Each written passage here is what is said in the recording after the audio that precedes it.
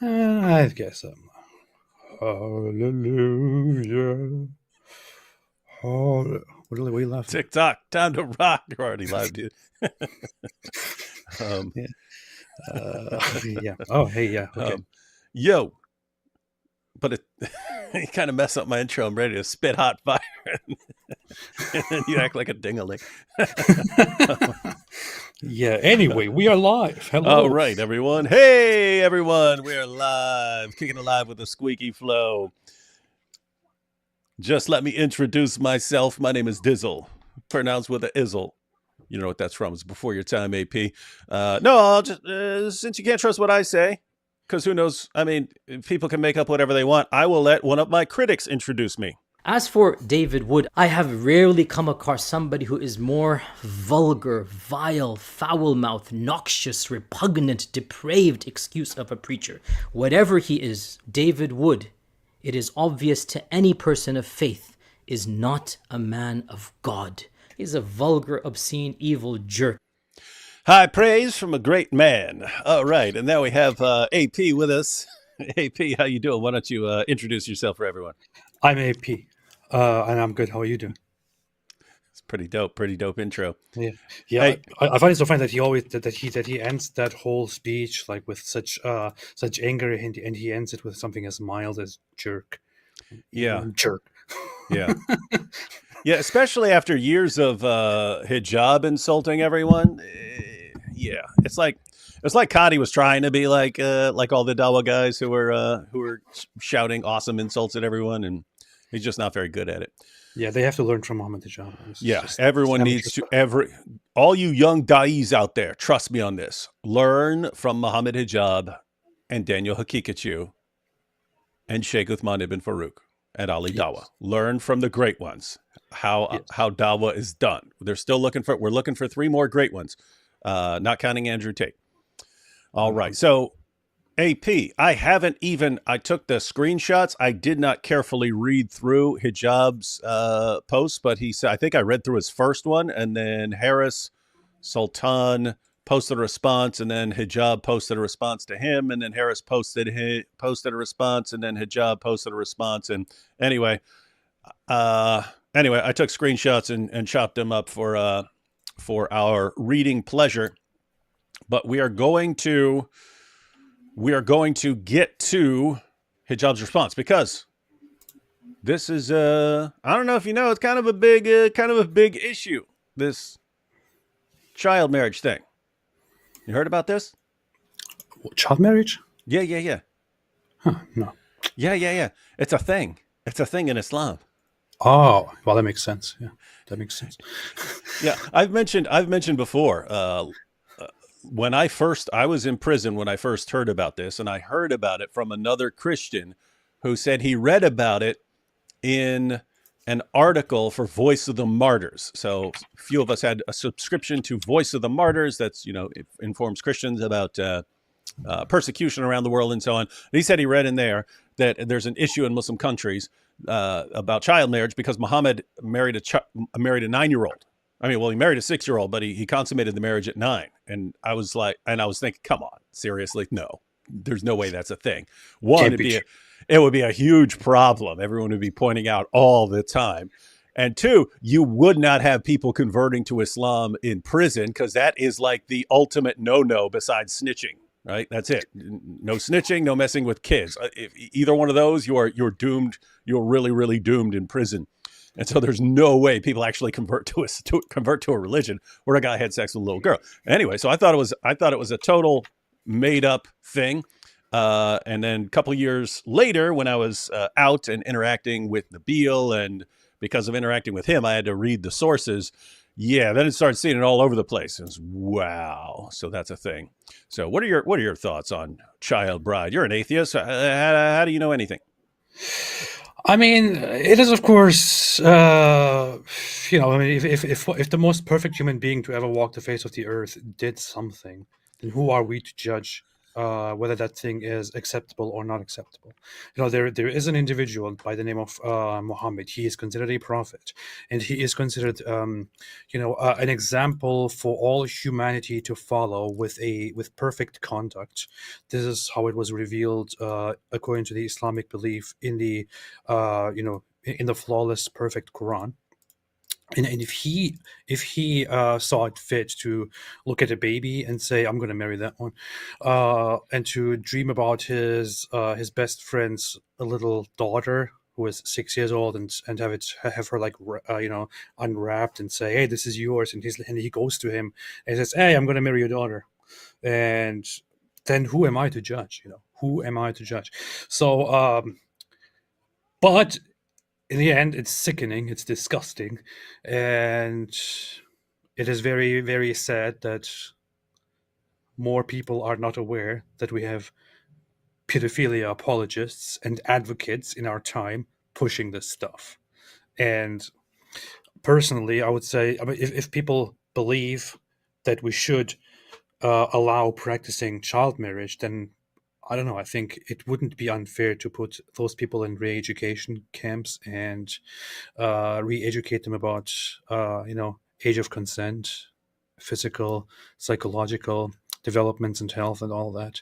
So yeah, that's basically my thoughts. It is a rough issue. Like, you sit back and wonder, you sit back and have debates and discussions and listen to them defend it. And you wonder, like, seriously, why are people putting up with this? This is disgusting. These guys are actually, matter of fact, we'll go and watch the clip here in a second, but just to show for anyone who's absolutely new here, I have piles and piles and piles of Muslim sources. I have dozens of hadiths on Muhammad marrying a 6 or 7-year-old. There's some dispute about whether she was 6 or 7 when the marriage contract was written. As far as her being 9 years old when Muhammad consummated the marriage, that's all over the place. I think there are over 200 hadiths on this issue. And I'll just give it. Point is, I'm going to give an example. I'm going to give the two main problems. One, you've got Muhammad and you've got the Quran. So here's a hadith. Notice, and this is their most popular collection. Sahih al-Bukhari. Look at the chapter heading: giving one's young children. Notice, not women, young children. Giving one's young children in marriage is permissible. Why? Why? Explain that. How can you possibly say that? Oh, by virtue of the statement of Allah, and for those who have no monthly courses, this is from Surah 65, verse 4. So monthly courses, that's your monthly menstrual cycle, your period. For those who have no monthly courses, i.e. they are still mature, so let's talk about girls before they've reached puberty. And the iddah for the girl before puberty, catch that? The iddah is the waiting period that for a girl to remarry after she has been divorced from her husband. The iddah, so this waiting period for a girl before puberty. So you've married her, you've had sex with her, you've divorced her. How long does she have to go? And it's 3 months. So notice, before puberty. And as an example, they give Sahih al-Bukhari 5133, narrated Aisha that the Prophet wrote the marriage contract with her when she was 6 years old, and he consummated his marriage when she was 9 years old, and then she remained with him for 9 years, i.e. till his death. So you've got that. AP, any thoughts on this beautiful, beautiful pattern of conduct? What's the problem? That's what I wonder. It's all relative. Yeah. Yeah. And of course, we also have, let me see, where's the Quran? Here we have Quran. This is the Hilal Khan translation of Surah 65, verse 4. So again, tons of hadiths on this. We just read one because hopefully it's not a dispute by now. And this is the Quran. This is the most relevant Quran verse. And those of your women as have passed the age of monthly courses, for them, the iddah, so this is women who've gone through menopause, for them, the iddah, the prescribed period, if you have doubt about their periods, is 3 months. So if a woman has been through menopause and you divorce her, how long does she have to wait? 3 months. Because the earlier ruling was that if you divorce a woman or a girl, she has to wait 3 monthly menstrual cycles. And so Surah 65:4 is clarifying situations for women and girls who don't have monthly menstrual cycles. What do? Since they don't have monthly menstrual cycles and can't wait 3, what do you do? And okay, well, 3 months is the answer. And for those who have no courses, i.e. they are still immature, their iddah, prescribed period, is 3 months likewise, except in case of death. So what about women who are too old to have a monthly menstrual cycle? Well, 3 months. What about girls who are too young to have a monthly menstrual cycle? What happens after you have sex with them and you divorce them? How long do they have to wait before the next guy can jump on them? 3 months. And then you have the other category of people who don't have a monthly menstrual cycle, pregnant women. And so the Quran, Allah is giving his amazing wisdom on this issue. So these are the issues that keep arising. You getting all this so far? Yes, absolutely. I'm taking it all in, consuming it. Yeah. Got, is it haram to shave your chest? I have to go back and check out that hijab picture. But yeah, he should be a little hairier. It's interesting that that hasn't been used against him, dude. You have less body hair than D Wood. Blue straps. How dare you start the stream on time? We didn't. We were a couple minutes late as usual. I mean, so yeah. We were. To be fair, yeah.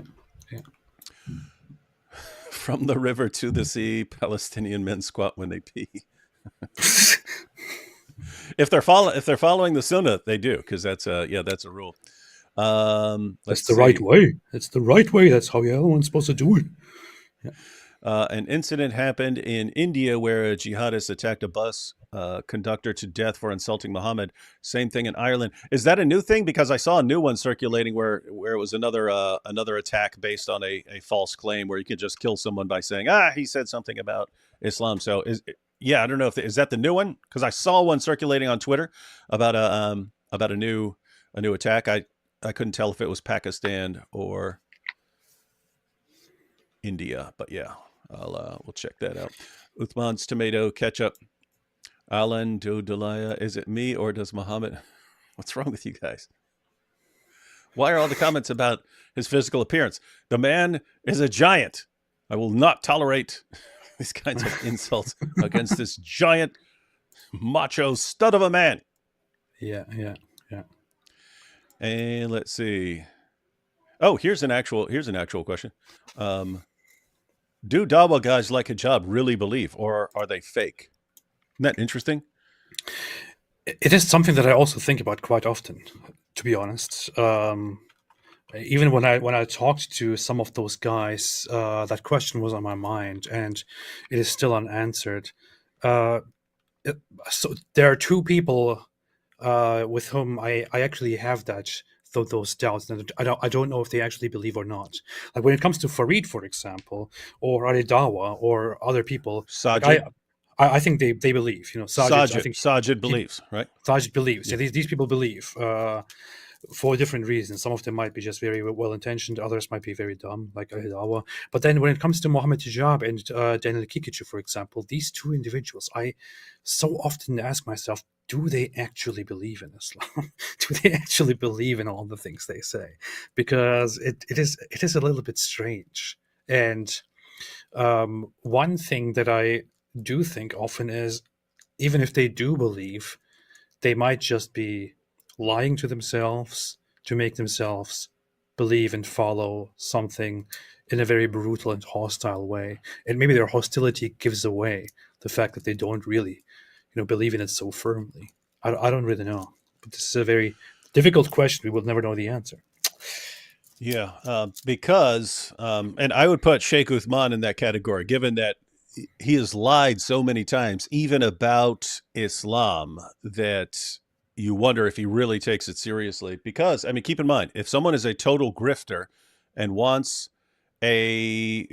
basically wants to take advantage of a community, keep in mind, there are people in churches who do this. There are pastors who are like this. So this isn't picking on Islam right now. It's this goes back to what Jordan Peterson has talked about, that people with the dark tetrad or the dark triad of personality problems, narcissism, psychopathy, Machiavellianism, and sadism, like their dream spot is to work themselves into a spot where they're viewed as really good and honorable people and wonderful people, and they're praised by all the people around them, even though they're doing horrible things.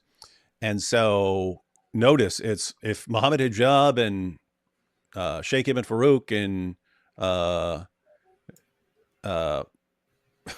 thinking of his new name, they're calling him Sheikh Ibn Zina now because he supposedly committed adultery with his friend's wife, and of course Daniel Hakikachu. But it's, if these guys take Islam seriously, then they might behave in this way. But if they didn't take it seriously, it's just a grift, and they want to build a fan base there, they behave in exactly the same way. So the outward characteristics are exactly the same, and therefore it's hard to tell.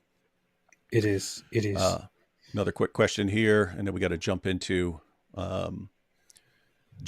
some. We'll go through a couple of video clips for new people, but it's good to recap. Well, matter of fact, this whole discussion is about a video clip because Hijab is complaining and whining, saying that he's been misrepresented. I've been misrepresented and slandered. I've been slandered.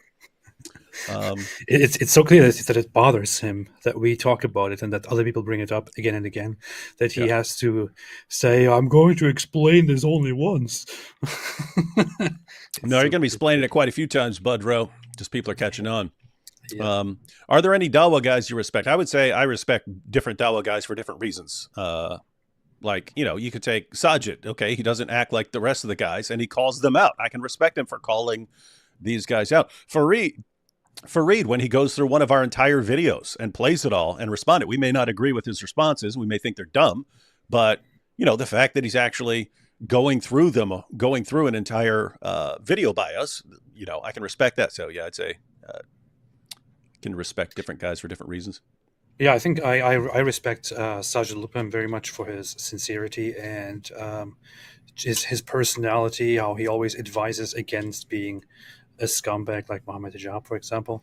I would say you will be surprised, but I respect something about Uthman ibn Farouk, which is that he's very knowledgeable, and I respect that about him. Although there are too many aspects that just don't redeem him, that are just very bad about him. Yeah. And those are the two, I would say. All right, so let's check out some.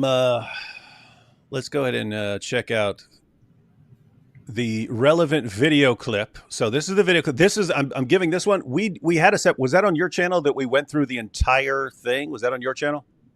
Entire video? We went through his entire video about the dangers of Quran only. So give me that link afterwards. I'll include it for people who want to see the entire thing. We went through the entire thing. So the point is, I don't want people claim, oh, you only went through clips of it. Yeah, we've gone through the entire thing. You can watch the entire thing. Matter of fact, I will link to Mohammed Hijab's original video, so anyone can watch that. So it's not in there right now, but after this show, if you're watching the show later, I'll have the link in the description box. Why are you shaking? Why are you shaking? But yeah, we're going to watch the clip that he's complaining about. He's complaining because keep in mind, you can't, people aren't just circulating a 16-minute or whatever video and so on.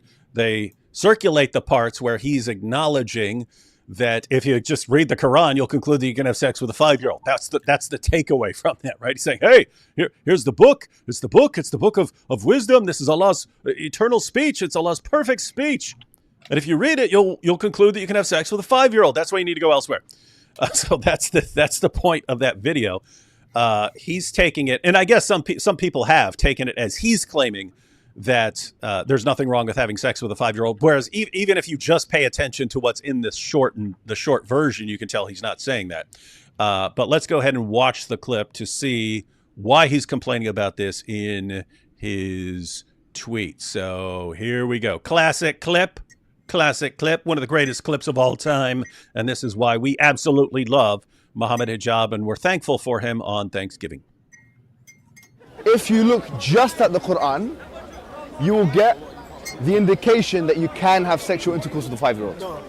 The reason why it's haram to have sexual intercourse with a 5-year-old is not found in the Quran at all.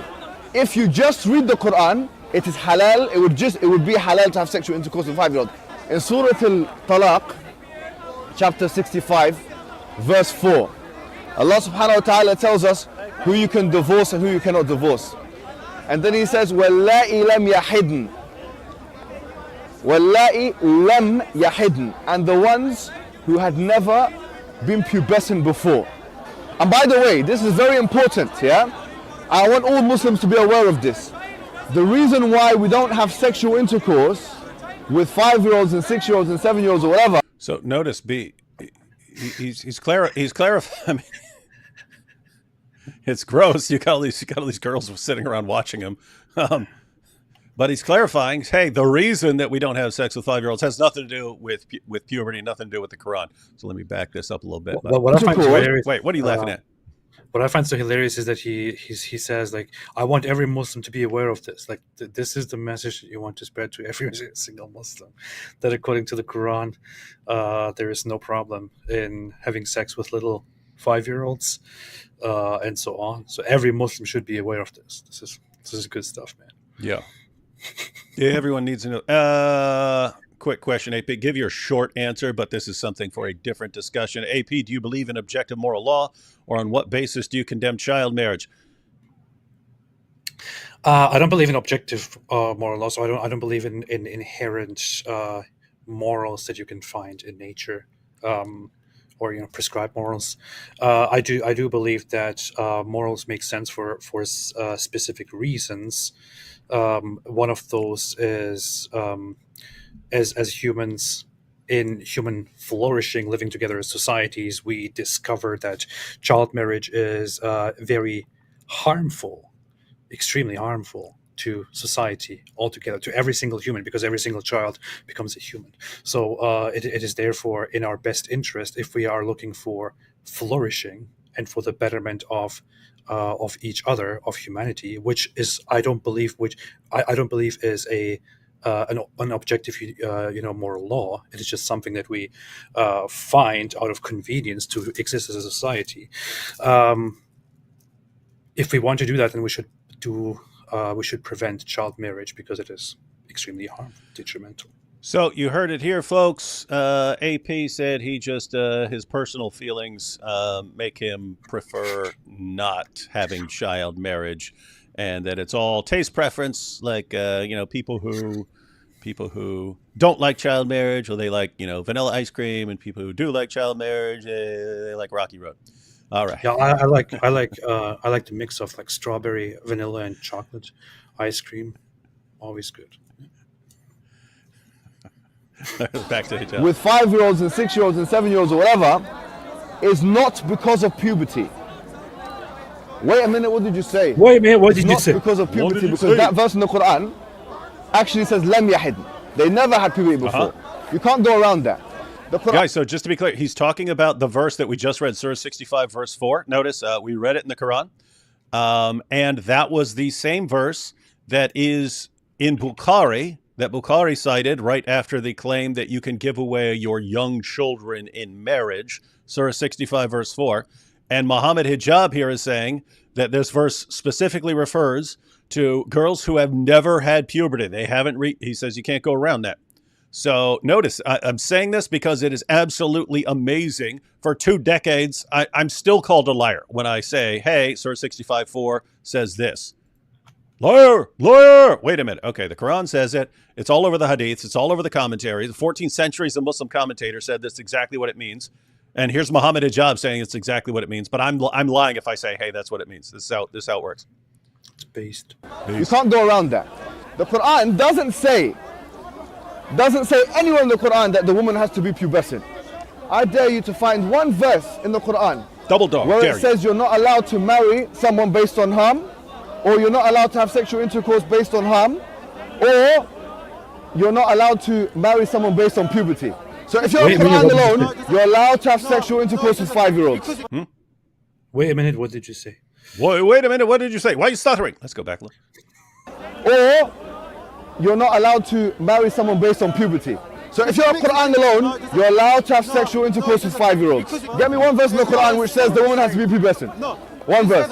I want one verse in the Quran from the beginning of the book to the end of the book which says that she has to be pubescent. I've just said that. So okay, so that makes it halal from your perspective. No, it doesn't. From your perspective, it's halal. You know, in the Quran it says, "Hurumat alaykum ummahatukum." It says you're not allowed to marry your mum. It says you're not allowed to marry your sister, your auntie. Where does it say you're not allowed to marry a prepubescent? I'm looking for one verse that you can say, you pinpoint it and say this is where it says prepubescent marriage or whatever is not allowed. So if you're Quran alone, you're steered towards pedophilia, a severe type of pedophilia, A severe type of wife pedophilia. abuse, a severe type of wife abuse.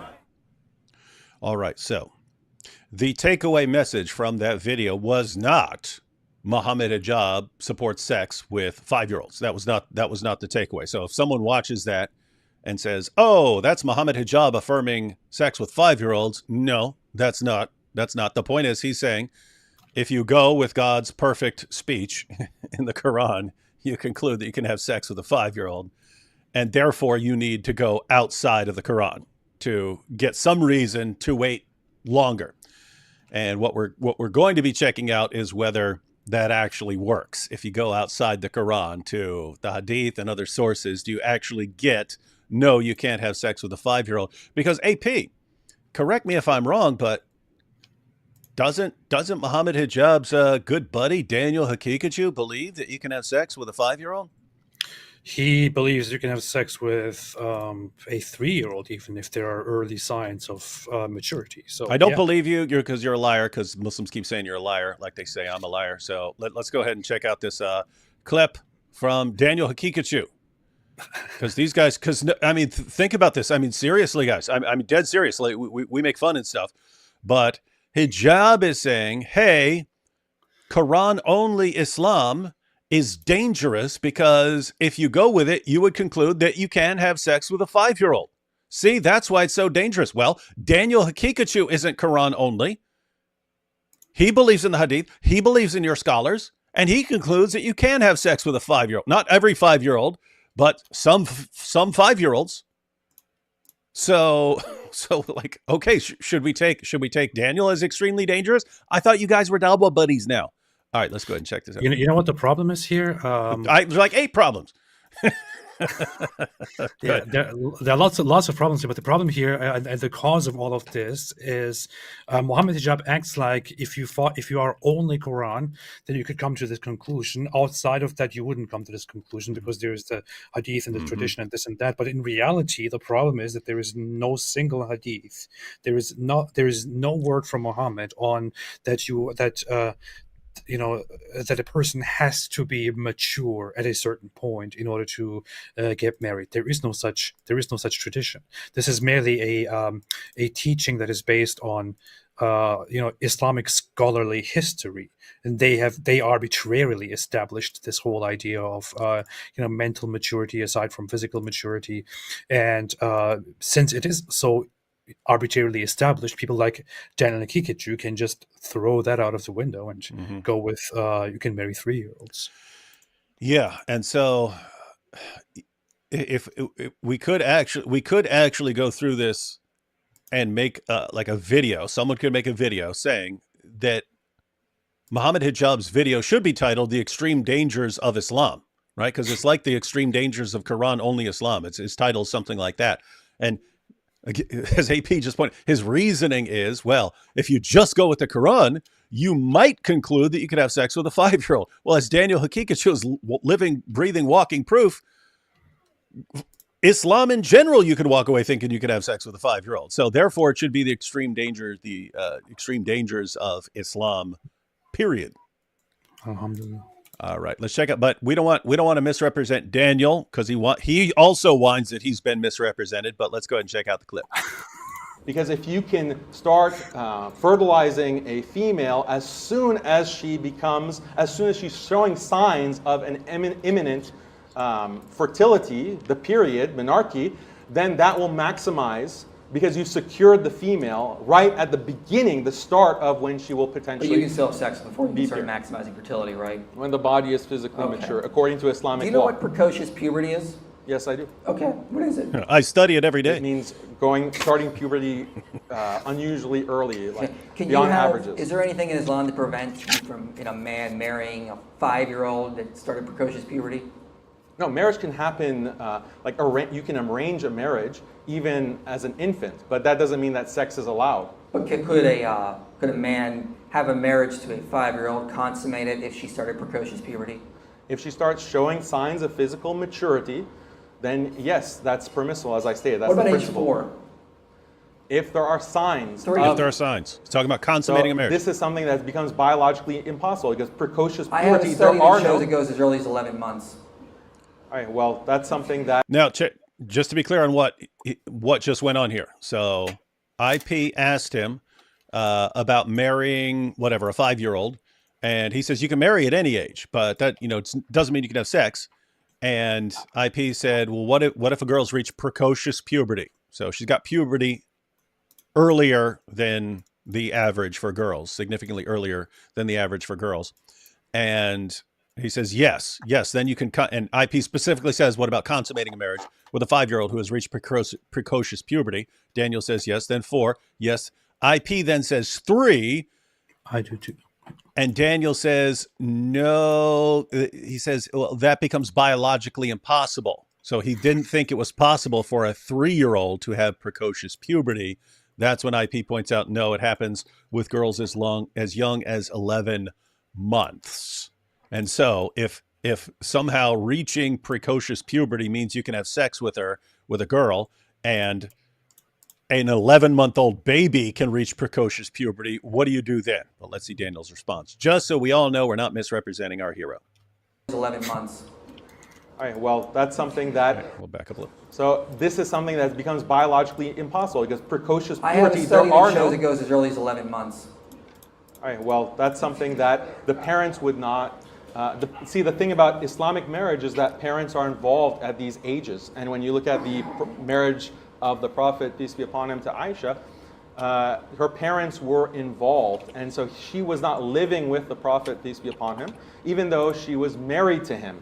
So the parents have oversight, and sometimes a qadi or a judge can have oversight if the guardians are not capable to make sure that the rights and the physical well-being of a child are not, or Of an minor, are not 11-month-old baby. harmed by that marriage. What about, because you've tried to justify sexual slavery after a war. So what if a man finds a 7-year-old, let's say, started her period? Could he take her back as a sex slave? So that's a whole different debate on slavery and concubinage. I'm just talking about the minor aspect. Would that be fine?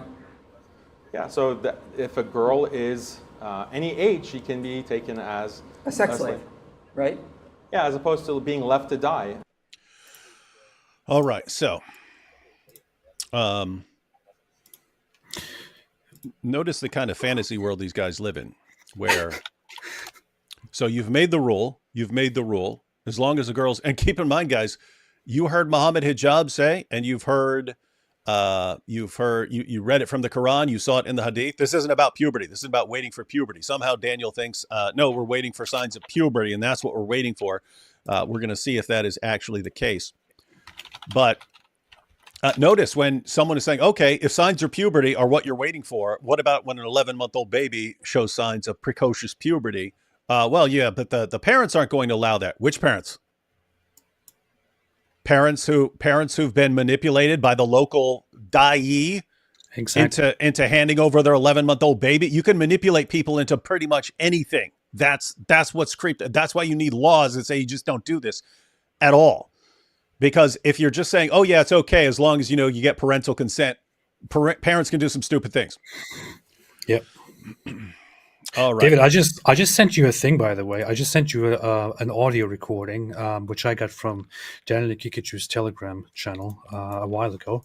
I don't know if you want to play it now, or you can play it some other time, maybe, or you can look at it first. But there, basically, he says, "I just want to respond to those Muslims who say that mental maturity is necessary, and And you guys need to understand that Allah decreed it so that with physical maturity also comes mental maturity. It doesn't come, later on.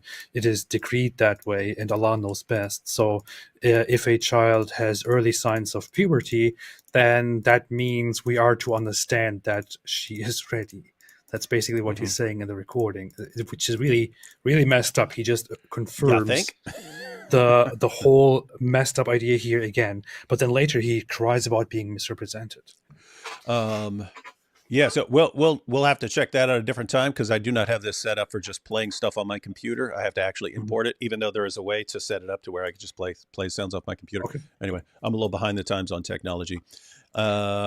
So we will now begin to check out some tweets. So anyway, that clip of, matter of fact, I can't resist, man. I can't resist. We just have to have the short Ali Dawah clip, because these guys are the these guys are the kings of Dawah. I want everyone to know, guys, these guys they're coming to different conclusions. Like Ali Dawah saying she's waiting for, like he's waiting for his daughter to reach puberty, and then he'll tell her she's ready to be married. Hijab says, no, puberty's not what you're waiting for. Daniels says you're waiting for signs. She doesn't have to be 9. She could be 5. She could be 4. So they're coming to different conclusions, but they're all in the general park of marrying child brides being fine. And that's kind of what our problem is. Let's go ahead and check this out. If my daughter reached the age of menstruation at 9 years old, I would say you are ready. You are ready to get married. You are ready to get married. And then he goes on to explain. But if she says, but Dad, I don't want to, then I'd be like, yo, girl, then you don't have to right now. So it's good. So notice here's what's amazing to me. As insanely disgusting as that sounds, him having this discussion with a 9-year-old. Oh, my 9-year-old, she got her first period yet. Now is when I tell her that she be ready to get married, yeah? Oh, does you want to get married, or does you want to keep playing with your doll? No, you can't play with your dolls now because you reached puberty. So what is you gonna do, right? And he's going to be having this discussion with a 9-year-old. And does he have a daughter? Does he actually have a daughter? I don't know. Who knows? We know what his thoughts are on secret second wives and such. But but here's the thing. Here's what's mind-boggling. We're sitting here looking at going, this is disgusting. And he's massively better than some of the other representatives. And he's massively better than what you get from the Quran, according to Mohammed Hijab. He's massively better than what Daniel's saying. So as creepy as this is so weird. You can read someone who's like massively disgusting in what he's saying. But again, at least Ali Dawah is waiting for puberty. The Quran says you don't. The Hadith say you don't have to wait for that.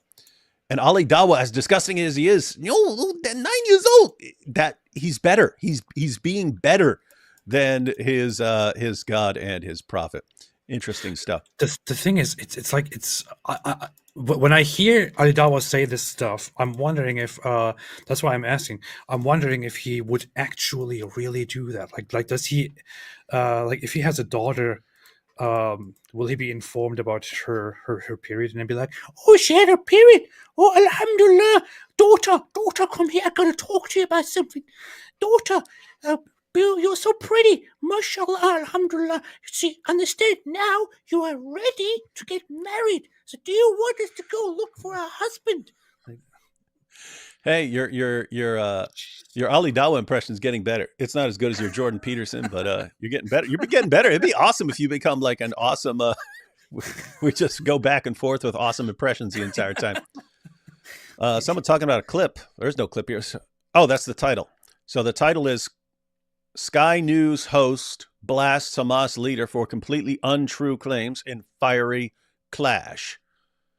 This is completely ridiculous, especially, I'd be interested in checking that out. Although, if it's the media interviewing Hamas going to be like, we must kill the Jews because we're commanded by Allah. Liar. You're a liar. You're a liar. Islam doesn't teach that. That's what I expect from journalists nowadays. All right, so what have we done? We've gone through. We looked at a hadith. We looked at the relevant Quran verse. We saw Mohammed Hijab affirm exactly what 14 centuries of Muslim scholars have said about this. So the takeaway is Mohammed Hijab is saying, he's saying in that clip, if you just go with the Quran, you'll conclude that you can have sex with a 5-year-old because that's all Allah says. He says it's fine. It's totally, notice he repeatedly in that video says it's halal. It's halal if you go with the Quran. Keep that in mind for later. It's halal, according to Allah, to have sex with a 5-year-old according to the Quran. You have to go outside of the Quran to find out that it's haram for some other reason. So we're going to be taking a look at that stuff. All right, so let's go ahead and pull up one of Mohammed Hijab's recent tweets. So Mohammed Hijab got embarrassed over some of this stuff, understandably, because people keep pointing out, hey, look what Mohammed Hijab said about 5-year-olds and so on. Oh, it also came up while he was on Piers Morgan. Rabbi Shmuley brought it up, and he started denying it there. And it's weird because I think Rabbi Shmuley said, hey, you're making a video talking about sex with 5-year-olds. That's exactly what you're talking about. Again, guys, the takeaway is not, notice Hijab makes it about himself. This is what I'm saying. That's not what I'm saying. Dude, we're talking about your religion. We're talking about your book and your religion and your God. You acknowledge that if you just take Allah's final and greatest revelation, he has nothing after this. If you just go with Allah's perfect eternal speech that you have in the Quran, you would think that you have sex with a 5-year-old. And you say that's why you need to go outside that book. We're pointing that out as a problem. You're going, but what about me? What about me? They're making fun of me. No, we're making fun of your prophet and your God for saying in your book, for saying this. That's what we're doing. They're making fun of me. They're talking about me. It's always about him. It's hilarious. Yeah. Like, who did this? There have been other people who are like this where, it was Sneeko. Sneeko watched John McRae's first video where he just demolished all of Sneeko's reasons for converting to Islam. And so Sneeko would just sit there and listen to all these reasons, just showing that he has no clue what he's talking about, and all of his reasons for converting to Islam are completely bogus. And then he looked at the picture I used in my thumbnails. What? Why'd you pick that picture? Oh, why'd you pick that picture? That picture was from it. And it's like, that's all you care about? That's your problem. Yeah, your foundation for your new religion has been blown to bits. All the da'is who told you that nonsense were exposed as liars, and you're worried about the picture that we... This is hilarious. This is what happens when you get a bunch of narcissists. All right, let's go ahead and check this out. All right, so this is Hijab's post here. He's got some more. He's got some more because, again, Harris Sultan starts challenging him on some of this stuff. But I'm only going to say this once. No, I won't even use his voice. I don't know, should I? Only going to say this once, you little weaklings, since I have limited time to defend myself. Because I've got multiple secret second wives. No, I don't know what he's got. He says he can have them if he wants. So there is a slander that is being repeated with a video taken out of context. The video doesn't take anything out of context. The video says exactly what your position is. If a person misunderstands that, okay, that you could correct them. A video taken out of context that I stated that it is okay to have sex with 5-year-olds. Not what you said in that video. You said, if you just go with the Quran. I said the exact opposite. I was speaking to a person who rejects hadith and stated that if you do not accept the hadith, it is easy to come to this conclusion. Having said this, both Sunni and Shia Muslims do not accept only the Quran, but believe in the Quran and hadith. My view, as stated in the video, is that people should get married when they are capable, both mentally and physically, and that this is understood through specialists like doctors. Again, this total fantasy world, right? Like everyone's around the world. Oh no, you're sitting in a village somewhere. I wonder if I should give my 5-year-old to this guy who wants to have sex with her. The local imam wants her as his fourth wife. What do I do? What do I do? Oh, we go to the doctors and so on. And, Let's go to the doctor's office to ask if our daughter is ready to get married. Yeah, and so, I mean, think about that. Hijab has this, like, fantasy. I mean, just think about this. Do you seriously want to be bringing your 5- and 6-year-old? Come on, honey, we got to go to the doctor to see if the imam can bone you. Like, what? Serious? And notice, everyone has to be constantly be bringing their daughters to the doctor. Is she ready now? Is she ready now? Tell me. Do your measurements. Oh, yeah, she's up to 37 pounds. She's ready, man. Sick, The man. modern solution to that would be to create an Islamic app which lets you know that your daughter is now ready to get married, so you can arrange it. Yeah, it goes bing. It does a big sound. It does a big celebration sound. Yay, my daughter's ready. My daughter's ready. Yeah, let's Yes. go. Yes, Stop I talking, can. let's go. I can give her to Daniel Hikikachu, and then he can give his daughter to me, because we're the parents and we give our consent, as Fareed says. I can't. How do we have to have so many shows and videos on this stuff? My goodness. Oh boy. Definitely not what everyone wants to be talking about forever. The modern day idea that adulthood starts at 16 or 18 is an arbitrary social construct. No, it's not, you idiot. Like terrorism. Did he say something like that? He did. He made a tweet saying that in reality, terrorism is only a social construct created by neo-colonial something to something Western. I don't know, some really stupid post.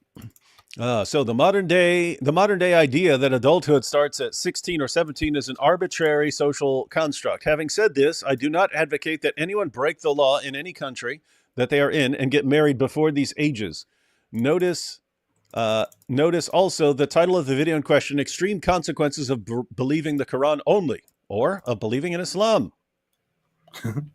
Because he's completely misrepresenting how why people consider it, why people have this whole, this barrier of 16, 17, or 18, where after they are seen as adults and ready for marriage. That is not arbitrary. No. It is something that, for example, IP explained in his debate to Daniel Hikikachu. It is something that you can easily find and easily look up. Mohammed Hijab could do that too. It is not arbitrary. It is based on the average normal conditions of a person completing puberty, going through it and completing it, after which they are considered mature. And on average, it is around the age of 16 or so, or the age of 15. I don't exactly remember, but what they do is they add another year. They give a little bit of grace, and thereby say it is therefore logical to set the limits to at least 16 or at least 17 or at least 18. This is not arbitrary. This is actually very considerate. Yeah, if you look at what Hijab and Daniel, and they're all having this sort of fantasy world. Notice it's the same thing with like these guys talking about war. It's like the things you're talking about, they work in your mind. Like with Hijab, they should just go fight man to man. Okay, I would agree to that completely if Hamas was going to come out and fight man to man. Is that going to happen? No. Nope. Hamas jihadis are going to be dressed up like civilians, amongst civilians, hiding amongst civilians, waiting for you to walk past them so they shoot you in the back. That's what they're going to be doing. And you as a soldier have to go deal with that stuff. And so you don't want to deal with that stuff, so you drop bombs and tell other people to get out of there. And so Hijab's his fantasy about how this would work in his head, it's not how things work in the real world. It's like people who watch a video of a guy pulls a gun on a cop and a cop shoots him, and then they go, well, why didn't the cop just shoot the gun out of his hand instead? Like, I've seen people say that, right, guys? Okay, it doesn't work like that, guys. It can work like that in the movies. It can work like that in some Westerns and so on. But it doesn't work like that in real life. And so this entire scenario here that they're talking about, where there are these constant updates on whether this particular girl, and notice it's completely individuals. It's like case by case basis, and therefore there is no set rule about 16 or 18. It's just, when is this girl ready, and how do you do that? By taking her to the medical experts. And so you got this scenario where all girls are constantly being taken to medical professionals to decide when they can be boned, instead of just saying, okay, in general, girls have completed puberty by 16 to 18, and therefore, okay, err on the side of safety and don't make it too early when some girls haven't gone through puberty yet. So just make it as high as needed. That's a general thought. You shouldn't do this. Yeah. Like they find it stupid, or they find it a modern senseless social construct to actually scientifically analyze and find how humans develop on average, and then based on that make a general rule while also keeping exceptions in consideration. They find that stupid and think, no, you should actually just take every single one of them, just take him to the doctor when she's 2 years old. Yes. Ask the doctor if she's ready for sex now. Yes. And the IDF should just shoot the guns out of Hamas' hands and then take them captive. Wouldn't that be better? Then no one would be killed. These people are, man, Total fantasy land. You remember this funny in this super chat here? Funny mob of Muslims attack British man from saying I should not. That was that guy. She was 9. And then the mob flips out on him. The police have to get him out of there, and all he says is Aisha was 9. The funniest thing that I remember about that clip is him saying that one guy coming to him and saying that wasn't a very wise move, was it? And he's like, no, it was a perfect move. and then the guy who, it was Joseph. Man, let's see. You should do a video comparing Uthman to Muhammad. You mean Sheikh Uthman or Uthman the Caliph? I'm guessing Sheikh Uthman, because that's a perfect similarity. Hey, I want your wife. So with Sheikh Uthman, it was his friend. And guys, I'm waiting for details I don't really care, but it is relevant for people to understand the people they're dealing with. So we might have to cover it. But yeah, according to what I've seen so far, a guy asked Sheikh Uthman for some help with his marriage, and then Sheikh Uthman married the woman while she was still married. She was not divorced. And then Sheikh Uthman took her as a second wife, even though she was still married to the guy and so on. So that would be a little bit different if that's what happened from Muhammad, but very similar in that Muhammad takes the wife of his own adopted son. So really creepy. That's so messed up. Like the woman goes and it's like, I need help. And he's like, how about you just become my wife? Did someone say you need help? I've got some help for you. It's in my pants. That's probably how this guy talks. What's wrong with these guys, man? D-Wood AP, will we ever make a live action satanic versus movie? Maybe we can use captured Hamas folks as actors. I don't know about satanic versus movie. It's not a terribly long story. Maybe a clip, if you mean like a video. That could be a fun reenactment. Oh man, imagine, I hadn't even thought of that. Vocab coming out as Prophet Muhammad. I have a revelation, and starts telling everyone they can pray to pagan goddesses and stuff. That might be a good one. What we have been planning for a little while is a horror movie based on Muhammad receiving his first revelations in the cave. That's good. It's going to be an Evil Dead type movie with demons and stuff, and him in the cave, and him being like as dumb as possible. So yeah, we'll see what happens. We got vocab. Vocab's pretty much down for anything. So yeah, it's mainly putting a script together, putting a team together to record it, and then going and doing it.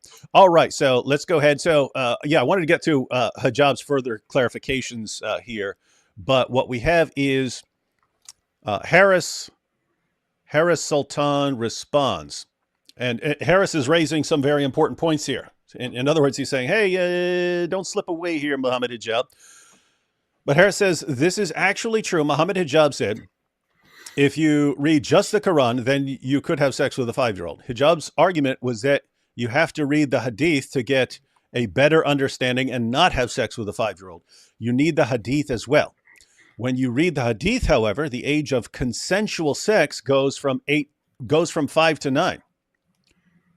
And this is not correct. There are Muslims who have thought that, okay, since Muhammad consummated marriage at 9, therefore that's when you can consummate a marriage. That's not the takeaway, as you can see with Daniel.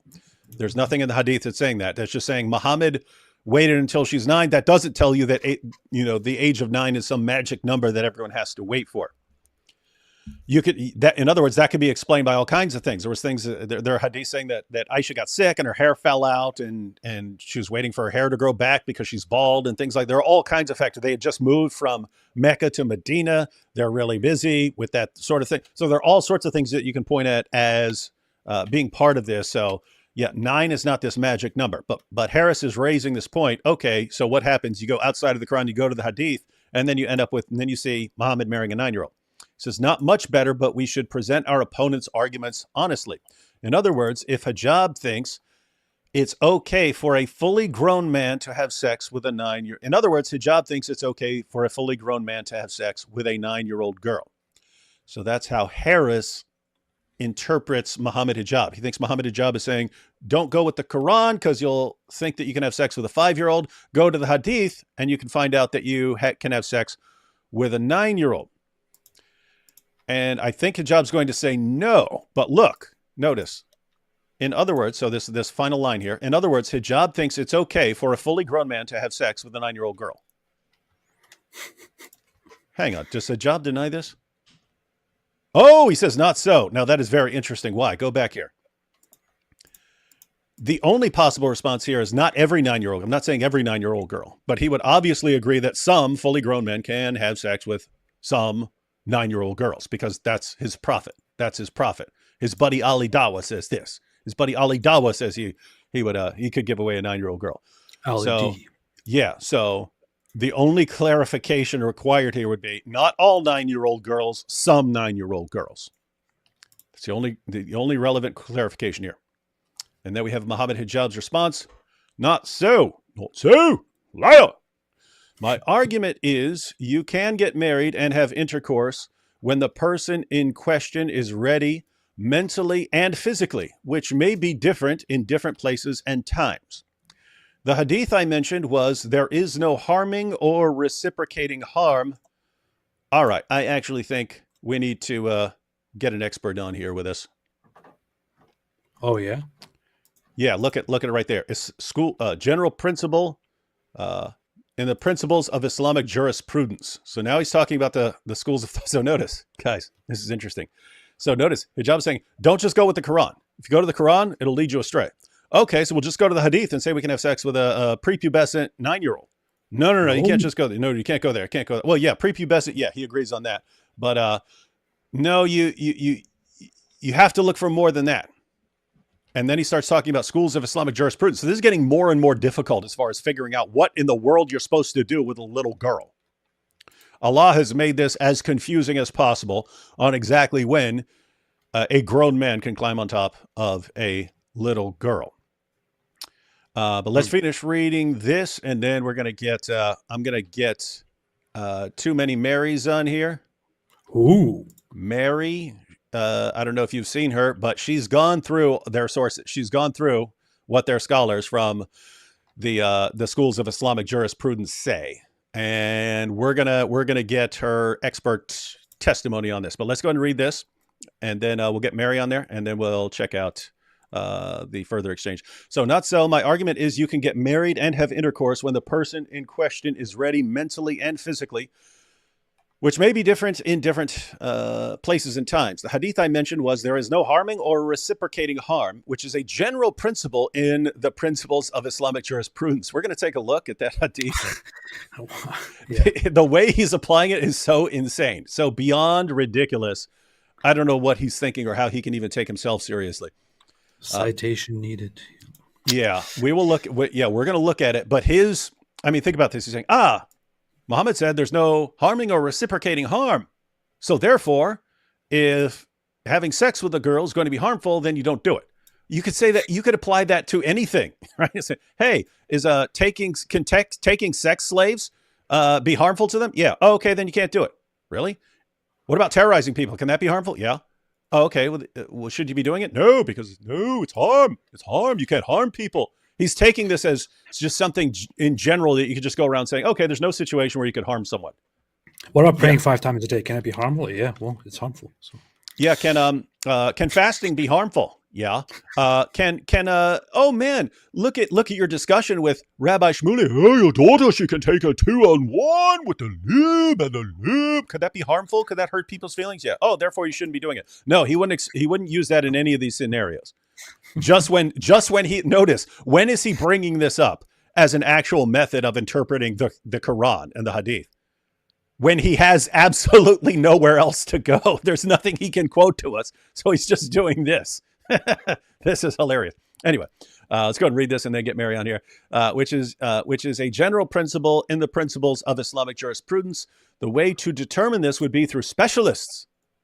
As mentioned by the Prophet, whoever takes on the responsibility of a doctor and he is not known to be proficient in such a thing and he endangers a soul, then he is responsible. So, yeah, you're going to be going to doctors here. You're going to go to a specialist for that. Yeah. Great.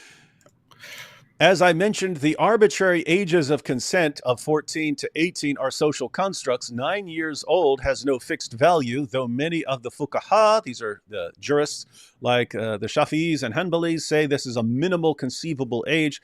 Thus, the argument is that capacity, mental and physical, I wonder where in the name of common sense you get this from the Hadith, mental and physically capable. Nowhere. Yeah, where? I want to see it. And this we're going to get Mary on. She knows way more, guys. If you think we know what's in these sources, Mary knows way more. Thus, the argument is that capacity, mental and physical, is what determines appropriate sexual contact or not. If a young man like yourself, so he's talking to Harris, if a young man like yourself has sex with a 100-year-old woman, despite being above the arbitrary ages of consent, you could imagine it would cause harm, thus would be prohibited in Islam. I hope that clarifies my position to you. So now he's applying. Needed. Yeah, now he's applying it even to older. He's just generally applying this as a general teaching that applies in all contexts. There's no harming or reciprocating harm. So don't do harmful things, even though, my goodness, what force in the world does more harm than Islam? I swear, if Prophet Muhammad came back and he was alive today, Mohammed Hijab would argue with him and be like, no, what you're talking about. This. You're stupid. So, but guys, think about this. You go to the Quran. The Quran will just lead you astray. So, okay, you need to go outside the Quran to the Hadith. The Hadith obviously allow sex with prepubescent girls. You don't get any indication that you're not supposed to have sex with prepubescent girls. And so you have to go with this rule about harm and then say, but we're not supposed to harm. And therefore we have to wait until a doctor says that the girl's going to be fine. So notice you're getting further and further away from what the Quran actually says. This will be a problem in a bit. Let me see if I get Mary on here with us. Dear doctor, I have a 2-year-old daughter with me. Can you quickly check if she's okay to get married and to have sex with my local imam? Hey, Mary, it says Mary's in the green room. How do I get someone out of the green room? Let's go. Green room. You actually have that here? That's interesting. I didn't know I had a green room. Let's see. If I click on this stuff. Oops, I accidentally clicked off her. Oops. I've never seen that. Like everyone goes in there. And I just click on them. Oh, there we go. Mary, I keep saying you're in the green room. Hang on. Okay, here we go. There we go. Get in the center. Oh, it is actually a green room, see? That's why it's called. Hey, we can't hear you.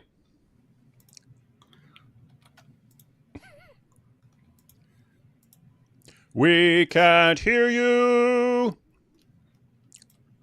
Try this one. Can you hear me now? Okay. Yeah, we hear you. I don't know the microphone I'm on, but it wasn't working on my headset apparently. Yeah, you're good. You're kind of off camera though. I'm standing on the edge of my treadmill desk. Give me a second. Okay. Let me move. You can probably move her around. Yeah. So let's go back. What? Hey, P, you're thinking. Oh my goodness! I fell over. You see. The punishment from Allah. You see, the curse of Allah is upon people who try to balance stools on top of treadmills. All right, the stupid skirt. Okay. Well, this is a perfect start. Amateur stuff, really. Okay. All There we right. go. So, Mary, why don't you tell us a little bit about the studying? Have you been following the show here? Yes, I have, and I have howled with laughter multiple times. Oh, hi, My Mary. How are you question. doing, by the We way? have that effect on people. I'm well. I'm doing well. I actually was not you. It was your what you were reading was extremely funny It was powerful. because Mohammed Hijab talking about mental readiness.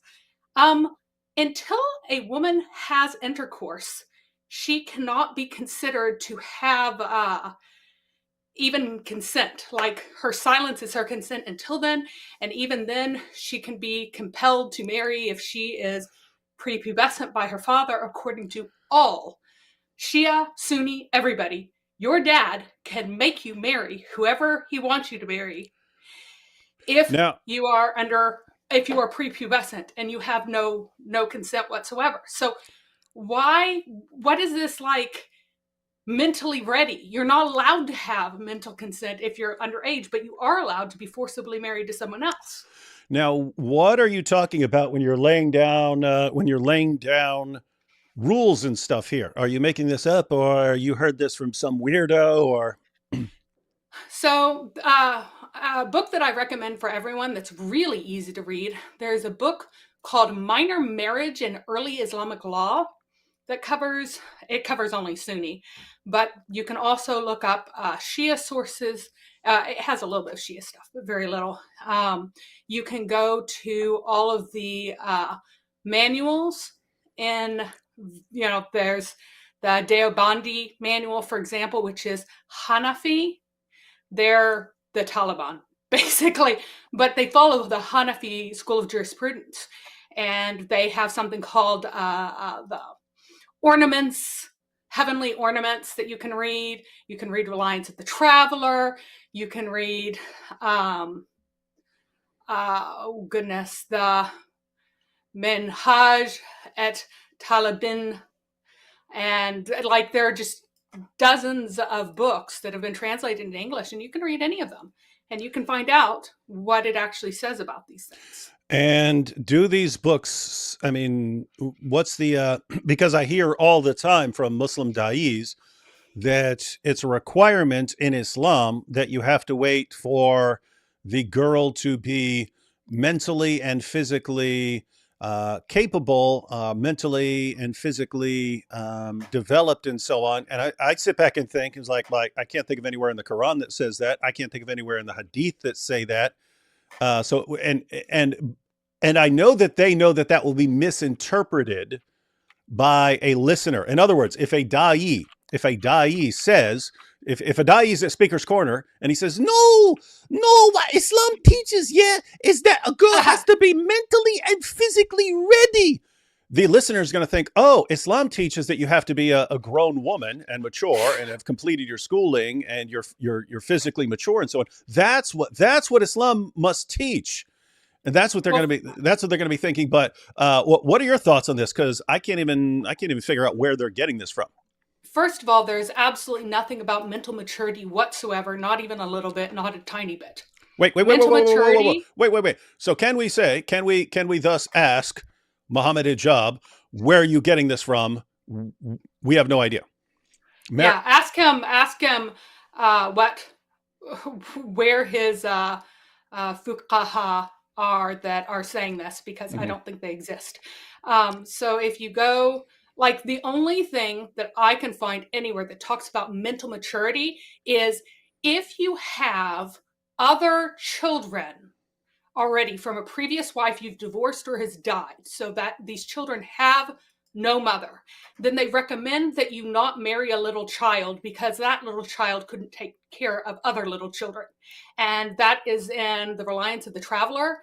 And I'm sure that if I searched through, I could probably find a couple of other folks who kind of give the same recommendations. But that's it. That's it for mental maturity. If you have kids already, then you shouldn't marry a small child, because that small child couldn't take care of kids. Now, for the physical readiness, there is in every school, there is a clause about how a girl ought to be able to tolerate intercourse. And there are different phrases for this. This is another area where it seems like they rely on the fact that someone who hears, oh, Islam says that the girl got to be physically mature, yeah, or physically capable. They will think they do mean physically capable, but they're relying on tricking you. That's what I mean. That they know that their listeners will think, oh, you're saying that the girl has to be fully grown, or that she has to be an adult, physically adult woman, or something like that. When, as far as I can tell, it's more about just not squishing it. Like if someone climbed on top of a baby, you'd crush the baby. It seems to be more along the lines of something like that. Oh, it's a little bit more horrific than that, actually. More horrific than that. Well, yes. So the issue, what they consider to be the danger of intercourse, is that you will cause, quote, a rupture of her parts, such that her two openings will become a single opening, and she will be forever destroyed, and she will have a fistula that causes feces to flow into her vagina and out of her body for the rest of her life. That is what is meant by her being physically ready. So if it is the opinion of whoever is in charge of making this decision, and depending on her age and depending on the school, the opinion differs. But every single school, none of them say that puberty is a marker for this. They all say that you can have prepubescent intercourse as long as you will not cause a rupture of the parts. That is what is considered to be dangerous. And so you have, and here he is going, oh, a doctor. I dare him to find a single authority that says that a doctor is involved in any way, because depending on the school and the age of the girl, the opinion is either the husband's. If the girl is allowed to live with the husband in most schools of jurisprudence, that decision becomes the husband's only. And so he gets, if you have let the girl go, even if she's 3 years old, because you let her leave your house, it is now his decision when he thinks she can bear his weight without her parts rupturing. This has always seemed to me to be, I don't know, because the hadiths aren't clear enough. I've seen people say it in fatwas and so on, but as far as the practice of like in the hadith, Muhammad talks about fondling virgins. He asked the guy, "Hey, who'd you marry?" He says, "A matron," so a grown woman. Muhammad says, "Why didn't you prefer virgins and fondling them?" And what it says there. Notice, if you marry a virgin, then you have sex with her, she's not a virgin anymore. So there's some sort of ongoing practice with virgins that Muhammad is talking about that is somehow preferable to him than to even having sex with a grown woman. And it's something where you're fondling virgins and so on. Anyway, as far as I've connected this stuff from other things I've read, I can't say that's exactly what the hadith means, because that hadith doesn't say exactly what it means.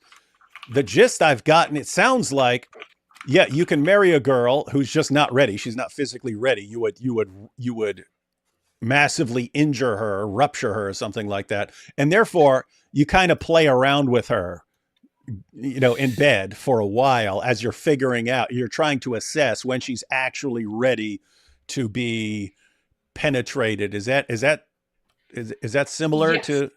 So here's the issue, though. Many men cannot apparently help themselves.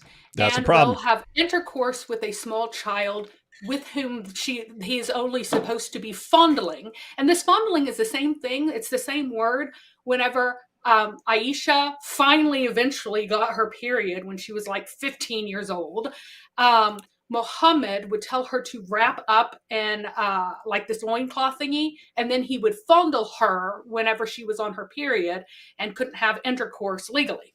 And it is that same word that is used there for what you do with the prepubescent girls. And it's also particularly significant because it is that hadith or that kind of a story, if Muhammad is recommending this to people, then Muhammad has done it. Who has he done it with? He's done it with Aisha. Well, he had intercourse with her when she was 9.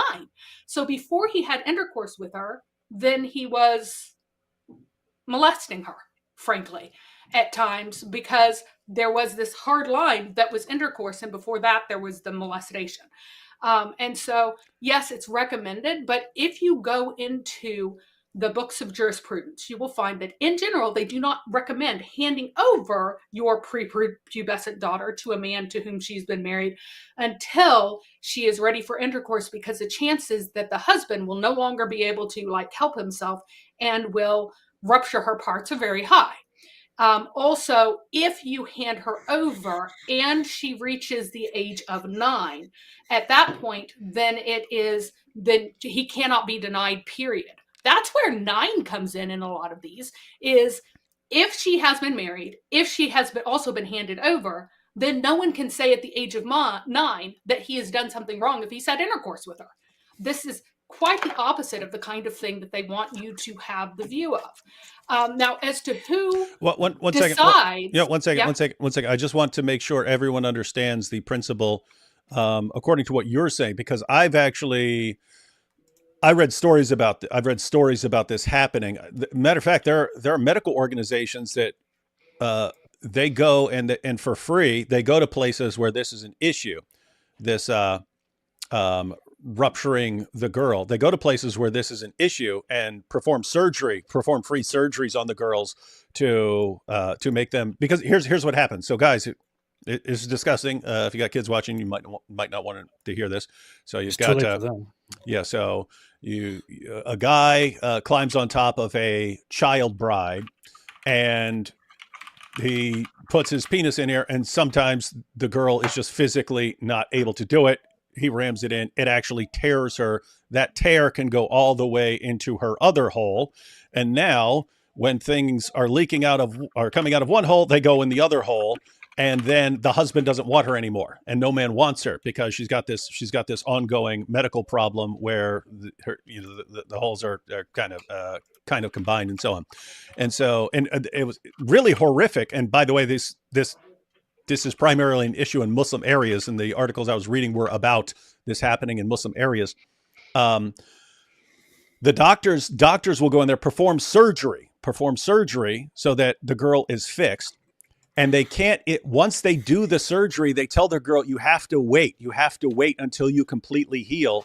And their husband, as soon as they find out, oh, she's clean now, run in and do it and ruin the surgery. They can't even wait. Oh, my girl is clean again. And they rush right in and do it and destroy it. And then the girl has the same problem over and over again. And so, but notice that it's the same principle Mary's talking about with, okay, if you have a guy and you're expecting him to have the responsibility of deciding when he can penetrate this girl, what makes you think that guy is going to make a wise decision on when that is? You can see even guys who have it explained to them, men have it explained to them. Look, you already messed this girl up once. We performed surgery to fix her. You just have to wait 6 weeks until she's healed. And he can't wait one night. And he goes in and does it. These are people that you expect to make wise decisions. So Mary points out that you do find Muslim scholars who say, therefore, it's better to have this under the control of the parents as long as possible, because the parents will make wiser decisions.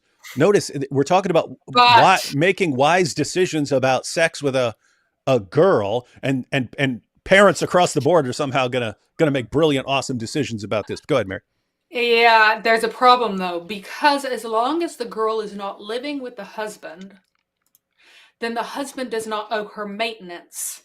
And so they have to pay so one of the major motivations for marrying off your young daughter is so that you can get money from selling her, and then you can also get money or no longer spend the money on keeping her up. So you will say, okay, here is my 5-year-old, here is my 2-year-old.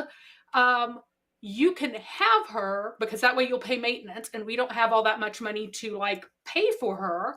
So, but please don't have intercourse with her until this time. Now, in some schools of jurisprudence, the parents do still have some authority, even though they've handed her over. But in others, they have no authority left whatsoever anymore. If she runs away from him and goes home, then her parents can choose to forcibly send her back, or he can appeal to a mufti, and he makes the decision as to whether or not, if the parents appeal to the mufti or he appeals, there's a dispute, and they make the decision. In no case is any decision ever made by a doctor. It is made by the parents, a mufti, or the husband. And in some cases, if the girl is 9, the only person who has authority is the husband in some schools. So the whole excuse, Mary, the whole idea, which comes from Mohammed Hijab, for example, that a doctor or a specialist, he needs to come in and decide that's all way too fishy, because there is no such tradition, there is no such thing in the hadiths. You don't find in the hadith going to the doctor, going to a specialist, getting it yourself checked. Muhammad didn't go to a doctor. Muhammad's marriage was not approved by a doctor, so a doctor didn't play any role here. This is just something that Mohammed Hijab and people like him say in order to appeal to a rather relatively reasonable way of thinking, which emerged in our time, which was not around back then. But these rules were made back then, and they are still applied by many people as they were back then, like Daniel Kikuchi, for example. So the whole doctor thing is complete nonsense, and that should be called out as soon as it is brought up. But yeah, continue. And by the way, that's part of the goal of what we're doing here, guys. Notice how this discussion has gone over the years. So once we found out, 2000, the early 2000s, mid 2000s, once the critics of Islam start finding out about Muhammad having sex with a 9-year-old girl, we start pointing this out. Hey, because back then, one of the main arguments for Islam was Muhammad is such a wonderful pattern of conduct. He must be from God. I have piles of Islamic apologetics books from back then using that as one of their main arguments. Muhammad is so great. He had to come from God. And so as a response to that, we point out, wait a minute, your guy had sex with a 9-year-old girl. How's that perfect? The response back then was, you guys are all lying. You guys are all lying. And so, so for a while, that was the response. No, you guys are lying. What do? We got social media. We keep sharing the sources. And then it became, they developed all these ways of denying the sources and then piecing together an older age for Aisha, saying she was 16 or 18 by, well, if you go to this source and it says that Aisha went here then, and then over here she looked at this battle, and when Umar wasn't allowed to fight a battle until he did this, and so he must have been this age, and so she must have been this age, and they'll piece together like this 20-part series of things, and then therefore she was 18, something like that. When every last one of those sources that they're quoting say she was 9 years old, right? So you got the problem there. But anyway, so then they did that for a while, and what do? We keep exposing them. No, that hadith doesn't say that. No, you're making that source up. No, that source never says that. Stop lying about what you're saying when you're assembling this little imaginary timeline. And then you eventually get some guys, yes, Muhammad did have sex with Aisha when she was 9, but it's because she had reached puberty. And then we spend years responding to that.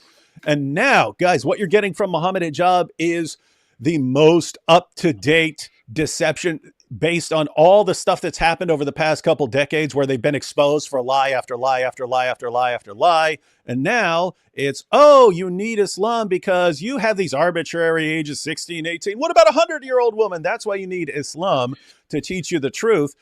And according to what Mary's telling us about the schools of Islamic jurisprudence, what Mohammed Hijab's position that he's stating is actually not what you get from Islam at all. And it's the latest deception.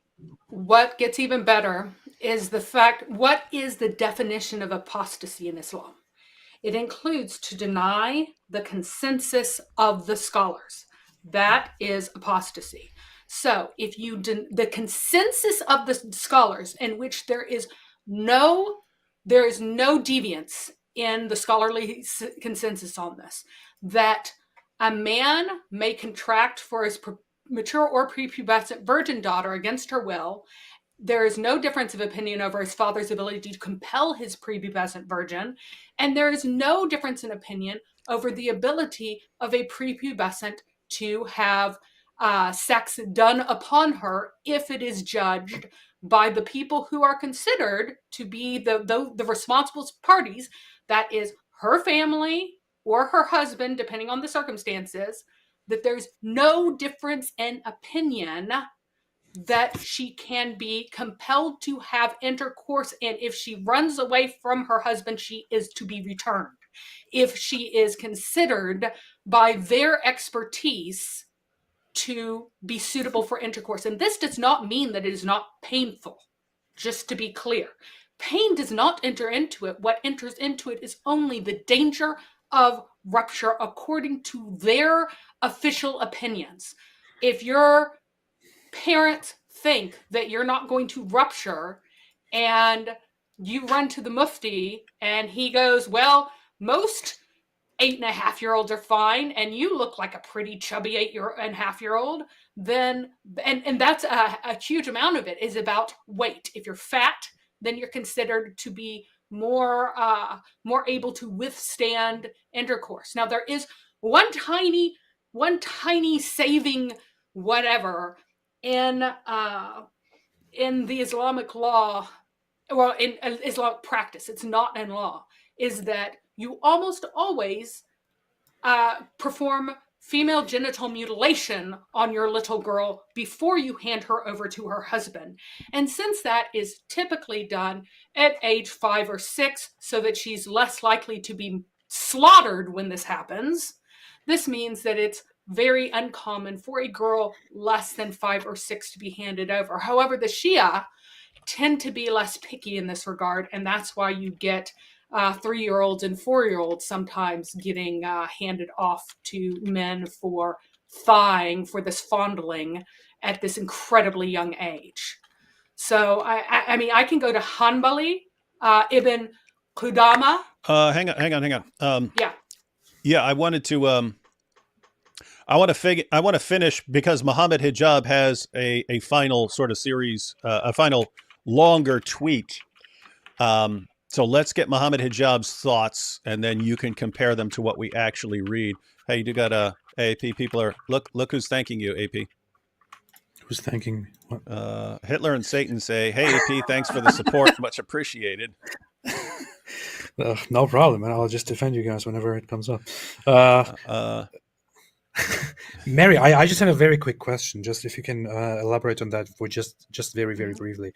I know we keep things in our mind to cite. You might not have a direct reference, but do you happen to have a reference which explicitly goes into the whole the details of the danger of or possibility of rupturing or something like that from a certain fiqh book? I think Mary has a collection of references on this stuff. Maybe we should go through them at some point. So here's one. Ibn Qudama says that he makes the point that if a woman is very small and her husband very large and she fears the rupture due to his hugeness, then she can prevent him from having sex with her, and he may take pleasure in other ways. Importantly, he must pay the maintenance if he's holding on to her. So is that in Mughni? What? Is that in the book Al-Mughni, or is it? It is in.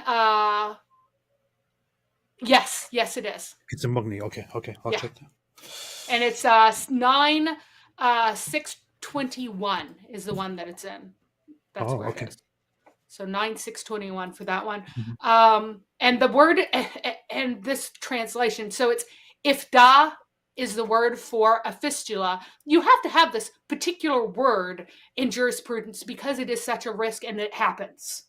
Mm-hmm. But here it's translated fears intimacy, when really it means fears the rupture is what's actually said. It's totally mistranslated here. It's completely obscene to mistranslate that. She fears that her parts are going to be torn and put into one, is what it means. You also have, we have a modern guy talking specifically about this. Hang on. He's Shia, I think. Khomeini.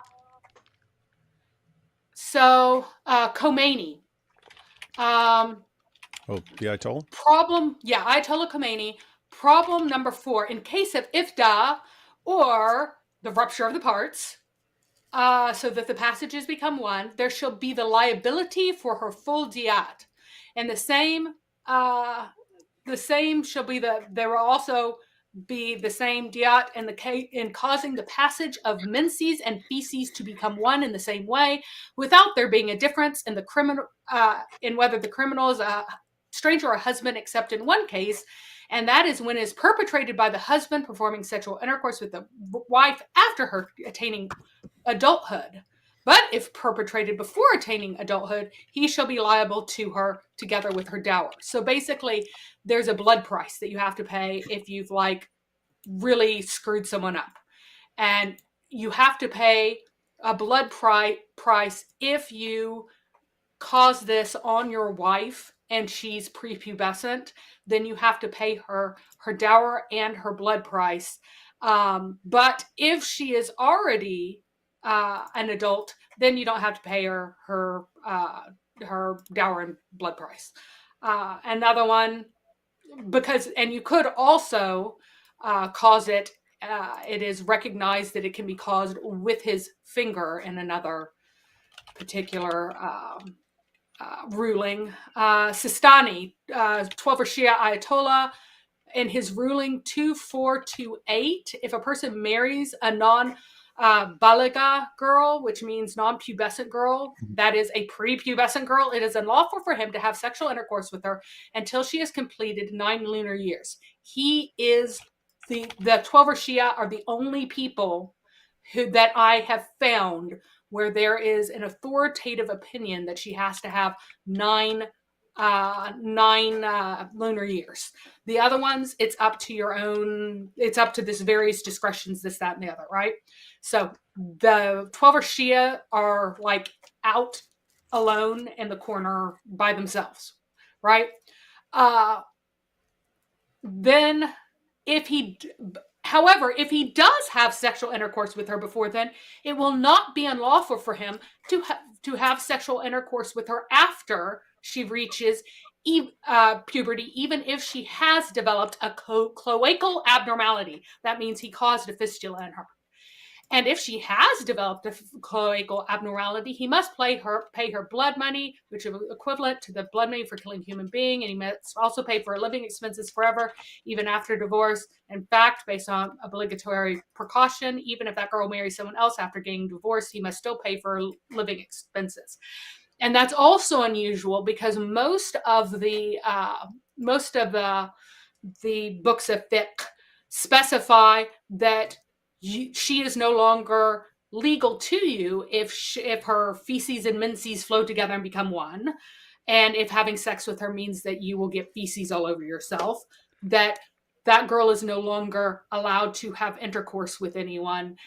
But typically there's a ruling that you have to maintain her for the rest of her life, but you also can't have intercourse with her. So the 12er Shia are unusual in 2 respects here. 1, that they still allow intercourse, and 2, that they generally forbid having intercourse with your wife that you have married before she's 9. Marrying her is fine, but she has to be 9 lunar years when you actually have intercourse with her, and that is very unusual.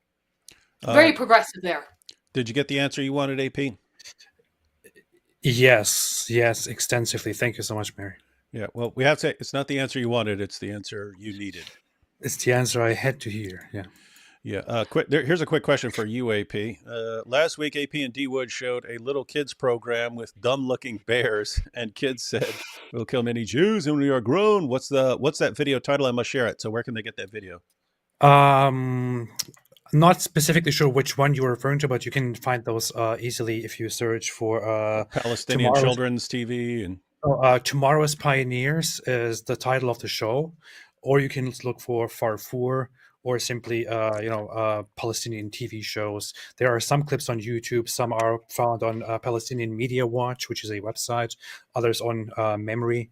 But yeah, it's called Tomorrow's Pioneers. If you look for it, you might find it. Here's a quick question on a topic somewhat tangential to what we're talking about now, but related. Why does the UK silence Anjem Choudary, but not Mojab? I think Anjem Choudary was actually tied to some terrorist activities. I'm sure if they dug deep enough, they'd find plenty of dirt on Mohammed. But what? Any ideas on why they're not going after Mohammed? Yeah, Hijab? I think Anjem Choudary, he was actually directly. So there was an actual link to terrorist organizations and possibly a recruitment channel or something like that, which is why he got in trouble. You might not notice find up until then, he was very similar to Mohammed Hijab in that he stayed. I mean, Choudary was a lawyer, wasn't he? At some point, I think he was a lawyer. So. I don't know. Anyway, Choudary and Hijab, matter of fact, you see this even in Hijab's tweets when he's like threatening people's wives and so on. He is aware of what the law says is the line, and what in his social media platform, he's aware of exactly where the line is of where they will say you broke the law or broke the rules. And he goes right up to that line, and he'll say things that would cross the line, but he'll just add a bunch of words to them that make it debatable about whether he actually crossed the line. But Choudary used to do that, right? It's like, okay, here's exactly what I'm allowed to say. And so I'm going to say this, and it's obvious, I'm calling for the subjugation of the entire world and so on. But, I'm going to keep it clear that I haven't actually violated the law and called for any specific attacks and so on. And anyway, then Choudary gets arrested because in fact, he was crossing the lines. Yeah. People are really confused. They keep thinking that I'm Muslim. I am a Christian. I'm on Reasons Answers channel. I am not a Muslim. I never have been. I just didn't have time to put on makeup today. Yeah, there's just not everyone wants to be recognized by jihadis all the time, guys. And so one quick way to do that is to toss something on. We should start doing shows like this. Then they won't know who we are. All right. So I wanted to go back through. Matter of fact, we'll go ahead and go back through. Gosh, since there are people who may have tuned in late, I'll read Mohammed Hijab's tweet that we just read. So there's an earlier one. You can go back. But I want to read Mohammed Hijab's response because then Harris Sultan is going to respond to that. Then we'll read the rest of Mohammed Hijab's tweets, and Mary and AP can tell us what they think. So again, this is Hijab. We already read this earlier, just getting it in everyone's mind because we're about to read Harris Sultan's response. So I'll read this kind of fast. So Harris said, Hijab is saying you can't have sex with a 5-year-old because you have to go to the Hadith. And in the Hadith, you find out that it's okay to have sex with a 9-year-old. So Mohammed Hijab believes it's okay to have sex with 9-year-olds, and which is entirely true. Just not all 9-year-olds. It's a case-by-case basis. And you're constantly taking people to doctors and taking your daughter to the doctors to find out when she's ready and so on. But Hijab says, not so. My argument is you can get married and have sexual intercourse when the person in question is ready mentally and physically, which may be different in different places and times. The hadith I mentioned was there is no harming or reciprocating harm, which is a general principle in the principles of Islamic jurisprudence. The way to determine this would be through specialists, as mentioned by the prophets. Whoever takes on the responsibility of a doctor and he is not known to be proficient in such a thing and he endangers a soul, then he is responsible. As I mentioned, the arbitrary ages of consent of 14 to 18 are social constructs. 9 years old has no fixed value. Though many of the fuqaha, like the Shafi'is and the Hanbalis, say this is a minimal conceivable age. Thus, the argument is that capacity, mental and physical, is what determines appropriate sexual contact or not. If a young man like yourself has sex with a 100-year-old woman, despite being above the arbitrary ages of consent, you can imagine it would cause harm, thus would be prohibited in Islam. So notice, Mohammed Hijab is saying it would be prohibited in Islam for a man to have sex with a 100-year-old woman. Why? Because of this hadith on harm.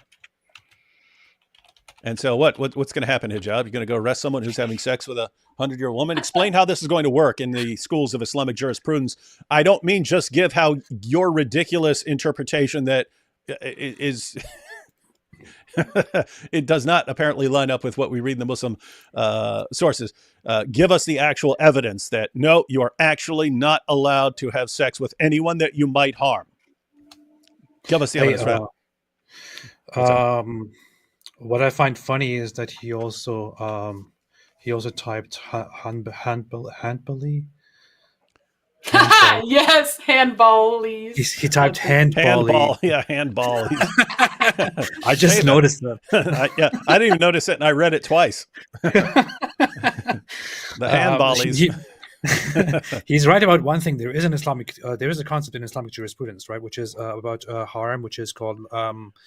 Correct me, la darar wa la dirar or something like that, and that deals with harm and reciprocation. But again, you can say that and then make it look like Islam really cares about harm, but that's not really what is understood. And Mary just explained that in detail. The harm we understand in Islamic jurisprudence is not very much in line with the harm we understand today, for example. Yeah, so let's go ahead and so this is Sunan ibn Majah. Now these hadiths here are da'if in Sunan ibn Majah. I will grant for the sake of argument that there's some version that's Sahih or something like that they're actually quoting, but I'm only familiar with this from places like this.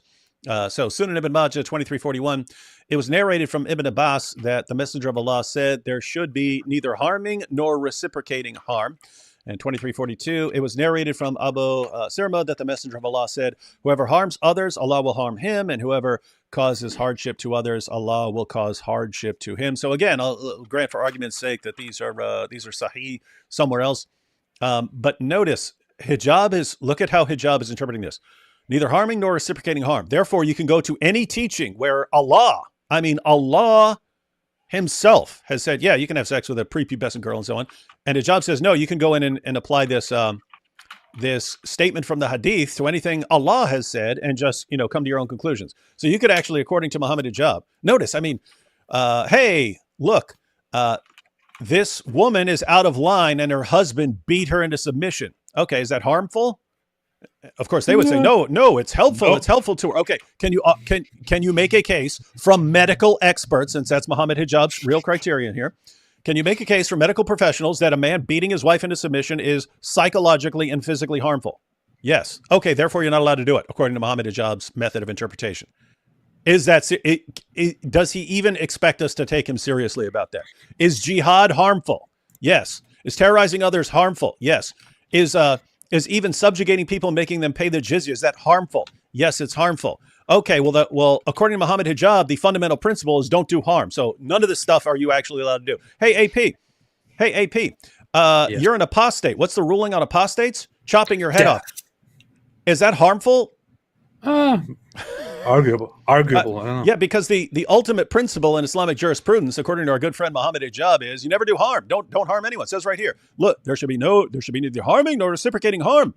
Okay, so AP, you're harming the Islamic community by apostasy. Therefore, they can't reciprocate harm by chopping your head off. According to Mohammed Hijab, this is insane, guys. Mohammed Hijab is saying, I'm taking one thing and I'm using it to throw out all of Sharia whenever convenient for me, because people are criticizing me. That's his entire method here. How, in the name of common sense, can we take this seriously? I'd say that we can't.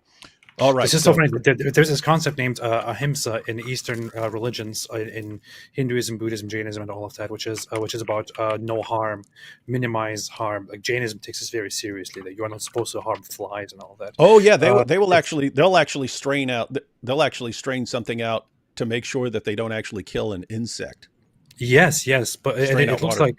it sounds like these people, when they explain Islam, sometimes they make it sound like that. But what they actually mean is, don't cause too much harm. But other than that, you can of course chop off heads and take sex slave and this and that.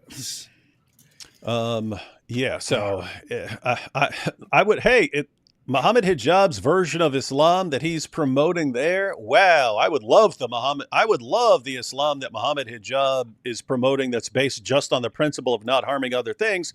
However, given Mohammed Hijab's actions and his deeds and his words, I don't think he actually takes that as the fundamental principle here.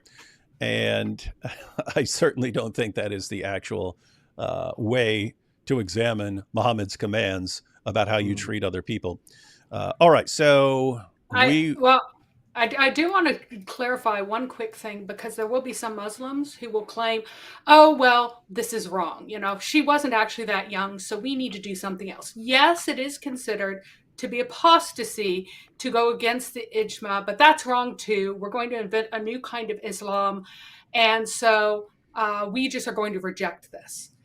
There is an important historical occurrence that proves that Aisha was in fact a very, very young child, because the daughter of Ali, Kulthum, Umar wanted to marry her, and she was a prepubescent little girl. And Umar asked to marry her, and Ali said no, because she is a tiny prepubescent little girl. And Umar's like, are you going against the sunnah of Muhammad? And so Ali had to hand her over to him, even though he was a wife beater, even though he was awful, because he was the caliph, and also because it's the pattern of, you know, if she was of age, because he was the caliph, he couldn't refuse. But because he was following the sunnah of Muhammad, this tiny little girl had to be handed over to a wife beater because of his authority and position. So if anyone comes to you and go, oh, well, we don't believe that, then you will have to also believe that Ali did not know the age of Aisha, that he just didn't know. Even though Fatima was still in the household, with Aisha, or with her father whenever he married Aisha, and she was set up in her own house.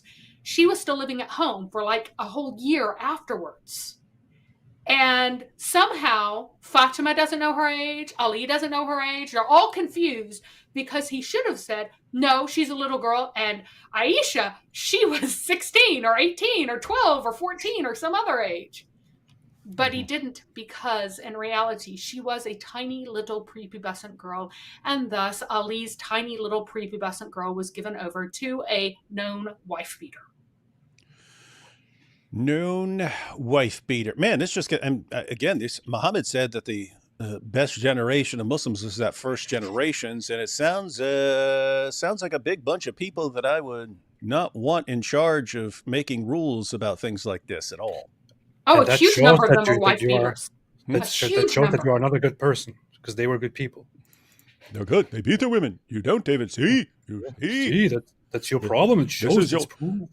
See, this is why your wives think they can speak.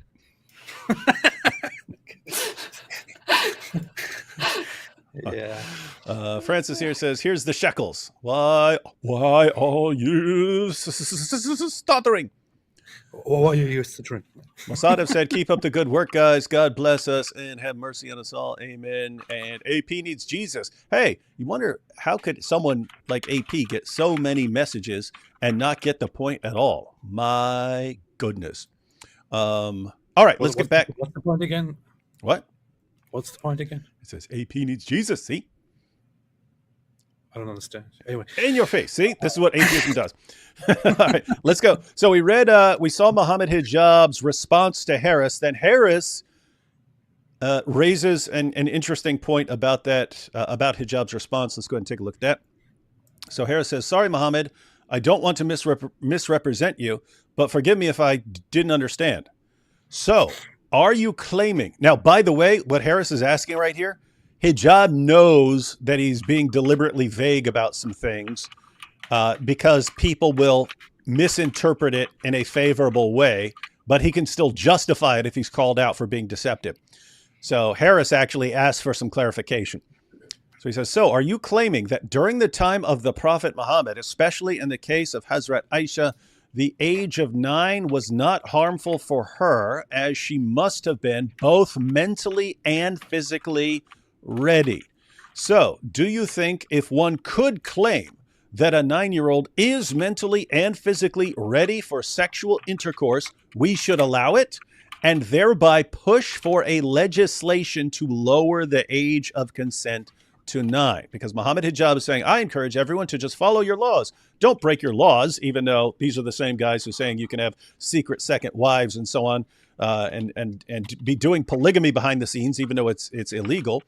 He's fine with breaking those laws, but not this. He wants you to definitely follow this rule.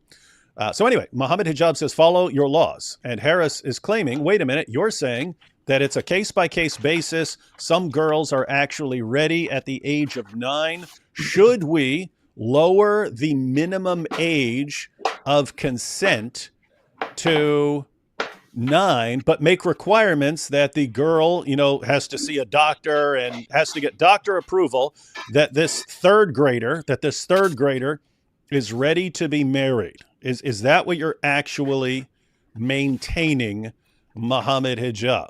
So very, very good question from Harris. If Hijab is saying, hey, you guys actually have a problem. You have a problem with the laws because, a young guy could bang an old woman and what would happen? So you need Islam. You need to go with the Islamic principle of no harm. Well, if we're going with the Islamic principle, then should we change our Western laws and bring them in line with Islamic laws, in which case it would be okay? Is that what you're saying? All right, everyone on board? Everyone up to date? Yes. Now let's check this out. So here's Mohammed Hijab's response, and we'll get Mary's thoughts on this. Hijab says the general principle is not puberty, as some claim. You mean like Ali Dawa? The general principle is not puberty, as some claim, but ability. And then you've got here terms, classical juror, blah, blah, blah, blah.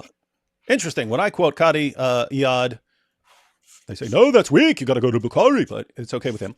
But ability, mental and physical. He asserts mental and physical ability, which is to be determined by the best science of the day. So Mary has been corrected. Hijab says that you have to go to you decide whether you can bang a little girl based on the best science of the reason this is insane is you can go to doctors and they say, don't have sex with little girls at all, period. Don't do it. So wait, what do you mean? Like the best Islamic science of the day, the best medical doctors in Islam. So anyway, I'm a medical doctor. Medical doctor doesn't make sense. It's okay. The position is that a 9-year-old or even our 12 or 13-year-old in the 21st century is generally not ready for independent married life with any of its sexual or domestic entailments. As for that there is no big difference in the development between a 21st century person and a 7th century person. This is idiotic. There's something actually not entirely correct, because during this time, especially during Muhammad's lifetime, Aisha talked about how underweight the girls were.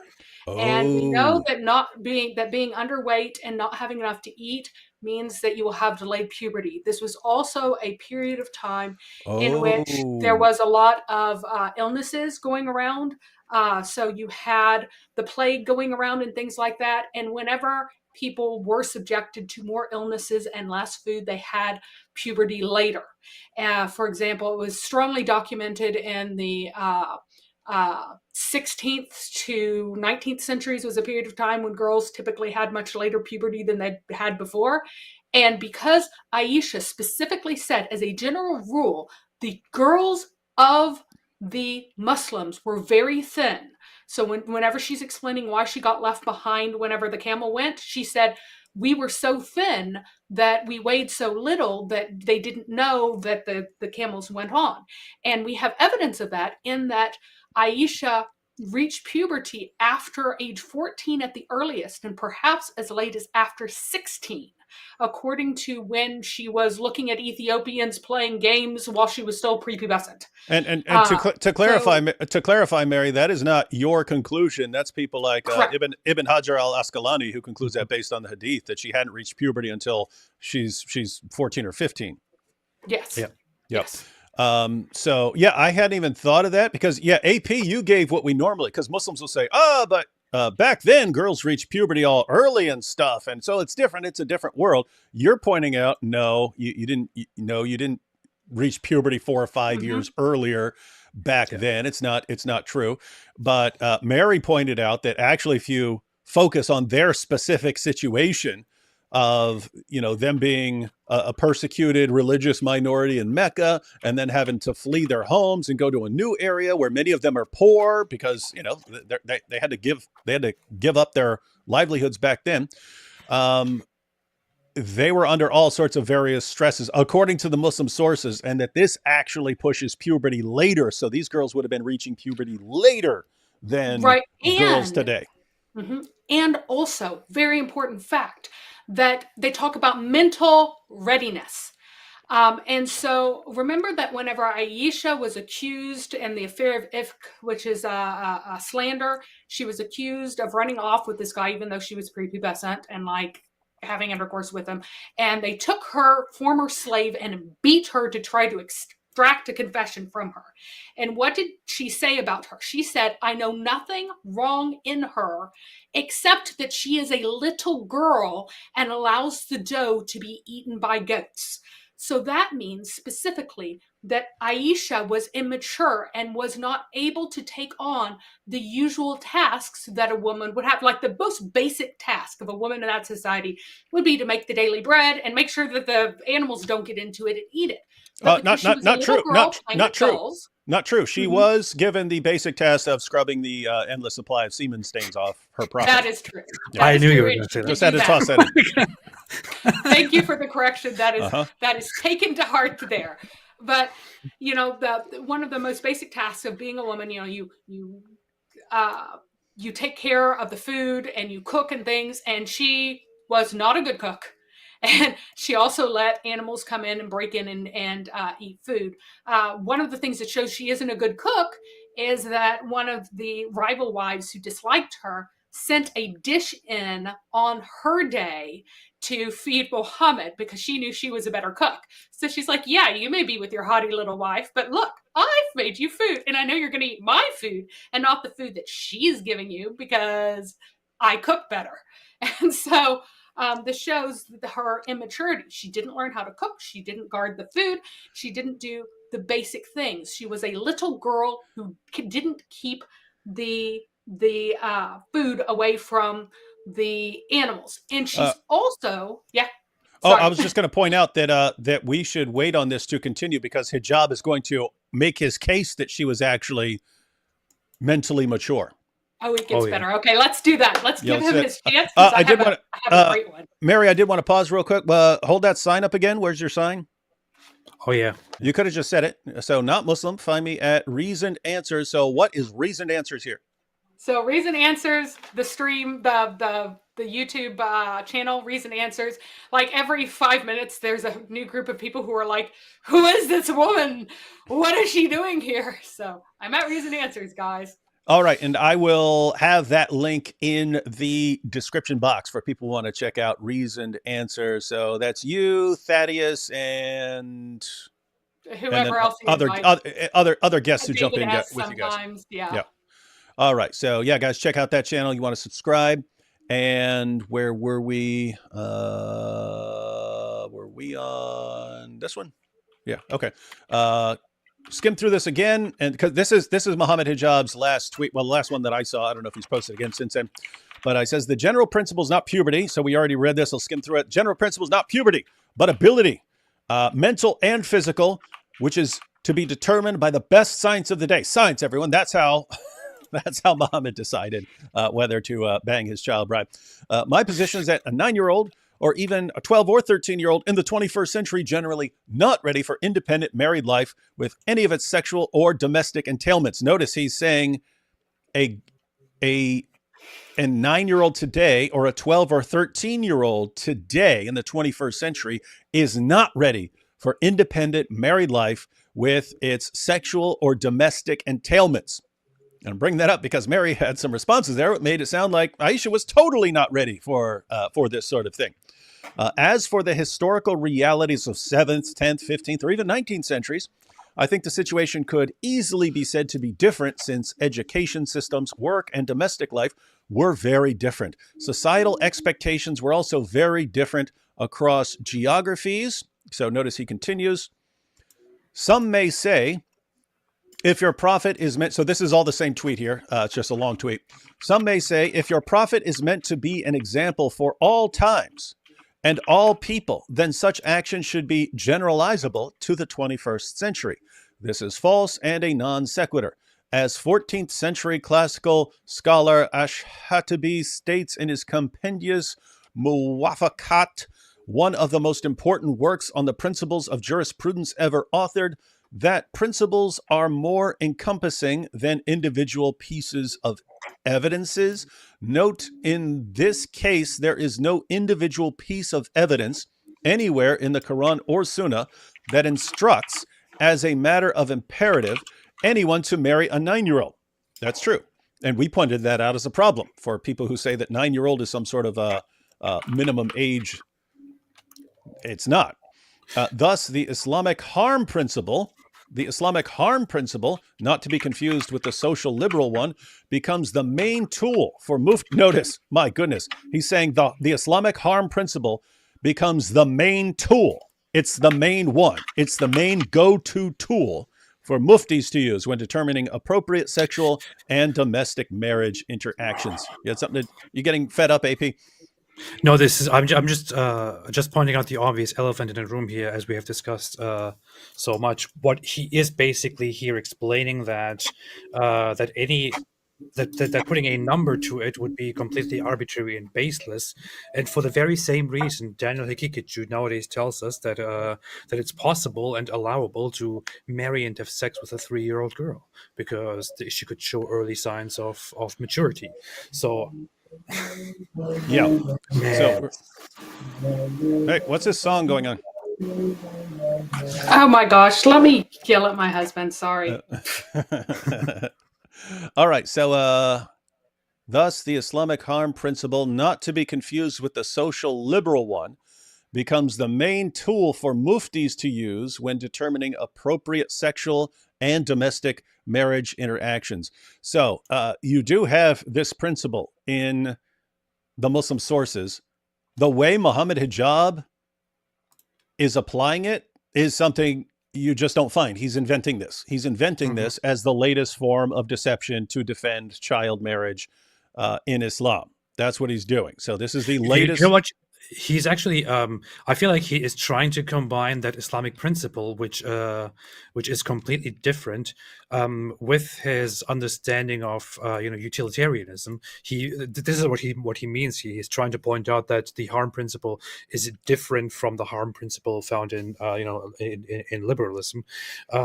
But while he is pointing that out, he is actually here mixing that Islamic principle with the liberal principle and trying to make Islam look like it is a form of utilitarianism, or like Islam has a form of utilitarianism, but it's not remotely the same thing. Notice that he won't say what the harm principle is. That it's, does she fear a rupture? Is a rupture to be feared? Yeah.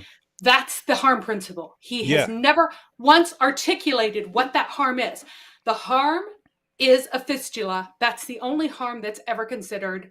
It's not being considered. So just to be clear, you have in the hadith, there is don't harm or reciprocate harm.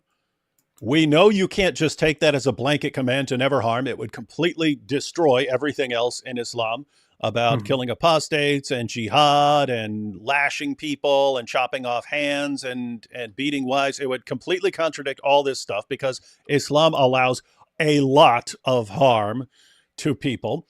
So you can't just apply this as a blanket command. So the question is, how should this be actually applied in Islamic jurisprudence if it's something you're supposed to take into consideration, how do you reconcile this? This is the question. How do you reconcile this harm principle and apply it while acknowledging that the Quran allows sex with prepubescent girls, while acknowledging that Muhammad himself had sex with a 9-year-old prepubescent girl? So how do you thus reconcile it?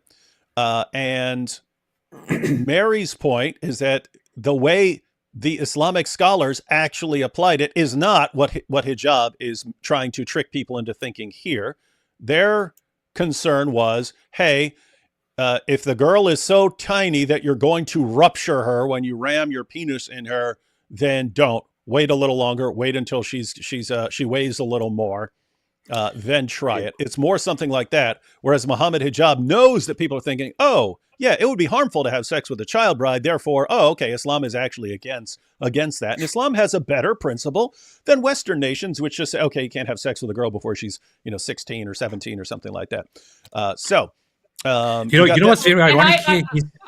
I have Mohammed one thing Hijab that- is basically guilty here of what traditionalist Islamic scholars have always warned Muslims of, which is engaging in philosophy and thereby corrupting the Islamic understanding. It's very ironic. He's in all kinds of trouble. Mohammed Hijab is basically doing that. He is mixing modern, liberal philosophy with Islamic philosophy, and thereby creating something completely un-Islamic, and is engaging in the very same thing that Muslim scholars have condemned forever throughout Islamic history. Yeah, and Daniel Hakikachu thinks Mohammed Hijab is his best buddy, his best partner in Dawah now. And hey, Daniel, you got Hijab inserting his own ideas, committing the sin of bid'ah like crazy. And we're going to see an even bigger problem here in a little bit. Mary, you had something you wanted to do before you're rudely interrupted by AP? Mm-hmm. I have another interesting contradiction here that Muslims have to deal with. They will say that she was mentally ready for marriage, right? Oh, whoa. Wait. If you're going to explain that, that's his next paragraph. So should we go ahead and finish out this tweet? Oh, sure. Okay, so let's see. I'll read the end of this. I'll read the last sentence of this paragraph, and then we'll go on to his final one, where he argues that he gives his case for Aisha being mentally mature. Thus, the Islamic harm principle. So we're at the end of this paragraph. Thus, the Islamic harm principle, not to be confused with the social liberal one, becomes the main tool. It's the main tool, everyone. The main tool in Islamic jurisprudence is don't harm. Do not harm anyone ever. That's Islam for you, everyone. To use when determining appropriate sexual and domestic marriage interactions. And here we have the final. Here, the end, last paragraph of Mohammed Hijab's defense of child marriage in Islam.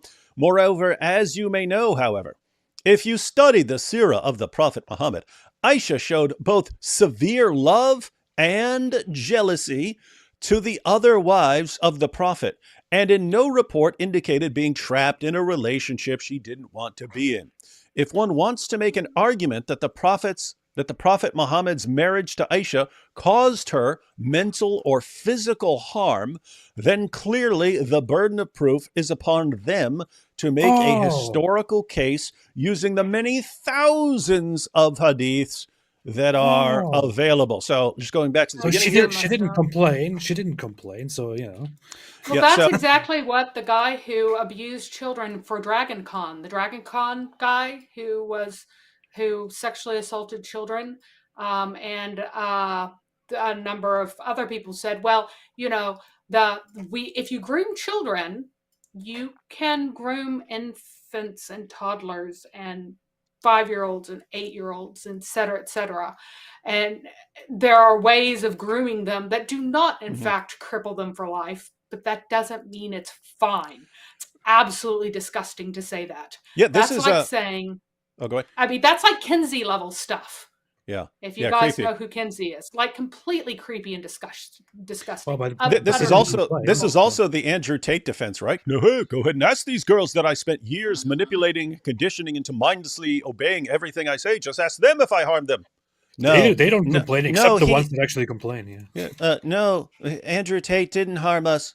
We love him. He's the top G. We tattoo his name all over our bodies and let him bang us and strip naked, and we give him the money, and he's our hero. Oh, okay. See, he hasn't harmed them at all, right? So it's there. So anyway, here's his case. Aisha showed both severe love and jealousy. So this is a sign of her mental maturity. No, notice, if I got my kids fighting over toys, this is a sign that they're jealous of their toys, and so they're mentally mature and they're grown up. See, look how jealous they are. Look how jealous they are. And if my 5-year-old son is constantly hugging his mom, I love you, mommy, I love you. See, severe love. Okay, this is a sign that he's mentally mature and ready for marriage at the ripe old age of 5, according to brilliant scholar of Islam and in no way deceptive Mohammed Hijab. All right, so we've gone through Hijab's entire case here that he posted on Twitter, responding to people who pointed out that he acknowledged that if you just read the Quran, you'll conclude that you can have sex with a 5-year-old. Some people, even though it's not what he says, even in the shortened clip, even though he doesn't say, hey, I approve of having sex with 5-year-olds, he's saying this is what you'd get if you just go with the Quran. Therefore, you need to go to the Hadith. You need to go to the Hadith. If you go to the Hadith, of course, you don't find anything that would tell you otherwise. But he says, there's this harm principle, and I'm going to apply it. I'm going to apply it to these other situations so you can't harm a girl. And he says, this is how it's applied in the schools of Islamic jurisprudence. And Mary has pointed out that's not how the schools of Islamic jurisprudence applied it. The only thing they're applying there as far as the harm principle is that you don't want to rupture the girl, and it's good if she's a little heavier. If she's too small and frail, then you want to be careful. You don't want to mess around there. And otherwise, there's nothing that Hijab has said that would change our minds about this being absolutely horrific and disgusting. No, you got schooled. You got Yes, educated there's by also Mohammed Hijab. they argue that she was mentally mature, right? That's a huge argument. She was mentally mature. She was mentally mature because they needed Muhammad to marry this tiny child so that she could transmit all these ahadith, and she was super mentally mature. But why was it that she was allowed to play with dolls? It wasn't a sin for her because she was under the age of moral accountability.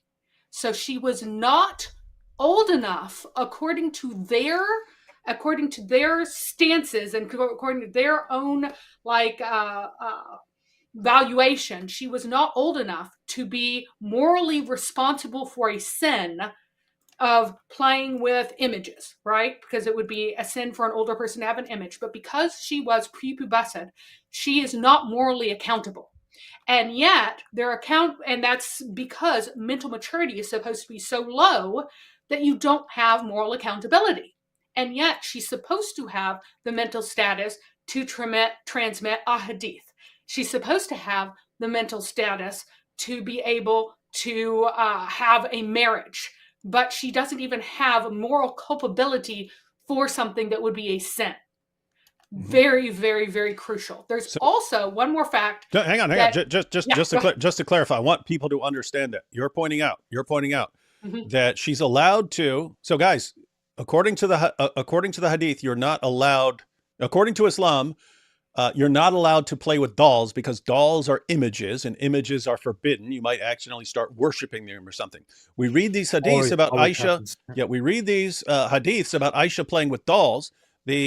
The explanation, according to Islam, is before you've reached puberty, you haven't reached the age of accountability. You haven't reached the age at which you're responsible for committing sins like that, and therefore they don't even apply it to kids before puberty. They're not ready for that. And so Mary's pointing out that according to the Hadith, Aisha was not at the age where she's accountable for sins.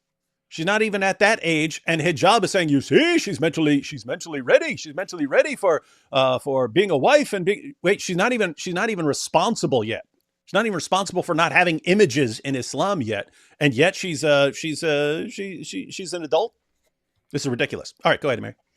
And then the final point is that if somehow he needed to marry someone who was young and who would live a really long time to transmit all of these things, through the period when Umar and Abu Bakr forbade transmitting a hadith, they said, don't do it. So they needed someone who would outlive them so that these could be written down, all right, supposedly. Aisha's sister outlived her. Aisha's sister was 10 years older. He could have married and was not married at the time that she got engaged with him. So he could have married someone who was 16 at the time of engagement, right? Of betrothal. And that person outlived Aisha by a number of years and could have transmitted it much more. If Allah was so incompetent that he absolutely had to rely on a half-brained woman who is crooked in the head, like a rib is crooked, if he was so pathetic that the only way to get this information across, because the Quran itself is incomplete, then why not pick her older sister who lived longer? Why Correct me pick if I'm the wrong, but younger one? even some of his other wives actually outlived Aisha. Yeah, believe. several of them did. Yeah. She was not the last to die.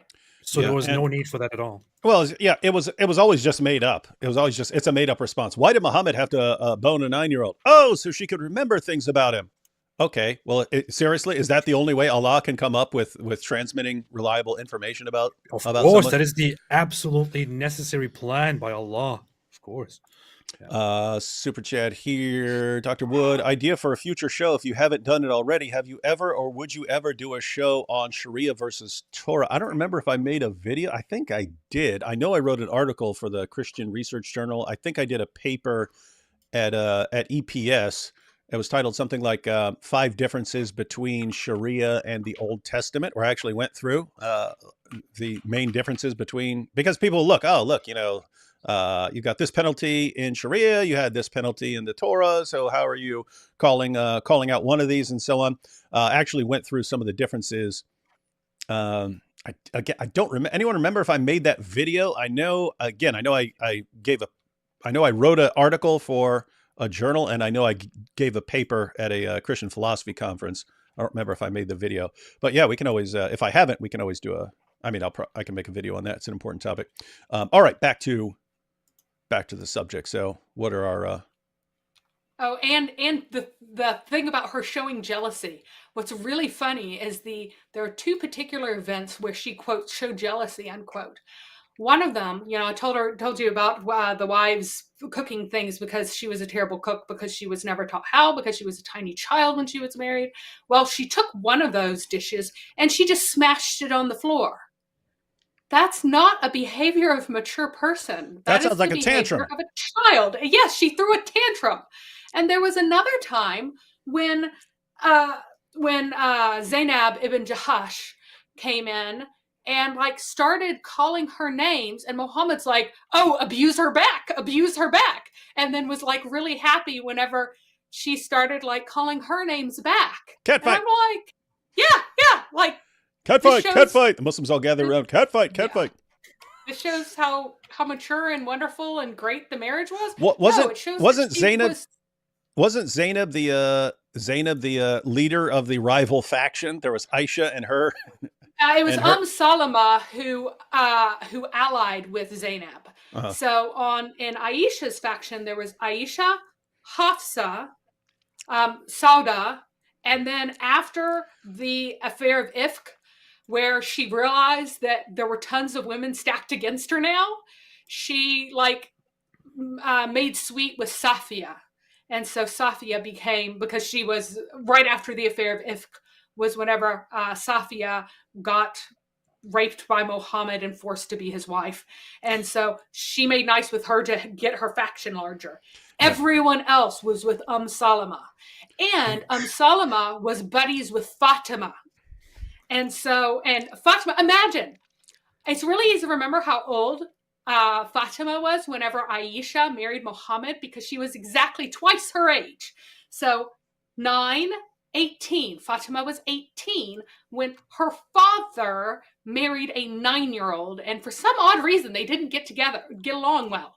Can you imagine? And because of the fact that Fatima and Aisha were still Fatima wasn't married off until about a year later. And so they had all this time for this animosity to grow up.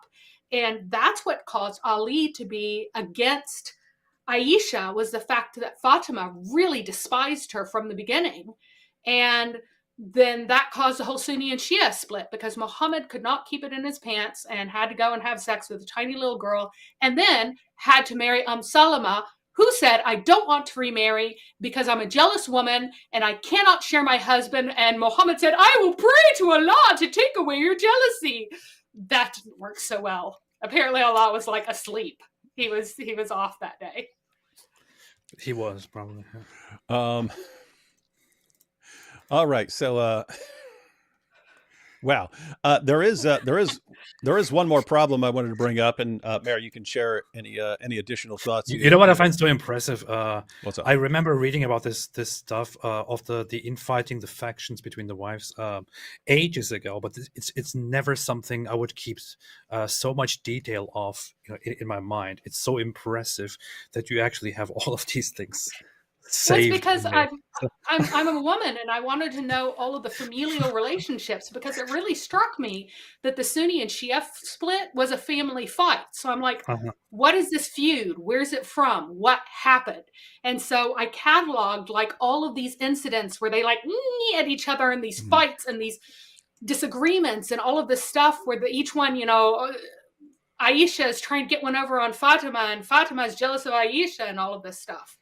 Like, that's why I did it. So, it isn't amazing. Again, Muhammad says that that first generation of Muslims is the best generation, and his wives, they're the mothers of the faithful, and so on. And the mothers of the faithful are in this civil war amongst themselves, and then it spills over into the entire Muslim community. And then you've got Ali, the commander of the faithful, and Aisha marches an army against him. So the mother of the faithful marches an army against the commander of the faithful, and thousands of Muslims die in bloody combat and so on. And this is the best generation. And then you got Jordan Peterson. Oh, hey, Sunnis, get a Shia pen pal. That'll solve it. And it's like, wait, Muhammad said the best generation is the generation that almost annihilated itself with violence. It would be funny to make a modern reality TV show about this, about Muhammad's wives fighting each other. That would be fun to watch. Wait, it could just be a bunch of like dudes but wearing burqas, just like beating the crap out of each other in a big fight. Dude, it was so catty, and the whole thing about Allah married sent an angel with you wrapped up into it as a baby, and that's why he's a little girl, and that's why I married you. That was almost certainly because Zainab ibn Jahash was saying, oh, well, you all married the Prophet because the Prophet wanted to marry you. But Allah married me to the Prophet in Jannah. And so that I'm more special than all of you. So Muhammad's like, oh, it's okay, Aisha. Jibreel came with you all wrapped up. And then later he says to Safiya, oh, you're from a noble line, Safiya. Don't be jealous. You're really secretly my favorite. By the way, this is Muhammad didn't need the lover boy method in the same way, but there are elements of it there. And that part of the lover boy method, he gets the girls to fall in love with him and then uses that to control and manipulate them into doing sex work for him. But one of the main features is making each girl think that she's actually special, and the one that he really likes, there's something special about her, so she can feel different. Like, oh yeah, I'm in here, but I'm different. I'm special. And you see Muhammad doing that with his wives. Hey, you're special. No, you're special. No, you're special. My goodness, man. Poor Soda, though. Oh, poor Soda. But what's really funny, one of the times he wanted to hang out and camp out in the mosque, and he let Aisha pitch her tent there. And then a few days later, one of the other wives pitches her tent, and then another wife pitches her tent. And finally, Muhammad's like, all of you, back to your houses. All these wives pitching their tents everywhere is getting out of hand. Because they're all trying to be rivals. They're all trying to be close to him. They're all trying to have that little position. Very, very unhealthy, because, of course, what does God actually call for? Monogamy. And Muhammad knew that polygamy was miserable for women, because he forbade any man who was married to one of his daughters. They were never allowed to marry another woman as long as that woman was alive. They were only married to his daughter. Why? Because he loved his daughters, and he wasn't going to have his daughters mistreated by having them have another woman. In fact, he even denied Ali he denied Fatima a slave because he knew that Ali had no control and was banging women every time they went out on, he loved the muta marriage, right? That's all why over the she used hadith. to have it. Mhm. And he knew that if they got a slave, he would not keep his hands off that slave and it would upset Fatima. And so he goes, oh, Fatima, I have something better for you. Recite this 30 times and recite this 20 times and recite this. And it's even better for you than a slave. And she's like, but my hands are like getting torn up, grinding the stuff. He's like, no, trust me, it's better. And then Ali goes off and bangs a slave from among the captives before the captives have been divvied up and claims her. And Muhammad's like, well, what do you want me to do? More. What do you want me to do? Yeah, what do you want me to do? Well, he kind of deserves all of that, even though he had denied him all of this time before, because he knew darn well what was going on, what he was going to do. Once he wasn't going to get rid of one of his fine generals for disobeying him whenever it was his own relative. So this is. By the way, doesn't that suck? So Muhammad's got. So Muhammad does understand, right? His daughter is in a different category from the girls that he's banging. No, you're not doing that with my daughter. No, you can't marry her. She's too young right now. She's too young. Well, why'd you take Aisha? Aisha's different. This is my daughter we're talking special. about, guys. This is my daughter we're talking about, guys. You're not going to treat my daughter like I treat other women and girls. And then she gets married. Ali can't have other wives to help out with the housework and the cooking and cleaning and stuff. And she can't even get a female slave to help with the cooking because Ali would not be able to not bang the slave girl. And so her life ends up more difficult than the other girls when Muhammad's trying to protect her from what he knows are the harms of polygamy. Wow. Yep. What a great, awesome religion. Hey, AP, you had a request here. Please do Me? D. Wood and AP, please do impressions of a conversation between Andrew Tate and Dr. Jordan Peterson. I also love AP's French and Italian accent. Lol. I guess nice. You would be Jordan Peterson. Yeah. So want to tell Tate to get a pen pal or something? I don't know. Yeah, we could make a whole thing on that. We could make a whole episode or a whole video on that. Oh well, just do the short version. Jordan Peterson telling Andrew Tate to get some sort of pen pal to help him out. Yeah, Andrew Tate, how about you get a pen pal instead of luring women into becoming sex workers? Yeah. What kind of loser? Bottom beta male. What's a pen pal when you could be tricking out thousands and thousands of girls, having them do everything you want, being part of a war room, and making millions of dollars and being the top G? This is why you're a loser and I'm not. Yeah, we'll have to do a more thorough version of that. One more for what? This is funny. Solitary Amy says, I like AP's Farid accent, which is, I'm specifically deliberately overdoing it. I'm not even trying to sound like Farid. I'm just doing you're normally supposed to. When I talk about David Wood, I talk like this. Yeah, when I talk like David Wood, I know. Yeah. I told people I can't tell if that's an accent or him just speaking in the most condescending way imaginable. AP again, quick version. This is off topic, ladies and gentlemen, although it's slightly relevant because we're condemning child marriage. AP, so this is a follow up on your earlier horrible acknowledgement that you have no basis for criticizing child marriage. If you don't believe in objective moral laws, is your opinion subjective? Humans disagree on almost everything, i.e., human flourishing. In other words, so I'm thinking about Daniel because Daniel seems to actually he seems to base his case somewhat on human flourishing. Like it's better to catch a girl right when she's ready. I mean, right at the moment she is most fertile. You want to be banging her then so she can, crank out as many babies as possible. He is one of those. He is another one aside from Mohammed Hijab who philosophizes and thereby corrupts Islam when he explains it, despite his horrible fundamentalist Islamic views, he uses philosophy, and thereby becomes guilty of the very thing that Muslims have condemned. While he opposes philosophy and says that that Western philosophy is like a behemoth, he also loves it and applies it while mixing it with Islamic tradition. It's bizarre. But to the answer to the question here, so when I say objective moral values or objective moral law, what I mean is that there are no that I don't view. That I don't think that there is an inherent objective morality, which does not mean that you can't come to certain, objective moral values that you get from something else. But that would not be my view. I just want to quickly, actually, based on something that Daniel Kikichu says, right? He said in that video that we watched earlier, when he was talking about child marriage, that.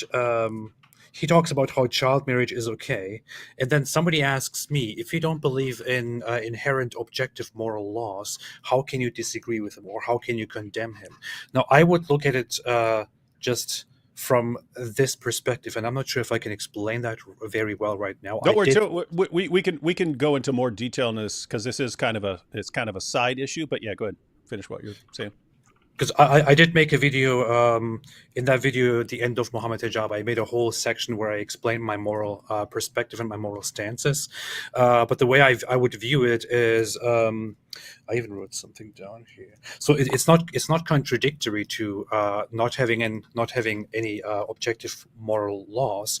The way I look at it is simply, Daniel Kikichu is sitting there and promoting the idea that it is okay to marry and possibly have sex with a 3-year-old girl as soon as she shows signs of maturity. I could now sit back and think, well, okay, there is nothing natural in the world which dictates that is objectively wrong. I could say that, right? But the thing is, I don't base my morality on that, so it doesn't really matter if there is such a thing or not. What I base my morality on would be, we live as humans in societies. In societies, we adopt certain ideas, certain emotional responses, which we base on the very facts that some things harm us or benefit us and reward us. When I hear Daniel Kikichu say that a child is at 3 years could be ready for marriage, what I think of is, if I had a daughter, for example, or if loved ones have daughters, or if I know a 3-year-old girl, it would be disgusting for me to observe that 3-year-old girl is taken and given to a man who would then be able to have sex with her, penetrate her, and damage her, because I am aware of the consequences of that, because I live in a society and I see the humans around me. If a person that I love and value very much was married to somebody at the age of 3 and was penetrated by an animal, that person would end up being severely harmed, severely damaged, mentally, physically, and so on. And I would feel the pain of that as a member of society who lives with that person, and as somebody who knows that person and who values that person. So because of this, because I'm very well aware that this is indisputably harmful, damaging, and therefore disgusting, which humans may have learned over time, or may have learned in their very tiny little lifetimes, I would therefore oppose this. But this is just a very small example, which is already way too long. If we want to get into these topics, we can talk about them lengthily. So it would be a kind of application of the golden rule. Hey, I wouldn't want someone doing that to my daughter, so I don't want anyone. I wouldn't want to do that to some other daughter. And interestingly, if Ali Dawa is watching this right now, he's going to walk away going, "You see, AP affirmed incest." Somehow that would be the takeaway message. You know what the irony here is? You're saying it wrong. It's secure the female. Remember, we have to use the word secure the female, because that is what Hikikachu says, because that's what you are. You're breeding stock to him. Yeah. The irony here is, this whole stream we have read Mohammed Hijab saying, I have been misrepresented because in my video I didn't say that I'm okay with it. The very same guy, Mohammed Hijab, spread this stupid notion that I am okay with incest. Yeah. Because based on a question where I was asked about incest, and I specifically said that I'm not okay with it because of these circumstances. If those circumstances weren't there, it would be okay, but that's not possible because they are always there, which is why I'm against it. But he took that deliberately out of context and spread this misinformation about me. And here he is talking about being taken out of context. No, I know it's ridiculous. These are the kings of misrepresenting people, and then they whine about people misrepresenting them. Which again, even the condensed version of that video didn't misrepresent him. It's clear what he's saying. You could just, some people can listen to it and come away with the wrong conclusion if they just hear, oh, 5-year-old and think that he's talking. There is one more issue I wanted to cover before we start winding down. I think we may have alluded to a little bit. Wait, one more. There's a question for you, AP. AP, opinions on Ismaili Muslims and Ahmadi Muslims. Any general thought right there while I pull this up? The only thing that I know about Ismaili Muslims are that they are they are very much considered a minor sect or a cult, even have very strange, very interesting beliefs. But you can find such thoughts, such beliefs all over Shia Islam, such offshoots. But I don't have much thoughts on them. When it comes to Ahmadi Muslims, I just think I kind of view them similar to certain sects within Christianity that are not even considered Christians. Guys, don't think I'm childish. I'm saying that because he always does. Whenever I say certain sex, he goes, oh, he said sex.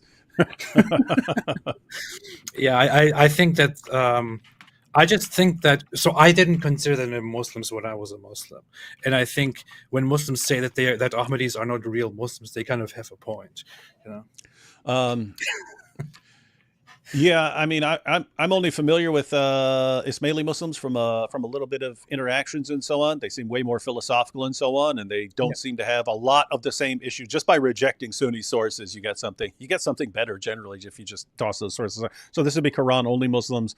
I mean, Mohammed Hijab's entire case is. Hey, if you're Quran only, then you'll walk away thinking you can bang 5-year-olds and chop their heads off if they get out of line. Yeah, that's his actual position. So it's so dangerous that you need to go with the hadith. And you go to the hadith and it's like, this is ridiculous, which is driving people to Quran only Islam because of all the horrific things. So you've got this battle amongst the Muslims. It's like, no, your position is horrible and evil and disgusting. No, your position is horrible and evil and disgusting. And they're having this battle over whose Islam is whose Islam is more horrible. But yeah. I mean, in general, I think if you reject the standard Sunni hadiths, you end up with something better. Except that you can't tell how you're to strike your wife. You could be chopping her head off when you're annoyed at her, and you could have sex again with a small child. But the reason that they go to Quran only is because the ahadith they consider it to be unsuitable to Allah. Like, there's no way this could come from Allah. This is so disgusting. Well, yeah, because it came from Muhammad. It didn't come from any god. Just like the Quran, which is also just as disgusting. It says that you should strike your wife with the same word that you strike off the heads of the disbelievers or strike off their fingers. This is so Islamophobic. Yeah, it's pretty messed up, Mary. All right, so this last issue that I wanted to get to here is that listen to what Mohammed Hijab's actual position is, because I pointed this out before, just in response to what he was saying in that video, saying, hey, if you just go with the Quran, you'd have to conclude that sex with a 5-year-old girl is halal. It's halal. You could do it. No problem. 0. We say it's haram. Why? Because we go outside the Quran and go to the hadith. Why is this an issue? Let's go and take a look here. So this is Ibn Kathir's commentary on Surah 9, verse 31. And he gives the verse in parentheses there. They took their rabbis, so talking about Jews and Christians. Surah 9, verse 29, that's the command to fight Jews and Christians until we pay the jizya. And then you say, well, why are we fighting Jews and Christians? I thought we were all on the same side. The next verse, no. Christians say that the Messiah is the son of Allah, and Jews say Ezra is the son of Allah. And so that's why we have to be fought. And then, well, is there anything else against us? Yeah. 931, they took their rabbis and their monks to be their lords besides Allah and the Messiah, son of Mary. So the condemnation against us here is that Jews and Christians took rabbis and monks to be their lords besides Allah. So you've got Allah, and then in addition to Allah, Jews and Christians take rabbis and monks to be lords. I mean, lords. They're associating partners with Allah.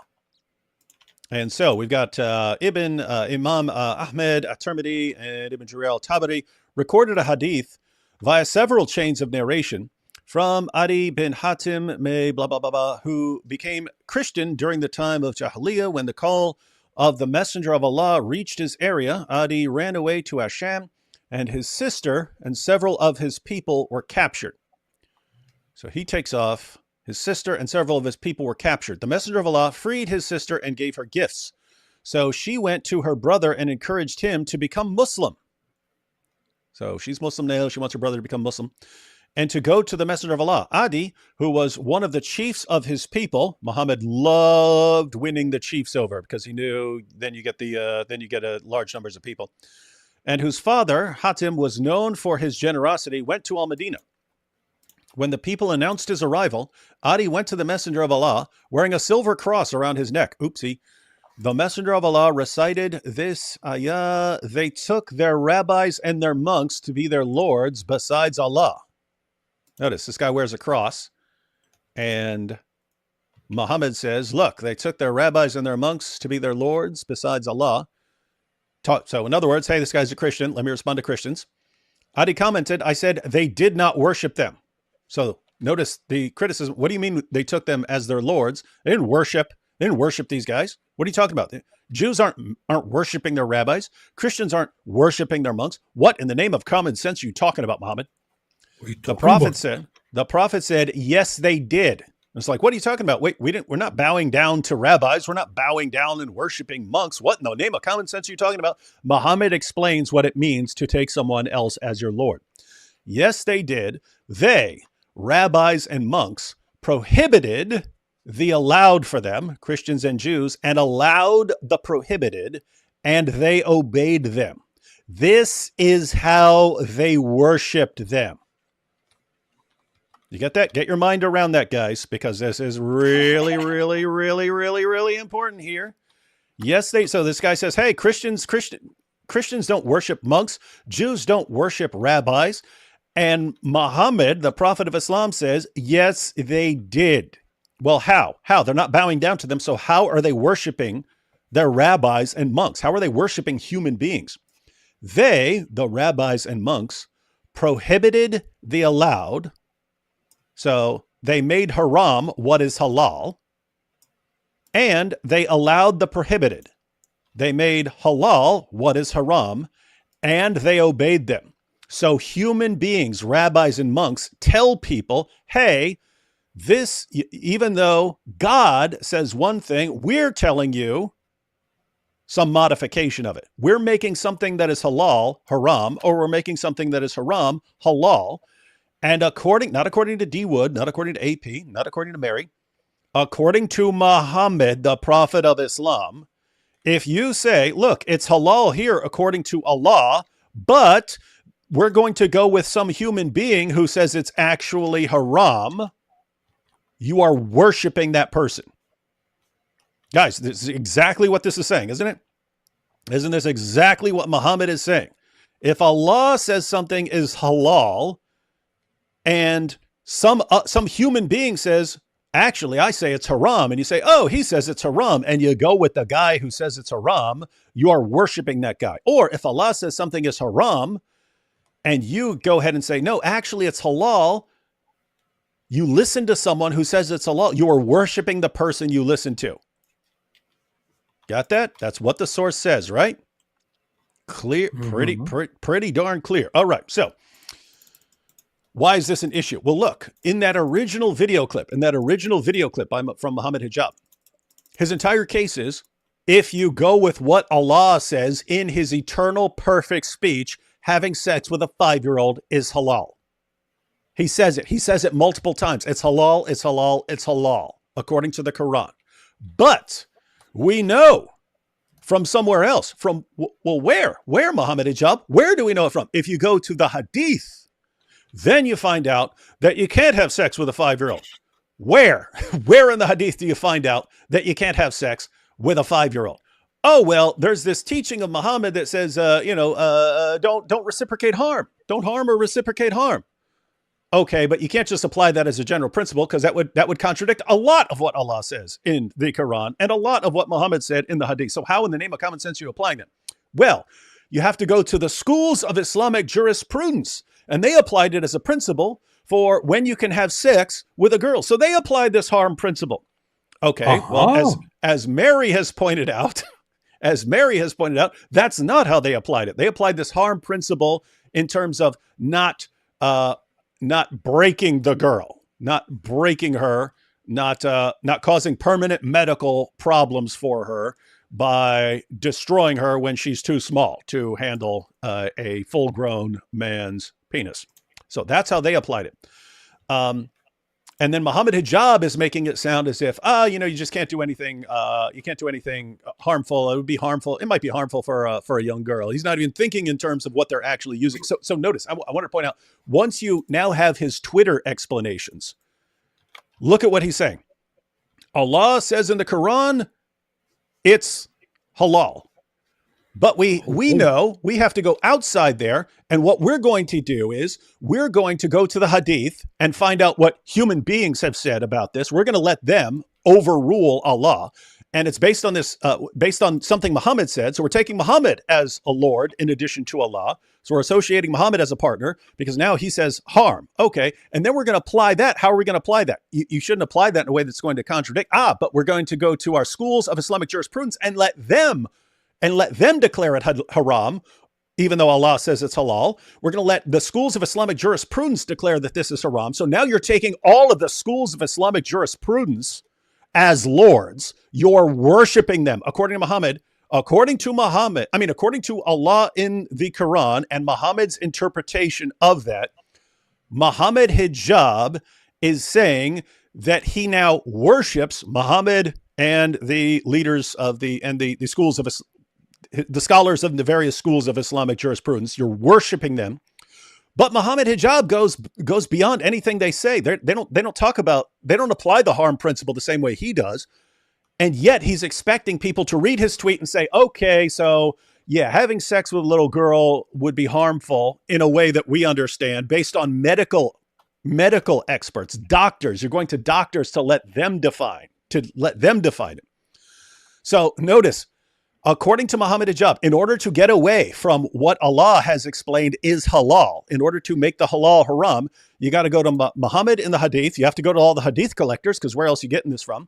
You have to take his harm principle, and then you take the harm principle, let the schools of Islamic jurisprudence filter that for you. Then you have to go with Mohammed Hijab's interpretation of psychologically and physically ready as determined by the best specialists of the day. And therefore, the best specialists of the day are now involved in declaring that this is haram. Mohammed Hijab is saying worship thousands and thousands and thousands of people as your lords. And in addition to Mohammed Hijab himself, because you're supposed to go, Mohammed Hijab said, Allah says it's halal, but we're going with what Mohammed Hijab and his understanding of what other human beings have said. So what's your problem with worshiping lots of people? Yeah, so this is the point. The version of Islam that is being promoted by people like Mohammed Hijab is the biggest bunch of shirk. Not according to me, according to Muhammad, this is the biggest bunch of shirk the world has ever seen. Mohammed Hijab is a mushrik. Not according to me, according to Muhammad. He's a mushrik. So yeah, if you like it. And an apostate according to Islamic law, because if he is choosing to interpret it the way he's wanting everyone to pretend that he's leading everyone to interpret it, that it's really about the appropriate age and all of this stuff, harm in any sort of sense other than rupturing the parts. That's what he's trying to get everyone to believe. That's not about rupturing the parts. It's some other kind of vague harm. Yep. If that is what he means, then he is an apostate, because an apostate is a person who goes against the ijma of the Sunni schools of jurisprudence according to Sunnism. So And what's your so he's problem going with against it. So he is committing massive, massive amounts of bid'ah, innovation. He's committing all kinds of innovation. And Mary, you're pointing out that he has actually crossed the line into apostasy. Not according to you or AP or me, right? Absolutely. Absolutely. All right. So what's your problem with apostasy? I thought you like apostates. Weird question, David. Oh, I love apostasy. I would like him to love apostasy too. Yeah. Like, I want him to embrace his apostasy or form his new fiqh of Mohammed Hijab. He's not ready yet. Soon. Yeah. Some questions here. Abu, let's see. David Wood, do you like amusement parks? Favorite ride? I did when I was young, not anymore. Now I would watch Still love it. now I would watch like a show at an amusement park, but yeah, I'm not interested in roller coasters and stuff anymore. I'm on all the roller I coasters. was when I was young. Things change when you get older. All right, here's a question. Destiny, AP, you were on there a while back. Destiny said on his stream a couple of days ago that Mojab seems trashy and the kind of guy who can't have a good conversation. He then asked his mod to permaban anyone who links anything about Mojab. That's exactly what I would expect from Destiny. But notice that's funny. It's like, oh, what we want to have this conversation. Like what? With all these guys who are like coming up with different ways of defending sex with little kids. It's like that's what's insane to me. It's like we all put up with this. Hey, we want sex with kids. Okay, let's discuss it. And so like I was on Destiny's stream just a few days ago. He's going very, very deep dive into the whole Israel-Palestine thing right now, and realizing that there is a lot of Islamist garbage that is being pumped through the whole pro-Palestine perspective and being accepted left and right by people around the world. And I don't know, he wanted me to go on there and talk to him a little bit about the whole Islamic aspect of it. He's doing well there. Looks like lots of people are catching on. Like, wait a minute, you got all these people calling to just wipe out your. Wait, what? That comes from Muhammad? Muhammad said that? What's going on here? People are kind of waking up, and you see the impact that it's having. You just saw the elections in the Netherlands, how things shifted very, very quickly. And I don't know. To me, it looks like it's because of the recent protests and so on. Then, of course, you have in Ireland. I still don't. I haven't seen any actual evidence apart from some people saying that it was an Algerian immigrant and so on. So I'm not gonna jump on something until I see that it actually was. But I mean, look at how they reacted very differently. Because I mean, guys, we've been dealing with terrorist attacks for years now. What happens is people at first say, "Oh, we condemn this attack," and then they spend the next 2 years saying it has nothing to do with Islam and defending Islam. And now you had just the thought that this came from an Algerian Muslim immigrant was enough to like start off some riots. And that is a very different reaction than we've seen in the past. So looks like some people are getting fed up here. Looks like some people are getting fed up. Terrorism based. Yeah, it's funny that a guy like Mohammed Hijab, who talked about golden showers, is complaining about being misrepresented. Well, he wasn't misrepresenting himself when he talked about golden showers. It's apparently just the kind of weird stuff he's into. Anyway, I mean, he just knew. That Rabbi Shmuley's daughter had this sex shop. How did he know that? How does he know that stuff? Oh, Rabbi Shmuley's daughter. Oh, I know her store. Ha-ha, right? Come on. He specifically wanted to go there and have a debate with Rabbi Shmuley. That's like he wanted that so much. He prepared for it so much, and that is the number one thing he focused on. So he was like, "Oh, sex shop, sex stuff. I want to go there. I want to go there and talk about this. This is my thing." Leather Straps here says, "God bless you all. Literally watch you guys every day. AP will eventually have his leather straps open to Christianity." Hey, check this out. Those are weird. Yeah, we're developing our communities, developing our own private language. Like, and it's just weird because we keep getting more and more things that become part of our like community's way of speaking. Someone's going to come in here new and be like, "What the heck? What is these guys always talking about? What is this?" We're going to have a translation guide where everything is explained. Mr. L here says, can you link the She Was 9 in the chat? I guess that's that video. We do need that regularly. We should be playing that clip every time it comes up. That guy, she was 9. Hey, that was bad. It was brilliant. It was perfect. Wait, we about to do mushrooms in a week in a cabin in nature, and I bet this vid will make the guys die laughing. These guys are going to go have some mushrooms in a cabin, and they want to watch the She Was 9 video. That sounds like something that would be absolutely hilarious if you're... That's what you want to think of when you're... Okay. Question: if every white person makes a live-action movie about Muhammad, will Muslims try to behead every white person?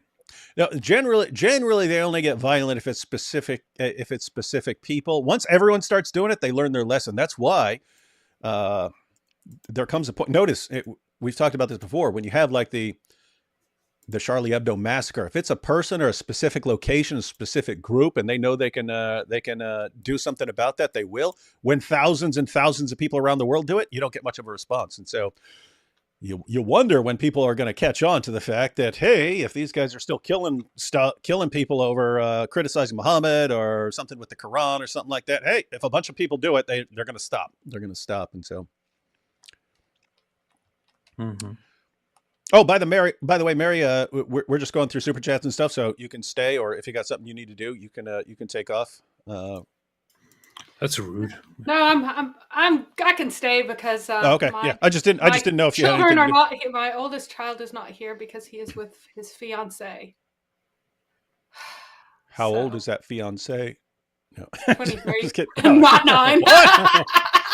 23. Practically elderly, right? Yeah, he's marrying a grandmother, according to Daniel Hakikachu. I think Mojab likes anything that negates the need for actual consent because women recoil when they see him shirtless. That's why you have to remove consent. Man. Thoughts on people saying the IDF did the October 7th? I would say it's moronic since we have videos. We have GoPros. Oh, those are all IDFs. Well, if you're willing to engage, if people are willing to engage in that level of conspiracy, then evidence is out of the picture, right? Because I mean, if you can literally have videos being shared by Hamas and you say that's actually the IDF, then you can say anything. You can say anything's the IDF, right? You not only have Hamas members, the terrorists, you have Gazans come in. You have that on video. You have Hamas leaders, and then driving through Gaza with the body in the back, and then what? Yeah. And then the IDF took hostages, and then they're negotiating with themselves to release the hostages. As all, I mean, yeah. Yeah, you can believe that, but at that point, you could just believe anything. You could just believe, you could believe that Putin is actually the IDF and he's waging war on Ukraine and so on. This is like believing not only that the Earth is flat, but also that the moon is also flat on top of it. So, yeah, it is. That's how insane this is. Explicit evil of hadiths disgust any sane person. Yeah, Quran too. Although, yeah, if you take out the hadith, you can come up with some better interpretations regarding Ahmed and Atmik in Isaiah 42 and Buck in Psalm 84. In the context, I know the context doesn't fit the Muslim claim, but doesn't it seem too coincidental? Yes. For these Islam-sounding words to be in these specific verses? No. You're dealing with related languages, and they have some similar sounding words.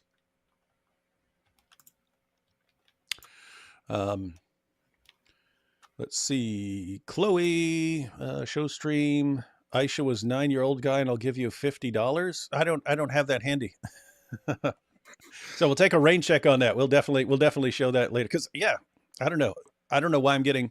Has that been circulating more? Because all of a sudden we just got a ton of requests for that particular clip.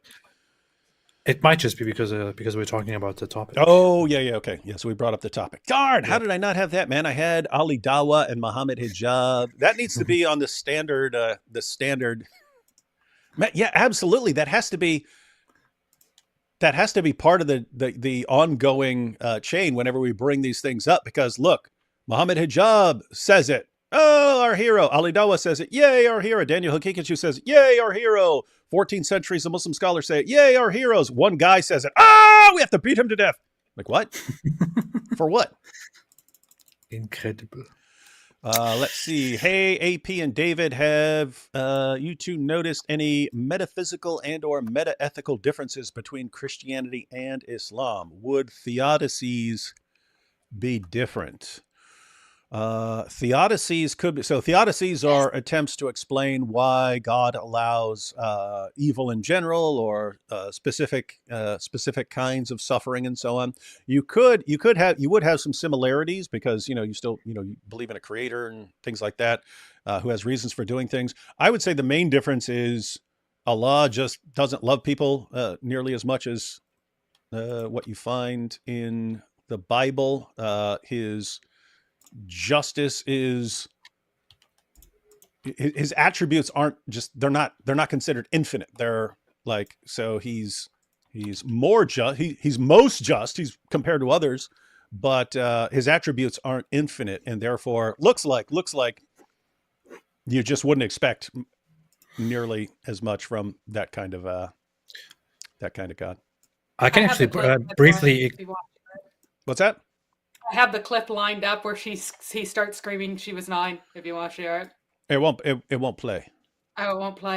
Yeah, the eCam I just have to set it up for taking other sources of audio or on my computer or something like that, and I've never clicked on that.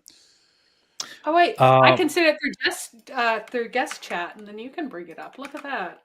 Here you go. No, I'm saying it won't. I have to, the way, since I've never set that up. I actually import movie clips. Oh, got it. Never mind then. Never mind. Islam actually only has, so when it comes to the theodicies, Islam, the Islamic view on why Allah created everyone and why we are going through this life, and why He will punish you when you die, is very interesting, but very, very distinct, very specific.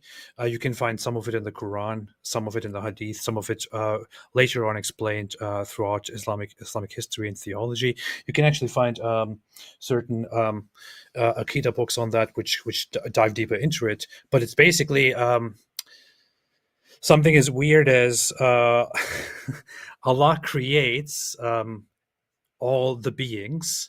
He creates humans in this pre-existing state, and Allah gives the duty of worshiping Him to humans, and humans acknowledge Him in this pre-existing state and say, He asks them, "Am I not your Lord?" And they say, "Yes, you are." And then I don't exactly remember if you, Mary, if you can, if you probably know about this as well. Yep. But there is a burden of believing and worshiping put onto the mountains, and they can't take it. But humans have such hubris that they think they actually can. So Allah decides that humans are supposed to go through a test of living, and in this life, then believing in Allah and worshiping Him. And humans are like, well, of course we will do that. It's easy. We already know. We already do worship you. We already do acknowledge you as Allah. And then Allah says, no. I will make this test, and you will see that this is actually very, very complicated. And then you will see that I was right. So then He makes His test, and many of the people fail, and then He puts them in hell, and the rest of them He then puts in heaven. It's actually it's a very strange little game, but that's basically. But it's a lot weirder than that, though, because Allah has created certain numbers of people for the hellfire. That's the only reason He's created them. But in the Quran, it also says that the only reason that He creates the jinn and the humans is to worship Him. Yes. And then He also says that if mankind didn't sin, He would destroy them and create men who did, because Allah needs the sin. Why does Yes. Allah need the sin? Because his mercy has to overcome his wrath. It is written for Allah above his own throne or upon his throne, depending on which hadith you go with, that his mercy overcomes his wrath. So Allah's wrath is imperfect and is overcome, and his mercy is stronger than it, and it must show the power of his mercy over wrath or justice, that his mercy is what overcomes for the ones that he chooses, and then all the rest just get thrown in hellfire. And also Allah is pure will above all. And so I have said to Muslims that your religion is this game that you play in this life, where nothing is actually inherently wrong or right. It is only halal or haram, and because it's haram, then it's bad. But most of the things that are haram become rewards in the next life. So it is a game, and at the end of the game, you get rewarded with all the things that you have denied yourself.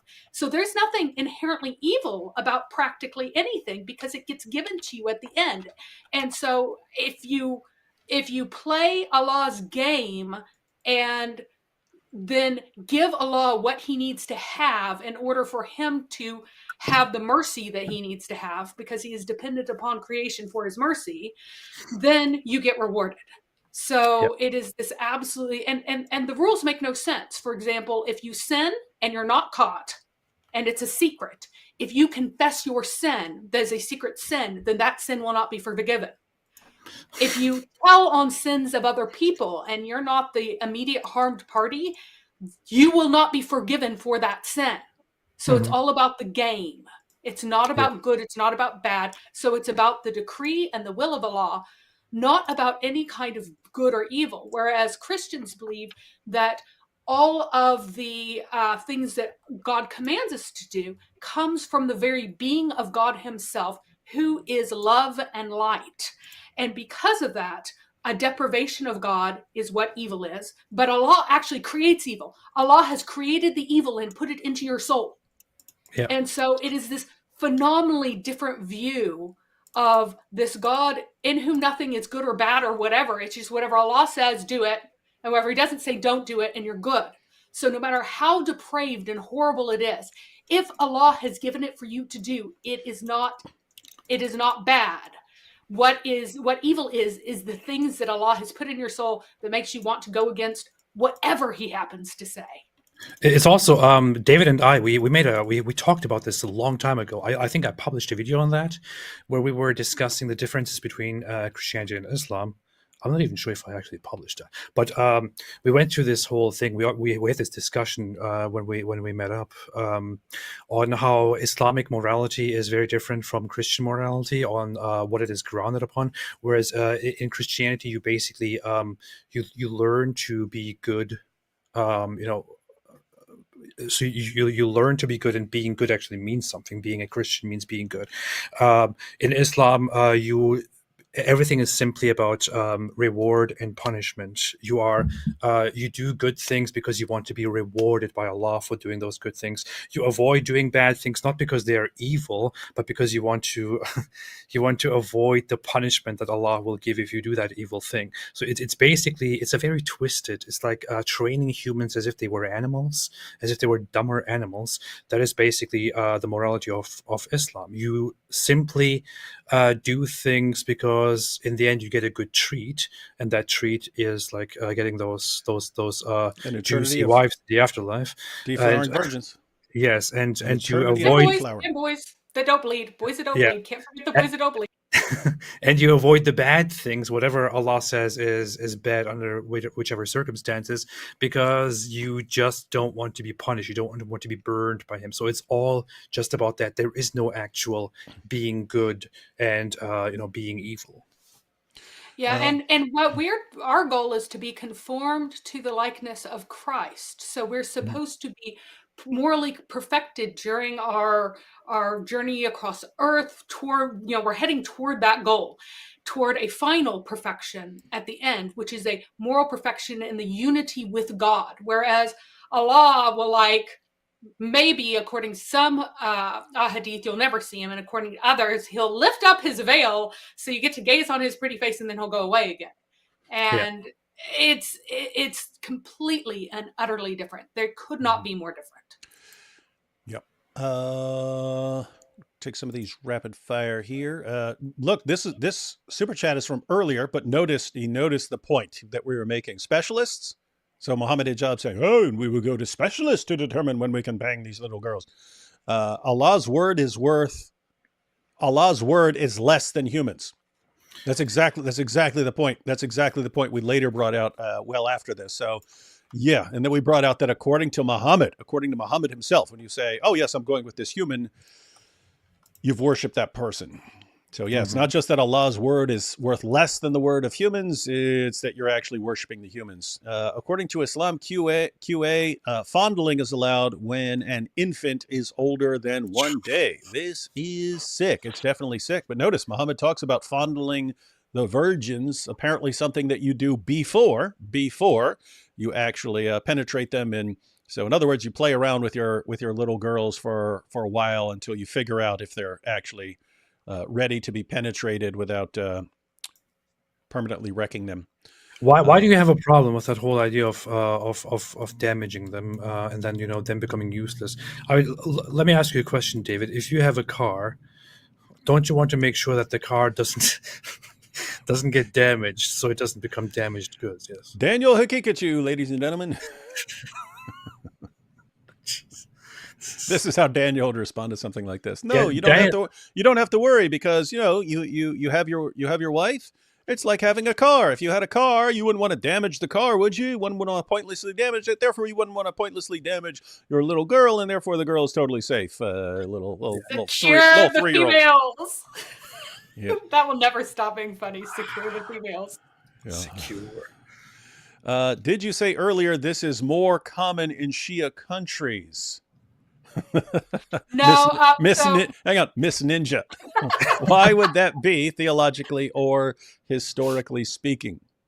So it was not more common in Shia countries that prepubescent marriage and intercourse would take place. What is more common in Shia countries is that it is more often in Sunni countries that they wait to conduct a marriage until a girl has been mutilated, genital mutilation takes place, and that usually happens age 5 or 6. So that kind of puts a lower limit on the typical age, whereas in Shia, that hand over their daughters, and I guess they would mutilate them later. Right now in Afghanistan, there are toddlers being handed over to men. There are women and their parents selling their toddler children. And there are documentaries on this. And there are families going, we don't want to sell our toddler, but it's the only way we can eat. This is the oldest daughter that we have. We can't feed her. And we're hoping that this Taliban guy will at least be able to feed her so she won't die. And that is, and what you don't, if there is food for these children and the Taliban were what they pretended to be, of course, they could feed the families and make sure people didn't starve to death. But that's not what they want the girls. And so they are buying these tiny, tiny little girls, and I guess giving it to a slightly older wife saying, hey, make sure to change the diaper of the smaller wife or something. I mean, it is so messed up. It's pretty bad, and therefore we can agree with Jeff here. It says tough to listen to. Stay away from Islam. Good idea. There we have also imagine learning medicine 4 years. Learn medicine more than that. 4 years just to end up continuously fixing girls because their husbands immediately rape them afterwards. What is wrong with Islam? Yeah, I mean, hats off to the doctors who do this because, I mean, it's doctors who are going over there trying to help these girls. See, what's happening is you'll have a guy and he marries a girl at 9 or 10. Really biologically, I mean, he messes her up because he can't wait, and he can't wait until she's actually ready. And then doctors go in and fix the girl to try and help her because notice once her husband is just, is not, is kind of discarding her as unclean, this girl's life, she has nothing to look forward to in life. Her life is basically over, and she's considered this unclean, messed up, broken, damaged goods girl. And then doctors go in there and fix her, and then the guy immediately ruins it again and gives her the same problem. And it's like, oh, but this is why we need Islam, because it leads to this.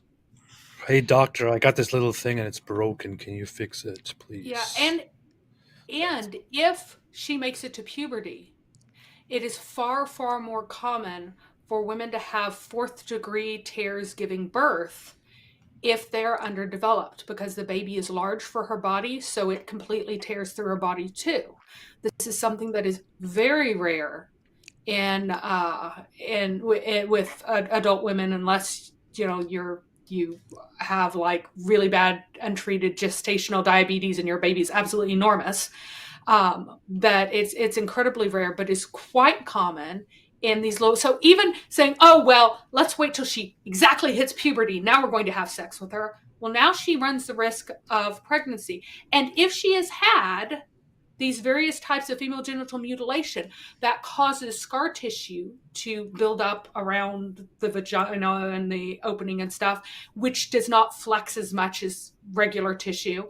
And so she's far, far more likely to tear as well, because there's scar tissue where there ought to be regular, healthy tissue. And so all of these things, the young marriage, the genital mutilation, having sex with her before she's pubescent, getting her pregnant whenever she's too small, all of these things cause just incredible amounts of suffering, which is why Muhammad, when Abu Bakr and Umar both asked to marry Fatima, when Fatima, remember, she's 9 years older than Aisha, so she was 15 at this point, minimum, 15 to 19, he said, no, she is too young. She's 15, but he had intercourse with Aisha at 9. He's special. Yeah.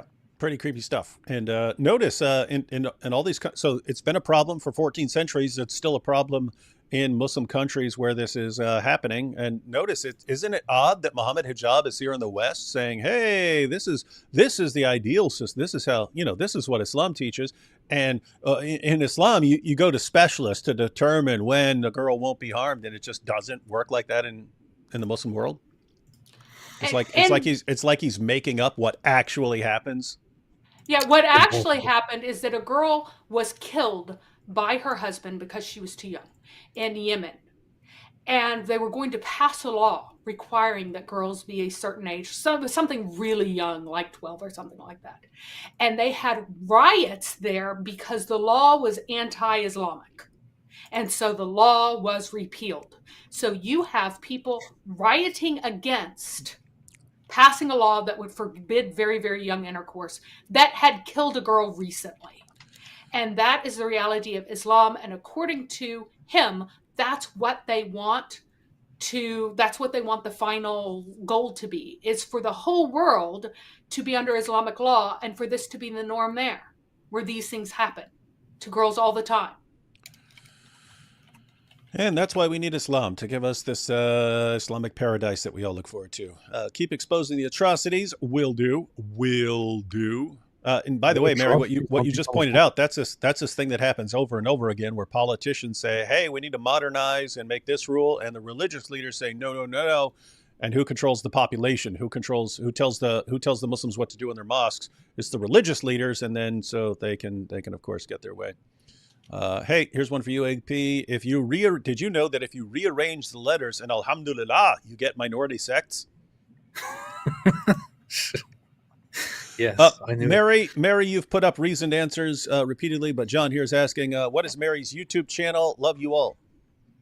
So I'm always on reasoned answers with Thaddeus because I'm way too lazy to edit my own videos. I wasn't putting up anything because I won't edit them, so I make him schedule everything and do all the hard work. And I just sit here and talk. Mm-hmm. So yeah, and I know. I think Black Angel's been posting link and so on, so that's cool. And again, I'll have it in the description box. Justin makes a very important point here. AP ignored my last super chat equals atheist. D Wood carefully listens to people equals Christian. Draw your own conclusions. That is point. Notice he didn't even say what the conclusion is. He just allowed people to draw their own conclusions. Stop attacking AP, guys. It is not in the Bible to rustle your neighbor.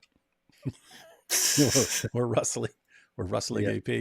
AP. Kool-Aid here. What nation do you think wouldn't tolerate a terrorist attack where they don't go after man or group, but after Islam wholesale that it has to go? So what nation do you think wouldn't tolerate a terrorist attack where they don't go after a man or group, but after Islam wholesale that it has to go? Okay, so when would you have, what nation would you have where people would not put up with a terrorist attack without just going after Islam in general?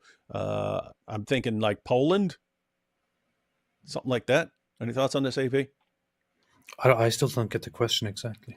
He's asking what all these nations, if there's a terrorist attack, they go after the terrorist or the group, but they don't go after Islam. Instead, they protect. Oh, Instead, people protect okay. and promote Islam. And so, is there a nation where, if there was a terrorist attack, they wouldn't just say, "Oh, well, that's just this guy." They would actually go after Islam. Yeah, unfortunately, in Western nations, you can forget about that. Right now, I think we might get there. We might get there. yeah, but yeah, no, Poland was the right guess. Poland has been doing that actually. They have been preventing those terrorist attacks, and their government, which was in charge for quite a while, did explicitly and directly again and again say that they specifically don't want any Islamic presence, which is why they will not accept these refugee programs, because they don't want all of the problems like the West has, including terrorism all over their streets. There is a speech that guy, that one of the ministers gave, where he was like, "We don't want Muslims here. We just don't want them here. Some of them can come if they want to come here and actually live here, but we don't want to accept Muslim refugees because we don't want to end up like this." So they were speaking very openly about this. Yeah, usually Eastern Europe, where you can find stuff like that. Yeah, and notice it's kind of the people who had to deal with it a lot over the centuries, because they were attacked for centuries, and it's still like a bit in their minds. Hey, AP and D Wood, have you watched videos of Ahmed ex-Muslim? What is your opinion about his debate style? Have any thoughts on Ahmed that? ex-Muslim? No, Yeah, never heard of it. yeah. I don't know if I've seen it. I'm not good with names. If I actually clicked on a video, I might know who you're talking about. I haven't watched that much of him talking with folks, but I have watched him bring up information that's in Arabic that you don't often get people talking about in English. So there's some fun and interesting things that he has been bringing up. Oh, he does. He makes streams in Arabic and videos in Arabic. No, it's in English, but he's reading from the Arabic and translating it as he goes. This is weird. I never heard of this channel. I'm looking through it right now. 51,000 subscribers. I never heard of it. Yeah, there's some really hilarious ones. Like he was going to, gosh, what was his name? The dude who wrote the history of Mecca, the earliest history of Mecca, and talking about what they found there, and was asking questions about, oh, why did you find that inside? Why don't you find what you would expect to find according to these other sources? You know, what was inside the Kaaba and so on. He's got some really fun stuff. Nice. Might be worth looking into. Where's Fleece Johnson when you need him? What is that for? Fleece Johnson is called the booty warrior who kept getting locked up because he liked banging dudes in prison. They had him on Scared. They had him on Scared Straight. Smashing show today, guys. Extremely informative. Yeah, guys. It's basically there's lots of stuff. The da'is, they'll lie about and deny about things until it becomes common knowledge and they can't deny it anymore. And then they'll admit just enough to pretend like they're being honest with their sources. And then they'll misrepresent a bunch of other things. And that's why it's like waves of deception. And you have to deal with every single wave. But notice that all the information Mary's pointed out, that Mohammed Hijab's response makes absolutely no sense. What he's saying in his defense of child marriage in Islam makes absolutely no sense according to the very schools of Islamic jurisprudence that he's promoting as the solution. You're just being Islamophobic. No, you're a bigot. Apologetics Roadshow. I'm like an hour and 39 minutes behind, but get AP to say Allah all drawn out like he did in his video, The Prophet Tales, imitating Muhammad. I can't do that on demand, unfortunately. He's got to warm up to it. He's got to warm up to it. Snite here, super chat, no comment. Thank you, Snite. I like to picture Allah to be the image of Satan in the Satanic Bible, just looming over the Muslim world with his controlling gaze. You have a Satanic Bible? Why do you have that? Yeah, what are you doing with that? I don't have that. Sir White Meat with a thumbs up. Giovanni here. I didn't. Sir White Meat. That's still funny. Sir White Meat. It was some white meat. He'll prove it. I didn't know ninjas were so knowledgeable on Islam. Seriously, Mary. I told this to you when we met last time, but very, very much knowledge. I get you have a skill. You have a certain thing for keeping so much knowledge in your mind. It's very surprising to me sometimes to see all the stuff that you know. So Mary's addition to this show has been very, very, very great, and I think we should do more shows together because Mary, send us a list of all the stuff you've got, all the you've been through the sources on, because like when I was in my teens and even through my 20s, people would say, "Hey, David, you have a brain like a computer." You remember? I am not like that anymore. If I am not repeatedly using it, in other words, if I read a source and I don't use it like 2 months later and then 6 months later and then a year later and so on, so that it's refreshed, I'll forget it. And matter of fact, I can make a video on something. And 2 years later, not recall much of anything from that video. And so, yes, it is good to have people with computer-like brains that keep all this information there. And so guys, Mary. Yeah. What is this? There's so much crazy stuff that people don't. It's all the pieces. Everything's a puzzle. And so like the first 3 or 4 times you read it, you have all these pieces and they're just this mess.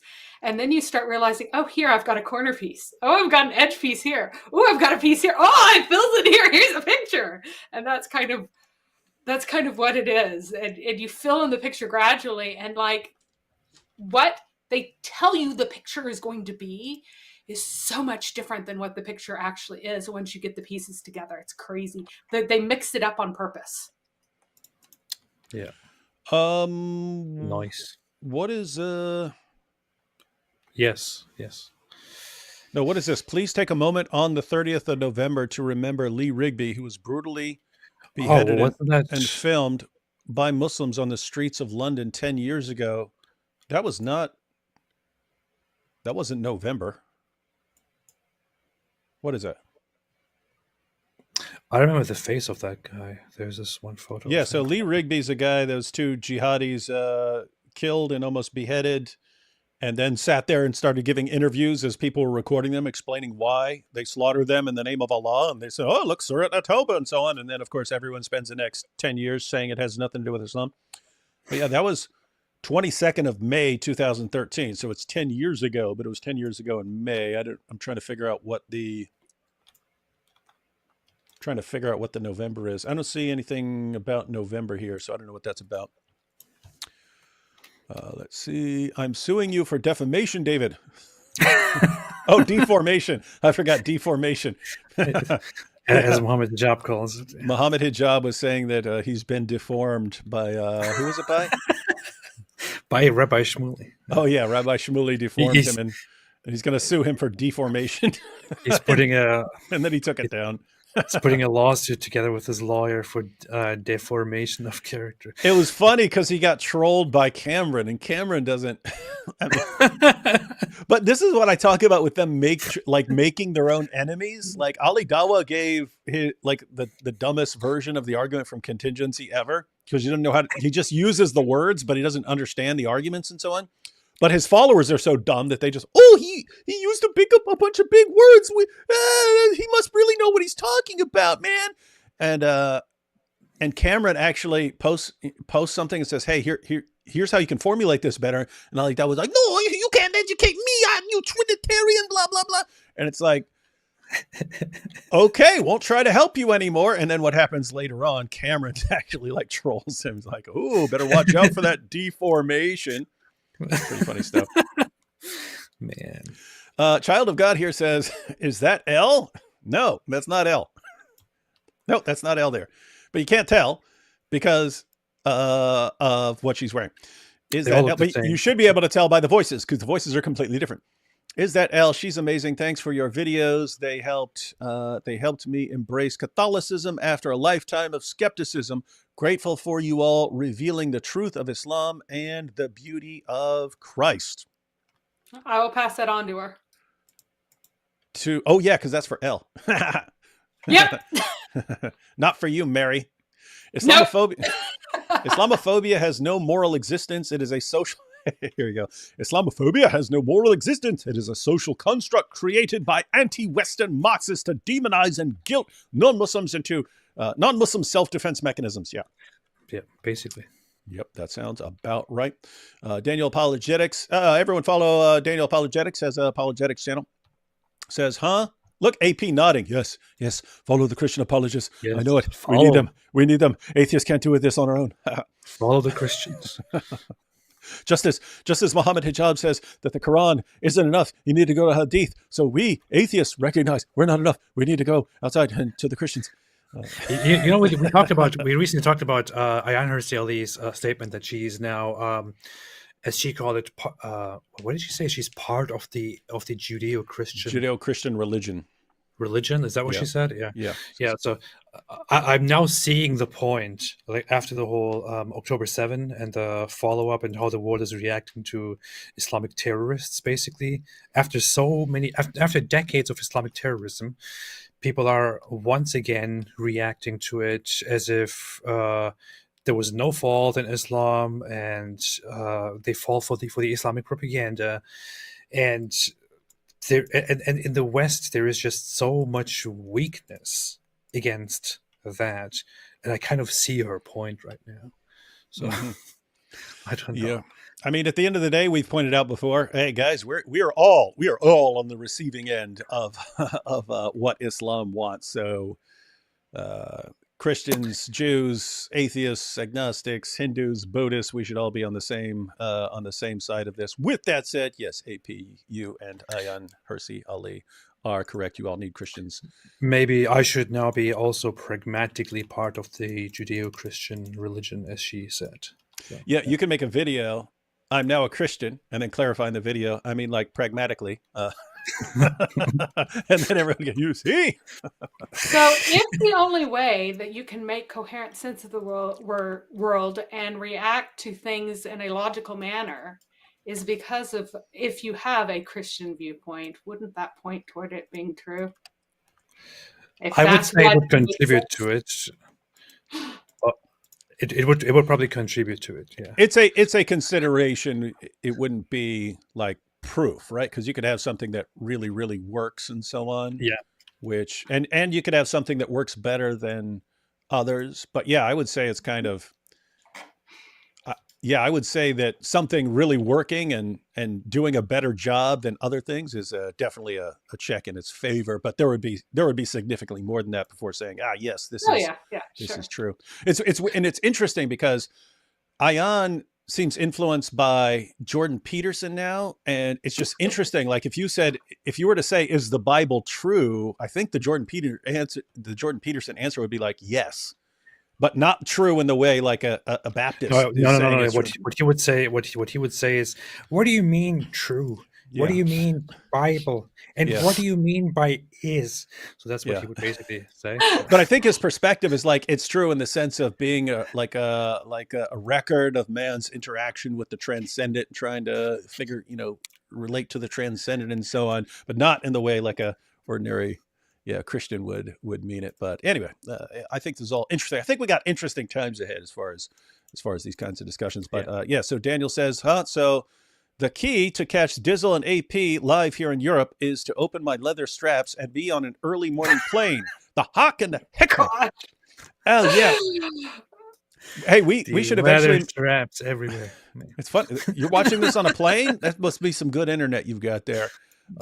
So the Hawk and the Ask Hikmah. three Sunnis, ask three Sunnis whether or not the hikmah is one of Allah's attributes, eternal attributes, and then just sit back and have fun. Because that's like the only difference between the Ashari and the Maturidi school is that one thinks that the hikmah is like an eternal attribute, and the other one is like, no, it's not. It's a contingent attribute. And so that's like a little stone. That would be a good show if I ever invent my character, Imam al-Safat, or Imam al-Safat for short.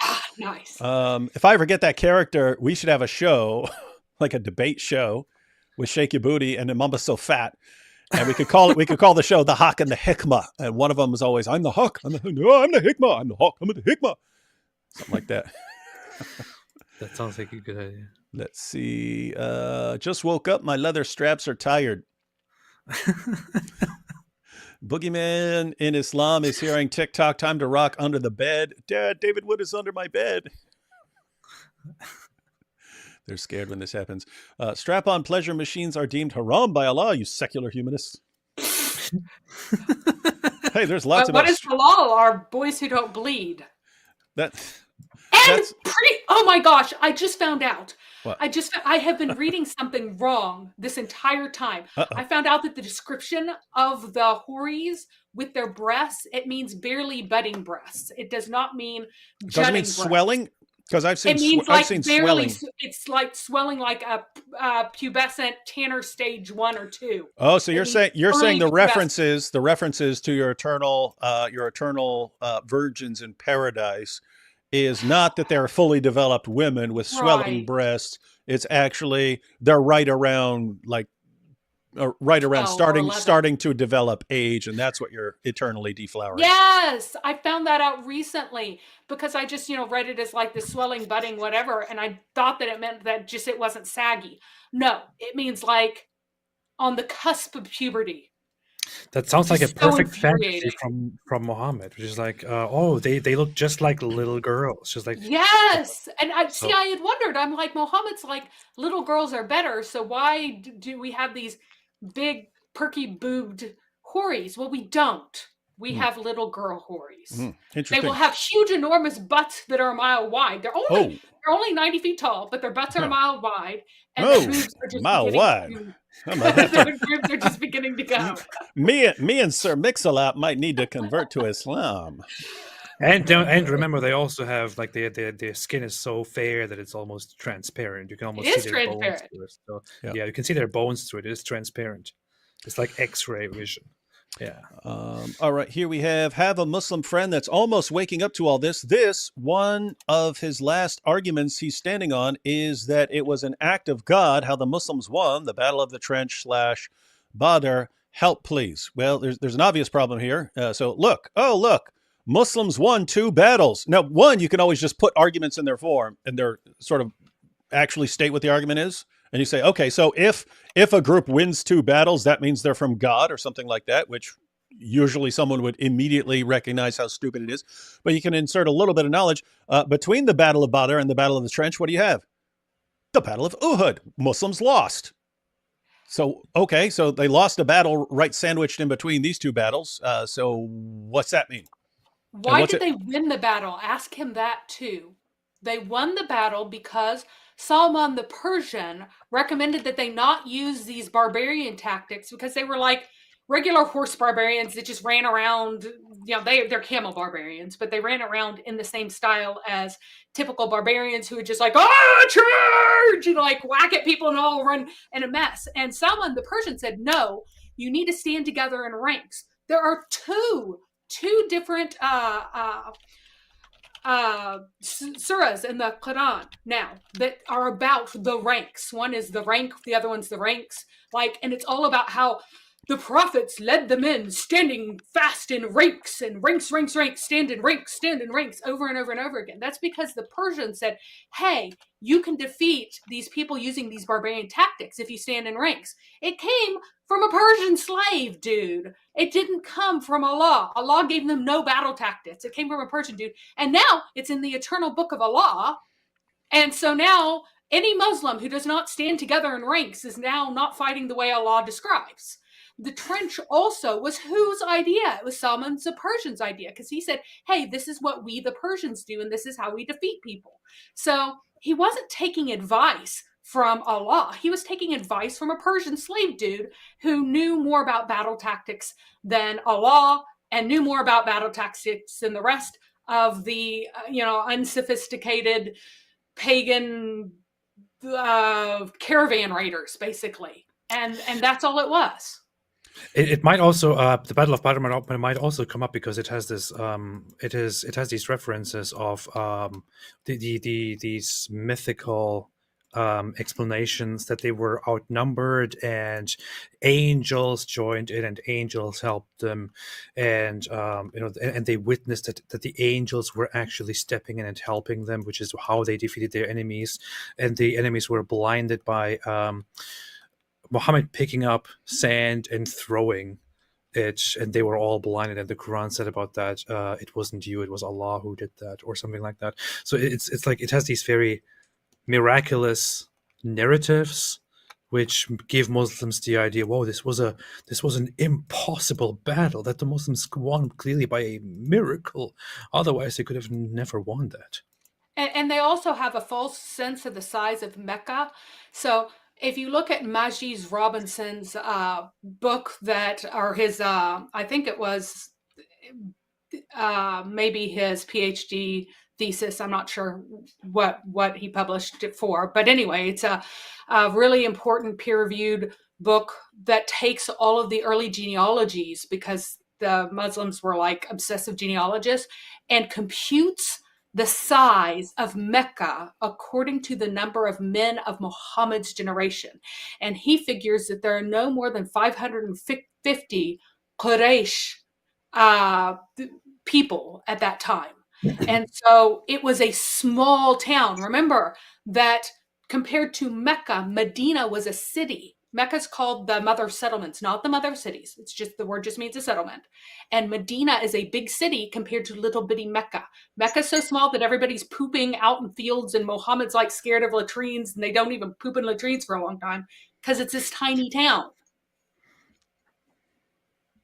So like there are tons of people coming against them. No, nobody lived there. It was a small group of people, because not that many people lived there, and they were at variance as to whether or not to even attack them.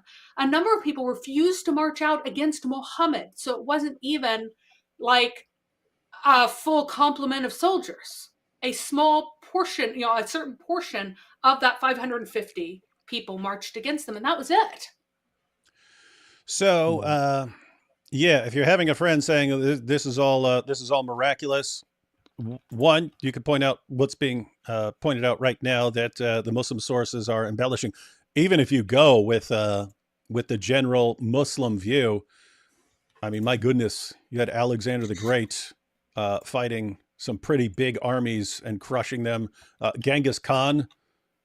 But hold on, Alexander the Great is also in the Quran. He's praised. He's Napoleon. You had 300 Spartans holding off, depending on your sources, at least tens of thousands. But I mean, I think it's Herodotus who says 1 million. It's probably exaggerated, but tens of thousands held off by 300 guys. The point is, if you're saying any of this is miraculous, you have to make the case that winning this battle or something like that is in fact miraculous. And I seriously doubt your friend's going to be able to make a good point for that. And so you should be asking yourself, why would you take that as some sort of confirmation? And you can ask something. Remember when Mohammed Hijab brought this up with Jordan Peterson? Oh, look how fast Islam spread! It's miraculous. And Jordan Peterson's like, what does he say? AP, you could do it. What was that? So why didn't it get past? Why did it stop at Europe or something like that? Why did it stop at Europe? Well, because it wasn't successful there, because it just Just didn't So work there. Hijab says, "Oh, it's miraculous. The miraculous spread is Islam's spread." And Jordan Peterson says, "Well, why did it stop at Europe? It didn't work there." But notice it's the same idea, right? Wasn't You're gonna successful say there. if you're gonna say Badr is miraculous. Why didn't it work at Uhud? Oh, but it worked at the Battle of the Trench. Okay, why didn't it It's work at all also- these other battles? It's so funny when Jordan Peterson asks, so why did it stop there? Mohammed Hijab is like, it's like it was the first time that somebody asked him this question. He never even thought. Well, further about this. his fans aren't going to ask him that. They're just going to, oh, great point. Islam spread pretty rapidly until it was stopped, so it must be true. But isn't that like every empire? It spreads until it's stopped, and I don't know. Yeah. Well, think about the Mongols. They spread like brutally from the Look at from the communism. farthest- Yeah, communism. Communism spread. is a Communism. miracle by I mean, Allah. took over like half the world in a couple decades. It was a miracle by Allah. Yeah. Karl Marx was a prophet of Allah. See? Prophet Marx is the final prophet. So yeah, check out some of that stuff and help your friend out. Farfour says, Oh, for I was so sad when I lost my grandfather. Almost as sad when I lost my grandmother when she was 14, yeah? Yeah. Chloe here says, history, food, and games, $50 to stream it today. You're still talking about that video? All right, you don't have to give $50, Chloe. I'm just going to play it. Before we close out. I'm going to again, I have to import the video, but I will do it before we close out. In fact, maybe we'll close out with that hilarious video. So, you see, Joshua here says, hilarious IP and McCrae said they call your legs the legs of transfiguration, and is Mojab's glass jaw on YouTube. So two things there. So IP and McCrae said they call your legs the legs of transfiguration. It was actually Jorge and John McCrae.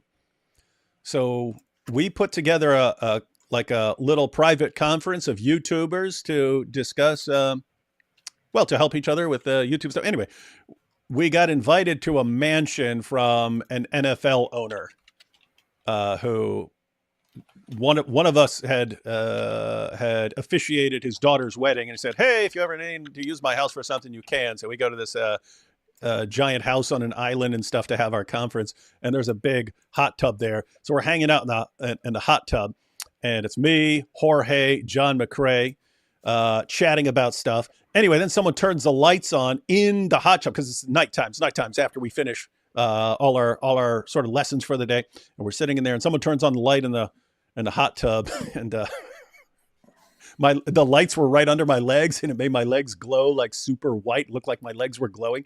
And Jorge said, "Your legs look like the transfiguration." And then both of those guys just cracked up laughing for like the next half hour. It was clearly the shin of Allah. They're just confused. It was, yeah. I mean, matter of fact, I need to go back to that place at some point and get a picture of my legs when they're lit up and glowing. Because yeah, that would be a good point about the shins of Allah. But yeah, so now they still whenever they get together, they instantly start joking me about having transfiguration legs. And is Mojab's glass jaw on YouTube? I'm guessing it is. It should be. Yeah, I saw that. I mean, that was a long time ago. He's in the midst of a big ruckus, and some like 120-year-old guy just taps him on the jaw, and Mohammed Hijab is totally discombobulated. But it's got to be because Mohammed Hijab responded to it because he didn't want to seem like he has a glass jaw. So he's like, so what I did was I got into a defensive position with my arms like this and me all bent over and stuff and being let out. He's saying he got clocked, and so he didn't want to fight, so he gets into a defensive position and is let out when it looks like he could barely walk, if I recall. So, days justice for Aisha. Yeah, we should start calling justice for Aisha, and you get justice for Aisha by exposing the ideology that led to her being completely victimized by the biggest pervert in history. People use Islam for protection in prison, like Tate, and sick pedos like Daniel Hill Kikaju and Mohammed Hijab and Ali Dum Dum. They pretend to be moral using the most immoral religion. Yeah, I mean, you've got Muslims who are some of the very nice, very moral people and so on like that. The leaders, the guys who rise to the surface, they tend to not be someone you would want around your daughters. And that is, that kind of says it all. Let's see. Accept it, AP. God gave you your facilities. I think you mean faculties. Your faculties, logic, and reason. It's why. It says facilities. Facilities. It's why Hitler was objectively evil, AP, not just misunderstood as AP thinks.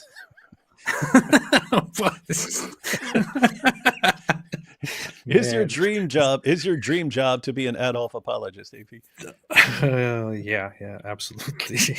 I don't know if you ever watched Norm Macdonald's discussion. He had a sidekick on his show, Adam Egot or something like that. But Norm always accused him of being a Holocaust denier.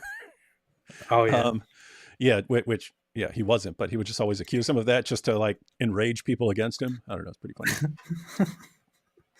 Okay, so Islam's fundamentals are grossly illegal in Western nations, i.e. pedo, slavery, domestic violence, polygamy, bigotry, and murder. Please tell me again why Islam is permitted in the West. This is so Islamophobic, man. What is this?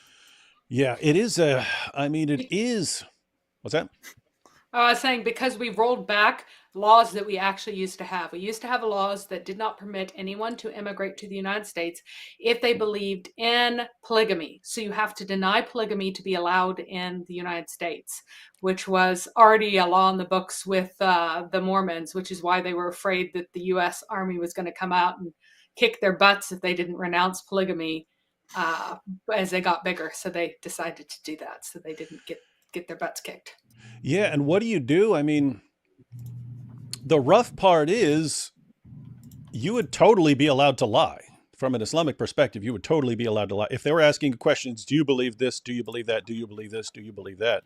They would totally be allowed to lie. And the rough part is there are some people who can sincerely say, no, I don't believe in these things. No, I don't want to practice these things, and so on. And it comes back to this issue, which we're talking about with the Dawah guys, that if you believe what you're saying, you're going to behave in this way. This is going to be your outward behavior. But if you don't believe what you're saying, this is going to be your outward behavior. Either way, you're going to behave the same way. And so I don't actually know what you believe. And that's just a problem when you have some sort of system that allows lying in these kinds of ways that I don't know if I should take you seriously or not. They just assume that if you're a Muslim, then you believe what Islam says. So as long as you're Muslim, then you do believe in polygamy. Therefore, you're not allowed.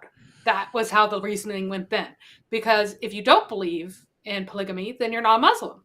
So you would have to completely renounce Islam and say you're not a Muslim and everything else. That was kind of like, well, you can say whatever you like yourself, but if you're subscribing to something that says that that's what you believe, then we don't believe you. And it is interesting that you had this response from Muslim organizations and so on, and Muslim Dawah guys for decades saying, no, Islam doesn't teach all this stuff. All these guys are liars. All these guys are Islamophobes. And people absorb that idea and think, no. What they believe is fine and awesome. It's the critics who are evil liars and therefore don't trust the critics. And then decades of bringing more and more people who believe these things in. Again, some of them don't, but you bring in millions and millions of these people, and all of a sudden the Dawah guys start getting honest. Of course we believe in these things. Of course we do.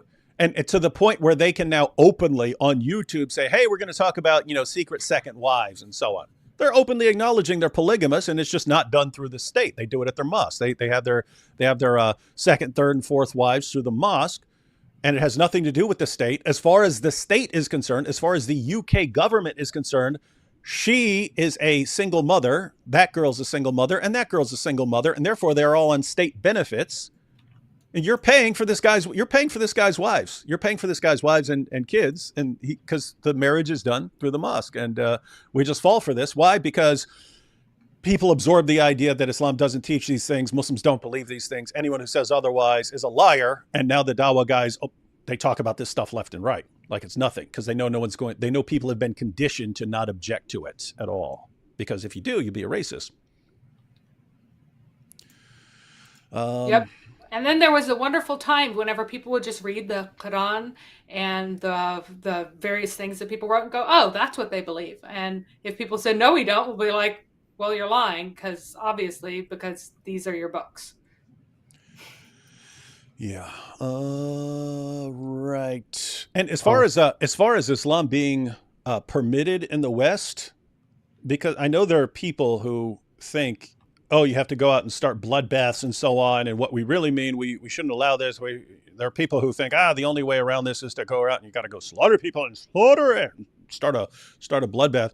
I still believe if politicians and journalists and educators and entertainers stop covering for Islam and stop silencing critics of Islam, I believe you could absolutely decimate Islam very, very quickly. If Muslims think they've got a problem with this avalanche of apostasy now, they think they've got a problem with the avalanche of apostasy. Imagine they didn't have almost every system of influence constantly covering for their prophet. Imagine news programs and politicians constantly exposing Islam, or at least shutting their mouths and letting us do it.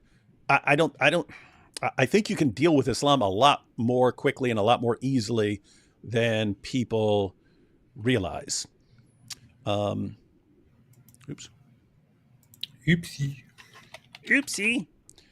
Right. That was me bringing in the video to my computer. So I've got the video by popular demand. Love you all. Apologies if you have answered this, but since it is at the core of what you do, what access to YouTube, etc., do people have in Muslim countries to have their eyes opened by your comments? It's going to depend on the country, but I know for years when I was actually following the analytics on YouTube, like number one source of views on a video would be either the United States or India, depending on the topic. But those were the top two countries. United States or India would be the top source of views. Then usually a couple Western countries like Great Britain, something like that. But once you started getting down to like 5th place, 6th place, 7th place, and so on, you start getting to Indonesia and Pakistan and so on before they started like banning tons and tons of YouTube stuff.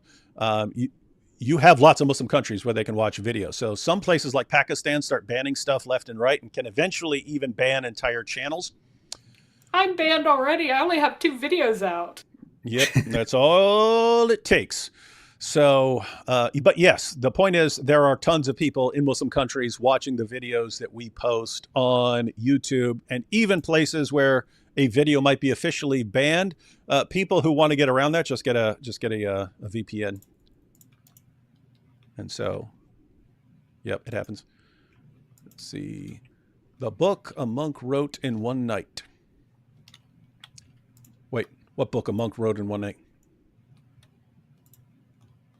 Yes. I have no idea. Hey, David and AP, I just wanted to say thank you both for doing what you do. I've been dealing with anxiety. AP is the expert there in regards to morals.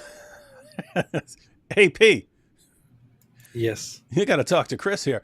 I've been dealing with anxiety in regards to morals and my faith, and you guys have helped me a lot. Keep up the good work. Oh, so, yep. Was not asking advice for AP, from AP. Yeah. I was just praising AP. Thank you. Thank you. Appreciate Here's more proof. Islam hates women. Bible says Miriam was a prophetess, was Aaron and Moses' sister. But in Islam, Muhammad says women's brains are deficient. No women can be prophets. To be fair, Islam itself doesn't really say anything, if you could say that. But the issue is, and I brought this up before as well, and many others also did. While the Bible clearly has female prophets, in Islam there is no such thing. There are no female prophets mentioned at all.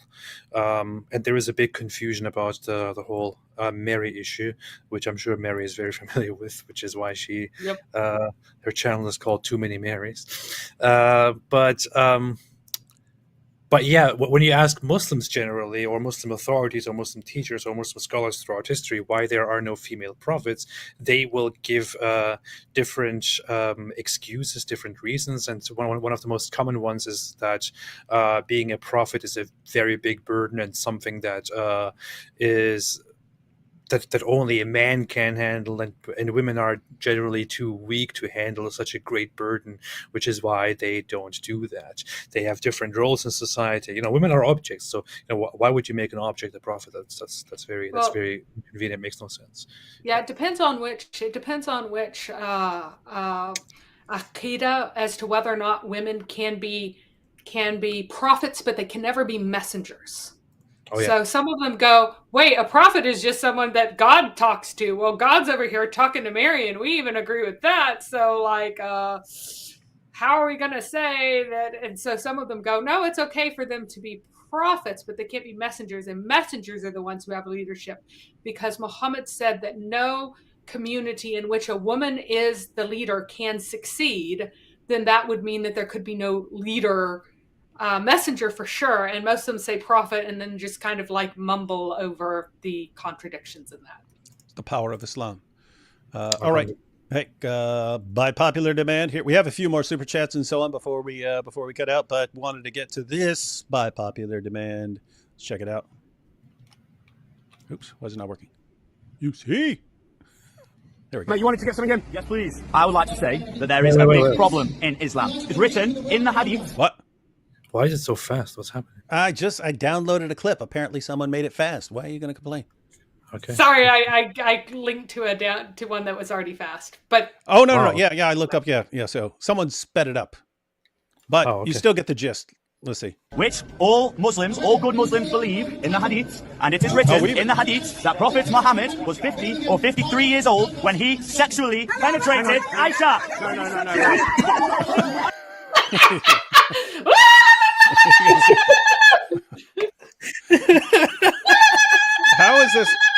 How is this even? Guys, let me state a fact that all of your greatest da'is affirm. How dare you? How dare you? It's so funny. As soon as they realize what he's saying, they lose it. But the camera work is awesome. even though it's a guy who's flipping out over this stuff, they like instantly zoom in on him. Wow, watch this camera work. I mean, this would be like, if you were making a movie about this is like phenomenal camera work. But check it out, right? Here we go. Or 53 years old when he sexually penetrated Aisha. No. She was 9 years old. She was 9 years old. And he goes away. She was 9 years old. She was 9 years old. Man! All you need is like 100 of these dudes, and you can change. That guy's a legend. This guy's a legend just for this one thing. If he never does anything else in his entire life, he's going down with legend status just for this. Legend. Step away, man. You're better than him. Hey, This guy's saying, no, you're better than him. Like the mob wants to rip him apart, and it's being protected. Better than Muhammad. Yeah. You're better than him. You're better than Muhammad.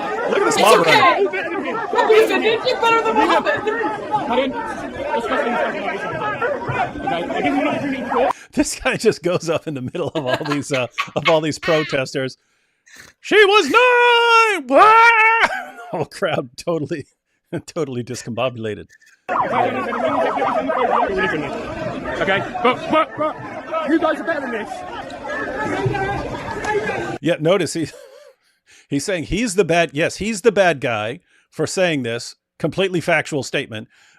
You guys who are about to beat him to death in the streets for saying a fact from a fact about your prophet, you're better than this. You're better than this mob behavior. This is a typical, well-intentioned but incredibly stupid, naive attitude that you find so much in Western culture, which is learned and happened over, I don't know, I guess quite recently. And I am saying, like, he probably has good intentions, but this is just so stupid. They would not react the same way You know, if you were in a Muslim country, nobody would defend. Nobody would say, no, don't do this. You are better than this. They would encourage it. They would encourage the lynching. They would encourage the violence. And no, they are not better than him. He is the reasonable one here. So what is the definition of slander? It's anything that's embarrassing to Muhammad. It doesn't matter whether or not it's true. That's So how Mohammed anything- Hijab uses it too. Yeah, that's how the Islamic fiqh defines it. You go into Sharia, and it's defined as something that causes embarrassment. And that's not just for Muhammad, that's for anyone. And that goes back to the idea that you don't reveal the awful things that people do. So if your neighbor has been raping his 5-year-old daughter, then if you tell people about it, then you have committed slander because you have made public something embarrassing. We have Beauty of Islam.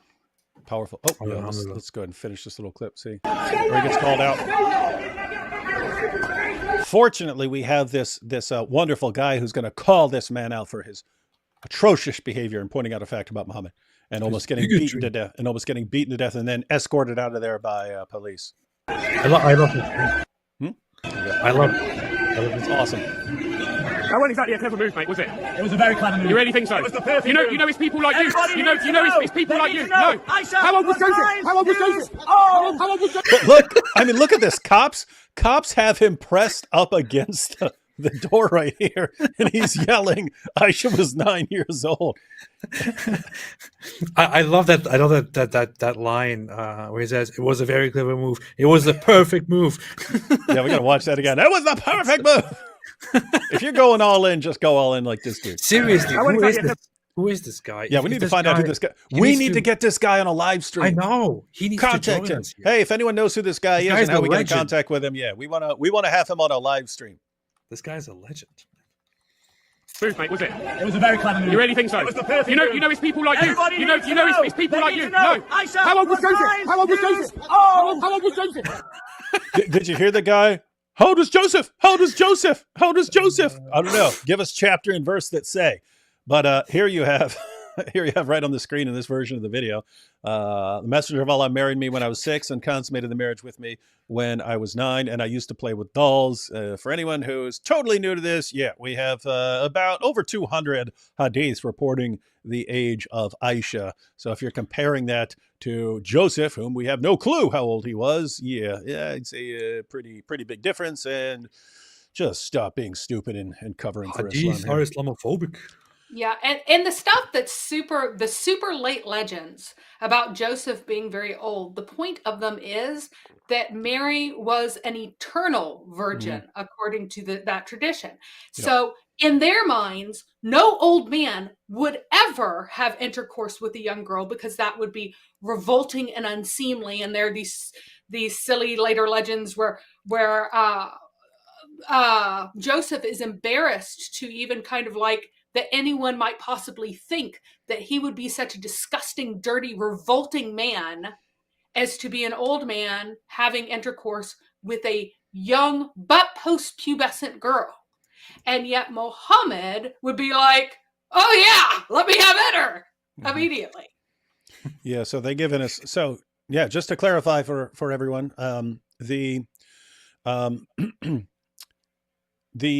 so if you go to the Bible, it doesn't say Mary was a perpetual virgin. That became a belief, and so the response to that belief was, I mean, well, after she gave birth to Jesus, why wouldn't Joseph have had sex with her then? And so you ended up with later legends that he's this really old guy and so on to explain why they never had sex. But then a Muslim will go to that source, which says she never had sex.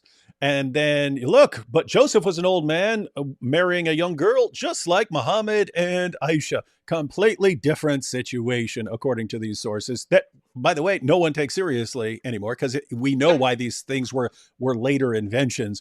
Very different from what you find in Islam. Here you have Cedric saying, IDF confirmed Hamas are now using vibrating rockets. And covering them in lube. If you guys, if you think we're being creepy right now, just go back and watch the Mohammed Hijab discussion with Sheikh Shmuley. I mean, I said Sheikh Shmuley, Rabbi Shmuley. Sheikh Shmuley sounds cool. Sheikh Shmuley. It does. Rabbi Shmuley. Yeah, check out that discussion. Why are you shaking? Why are you shaking? You've got a vibrator in your pocket. Why are you stuttering? We're getting our entire new language here. It is awesome. AP, I challenge you to call upon the name of the Lord and take a leap of faith instead of cowering in your skepticism, and then grow in faith. Anytime, call out to Jesus. First step, a seed grows. There, you've heard it for the 7,000th time. How stubborn can you possibly be? Nice. Joshua here says, D Wood, correct me. Do I hear the same voice for the Wingalings, D&D players, and smart nerd Mike Jones? Yes, because they all sound the same. And Ali Dum Dum and Farfor, the same voices? Yes, because Ali Dawa, our theory is that Ali Dawa actually did the voice of Farfor. I'm pretty sure that's true. Yeah. And we're going to make sure everyone knows it. Ryan says, you should do dramatic readings of the worst passages of the Quran in Mohammed Hijab's voice. That would be funny. Mohammed Hijab reads the Quran. We just put the passages on the screen. Right? That would be funny. Because there's James Earl Jones reads the Bible, and Johnny Cash reads the Bible and stuff like that. We could have Mohammed Hijab reads the Quran for everyone. That would be cool. On this channel, we're all about the leather strap, stuttering, pen pals, and Viagra. And we're proud of that also. She was 9 years old. That pretty much sums up what this channel has become, thanks to our Dawa friends. The world deserves a South Park parody version of Mohammed Hijab doing Dawa to Kenny until he's converted, but then when he leaves Islam, OMG, he killed Kenny. He would. Good. Yeah, they would do it if they weren't held back by their networks. Chris here, super chat, didn't leave a comment. Didn't they make fun of Muhammad before? I think they did on South Park. Yeah, they were going to. I mean, they did it when no one caught on to it. They had Muhammad and his flames, and it was like the religious super friends, and they had Jesus and Muhammad and Buddha and so on, and they were like the Justice League type of deal, but like a cartoon when it was like the super friends. And then, but no one noticed it, so there weren't it wasn't a big problem. But then years later, they were going to have Muhammad show up in a bear costume and eventually reveal that he's Muhammad and so on inside this bear costume and so on. And there, they actually got threatened with terrorist attack by a group called Revolution Muslim. Oh, yeah. And I used to interact with them in New York. I had some discussions with those guys. But yeah, so Revolution Muslim threatened South Park. And then the network, Trey Parker and Matt Stone, so those are the guys who do South Park, they were basically forced by the network to censor all the Muhammad stuff. It was cool because they didn't want to. They were doing interviews and they're like, what are we going to do? We're going to make fun of you guys because you won't kill us, but you guys who will kill us, no, we won't make fun of you because you'll kill us. That's messed up, man. That's messed up. We're only going to make fun of people who aren't going to kill us. They're acknowledging how messed up that is. And yet that's what they were forced to do by the network. Bizarre. Yep, really, really weird. Really weird. Confirmed, Dizzle got the glistening shin of Allah. Nice. Hey, wait. I accidentally clicked off something. I hope I didn't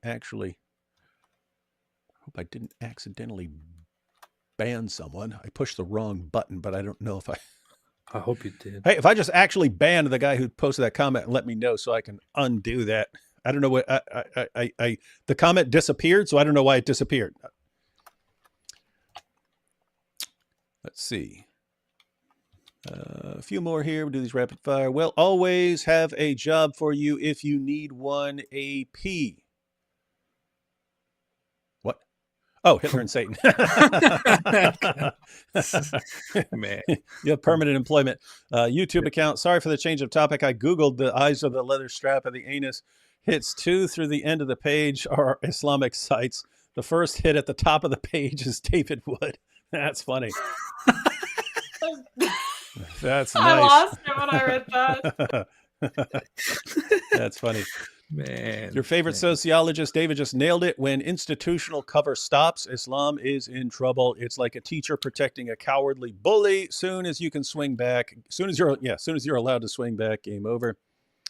Hand super sticker. Hands doing a fist bump. Oh, here's the super sticker from Chloe after sharing the video. Chloe was the one who requested playing that video. Shiba dog jumping in the air with fireworks around him. And then another one from Chloe. Pair characters sliding on the floor of his knees saying "goal." I wonder why we can't see the super stickers. They need to fix this system. You mocked, but imagine watching that on shrooms. Yeah. Is this the guy who said he was going to go to a cabin? Mushrooms earlier. Yeah. Chris here. If you really believed in what you say, you would be yelling, "Real men shout and fight those who oppose them. You two are just a couple of nerds, and I haven't even seen either of you shirtless."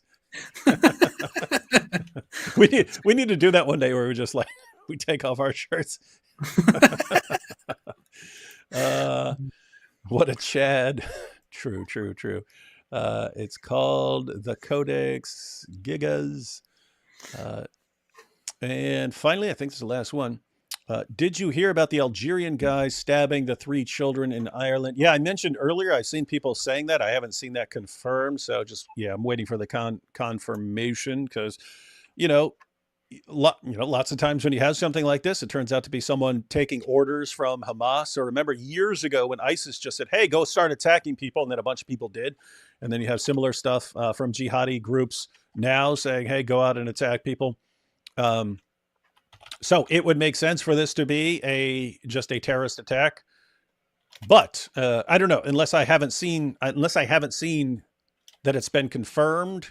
I haven't seen the confirmation yet. So maybe it's been confirmed and I'm not aware of it, but there are other people who do messed up stuff. And so it's like, Anders Breivik. Anders Breivik was not a Muslim. He said he got the idea from Al-Qaeda, but he was not a Muslim. So you can have other messed up people. You can have mentally ill people. You can have people with completely different views and so on. But we'll see. And if anyone has any actual confirmation, let me know. And finally here, Khalil Andani's dissertation on divine revelation across schools of Islam has been super interesting so far, in case any of you are interested. Yeah, so Khalil and AP do not get along for some reason. I don't know why, but Khalil has awesome stuff comparing different views in Islam.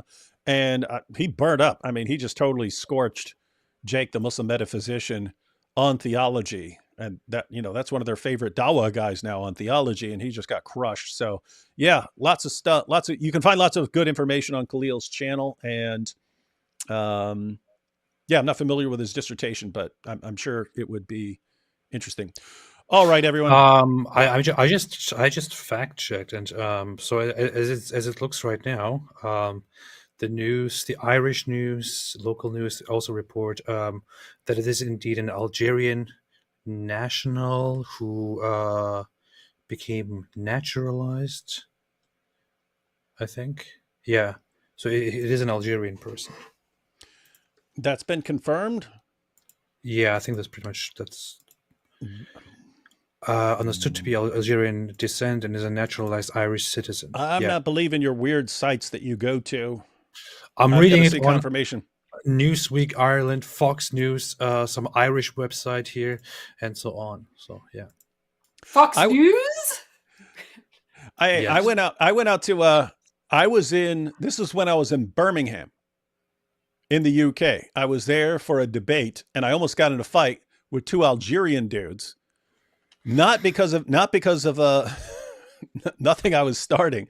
I walked into a McDonald's. I don't remember if it was before the debate or after the debate, but I walked into McDonald's and they were just yelling like the worst insults I'd ever heard to the cashier, who was a woman. And they're just, "You pathetic, disgusting, blah, blah, whore, blah, blah." They're saying all this stuff. And she's just standing there. She's just standing there as these 2 guys berate her and stuff like that. I'm in line behind these guys and I'm looking at this, and they're running their mouths. And she's just, okay. You can talk to my manager if you want. You can talk to my manager. And they're just heaping insults on her. And the guy goes, "And you started this by the way you act." And I'm behind them. I go, "No, you started it." Right. Which I had no idea what started. I wasn't there. I'd walked off when they're already yelling. Right? And they turn around and they go, no, she's in fault, blah, blah, blah, blah, blah. She shouldn't be allowed to blah, blah, blah. And I go, no, you guys are wrong. Right. And they go, no, she was wrong. And I go, no, you guys are wrong. Right. And then they both rolled straight up into my face and they go, you have no idea what's going on there. You can't just insert blah, blah, blah. And I go, no, you guys are wrong. Right. And anyway, anyway, so these guys are yapping at me. And then I just go ahead and order, and I'm just standing there with these guys yapping at me. And then so I place my order, and then I go stand off. I stand off to the side. These guys are both running their mouths in my face. And I'm like, what's going on here? Do I swing or not? And one guy even like kind of bumps me. And there's a guy behind me at the table, and he goes, I'm a solicitor, and that is assault, so you can retaliate. And I'm like, oh gosh, do I do it? Do I retaliate? And and then I don't. And they go, and they're running their mouths, and I go, oh, so what do you want to do? Do you want to fight? And I go, no, I was just trying to distract you from harassing that woman, but I've already done that. So, and then they ran their mouths for a couple minutes, and that was nice. It. That's nice, man. What's messed up is I had a friend there, and he's like, man, you look bad for not swinging, man. I was like, what? I can't. I'm here for a debate. Imagine I swing on some Algerian guys, and then like the word gets around. Oh boy. So yeah, AP is saying he has confirmation. I will have to go through those sources, and look up the Codex Gigas, please. All right, that's it, and we're done. What is this?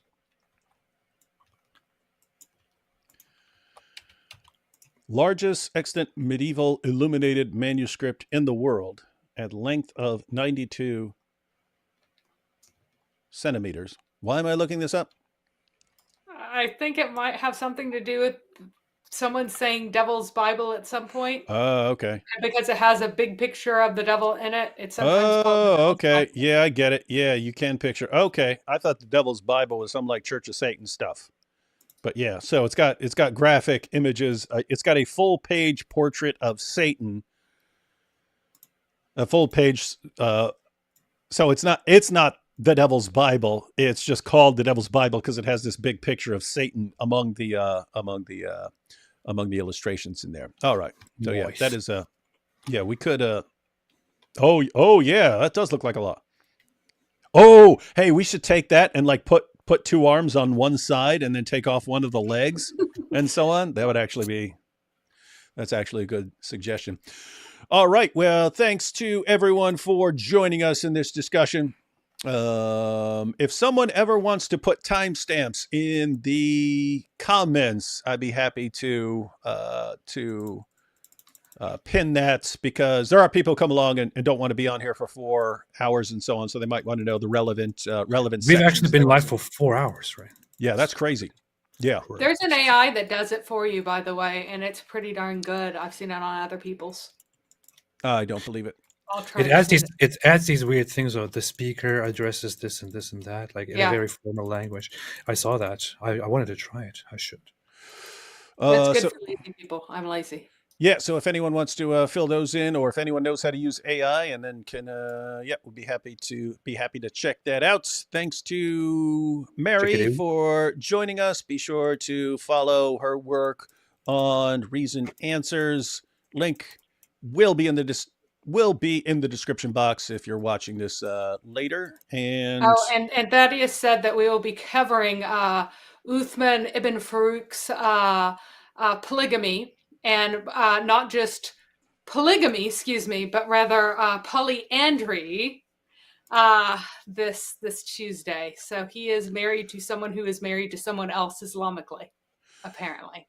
So, oh yeah. So he's been spending all the time researching this. Yeah. So Uthman had 2 wives at the same time. So he was polygamous, but the woman was married to 2 men at the same time. So according to the story, now keep in mind, I don't know this guy. He was associated with Sheikh Uthman. He shared the pictures, but the information this guy's been sharing, he did not divorce her. she was married to both him and to Sheikh Uthman at the exact same time. So, guys, if you were wondering if this is allowed in Islam, apparently, according to Sheikh Uthman, it is. So you said that's when, Tuesday? On Tuesday at Reasoned Answers channel. He's been What digging time? up all the stuff on it, so it's going to be at 7 Eastern. 7 p.m. Eastern, Tuesday. You'll want to check that out. Wait a minute. Sheikh Uthman acknowledged that he had the marriage no, while we didn't she was say that. already. No, No. he's In the videos. pretending. He's pretending that this didn't happen. But okay. according to, we have the woman's testimony. David, you can come too and join, of course.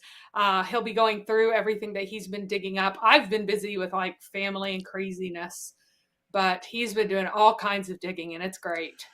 He's been showing me. And I'm interested in Sheikh Uthman responding and refuting this if none of it is true. But here, notice the issue. You're a liar! I call curses upon you. Yeah, There you go. That's it. With Sheikh Uthman, notice you're dealing with one of the biggest liars I've ever seen in my life. And I'm a guy who spent years in prison. I've never seen people who lie as freely as the Dawah guys in general, especially Sheikh Uthman. I mean, my goodness. He could post a tweet. Admit that he posted the tweet, and then deny that he posted the tweet, and all his followers say, nope, never posted the tweet. Well, what about here when he admitted that he posted that? Oh, no, nope. Doesn't matter. This is a guy who can, look at the fake blood on me. I've been attacked, but don't worry. The guy's in prison for years for this hate crime. Everyone can go look it up. Nothing happened. Police don't know anything about it. Prosecutors don't know anything about it. No record of this ever happening. I called the, so Jay and I located the location where this happened from the sign that was in the video. And I literally called the place where it was supposed to have happened and talked to the woman who was on duty and asked her at the time when it was supposed to have happened and asked her if anything occurred at that day. Was there any police? Was there any fighting? Was there any disturbance? Was there anything? And she said, I have no idea what you're talking about. Nothing happened. And I talked to her 2 days after it was supposed to happen.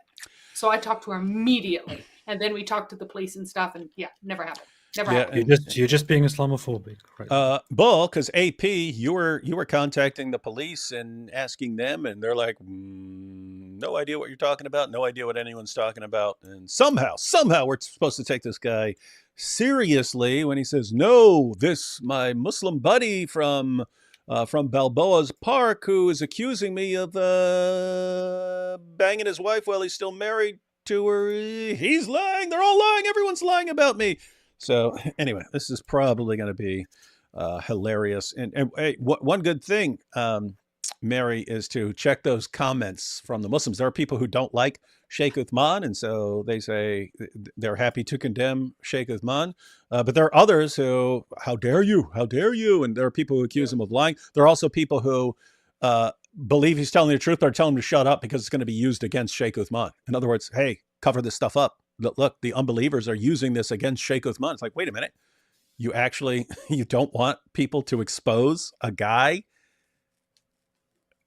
who is marrying and having sex with a woman who's married to someone else? You don't want him to be exposed? No, we don't. It'll hurt the dawah. And that's by the way, that's why people like Sheikh Uthman seek this position. They know they get covered, right? They know they've got defenders who are going to defend them no matter what. And this guy can do what he wants. He can do anything he wants. He could have sex with 100 of his best friends' wives. It could be a requirement that, hey, if you're going to come to the park and do dawah with me, I get to bang your wife. It could be a requirement. No one would ever care. They would not care as long as he's our defender and defending our deen. It's embarrassing. What is this religion, man? Well, he deserves. He's doing such a great job. He deserves all of it.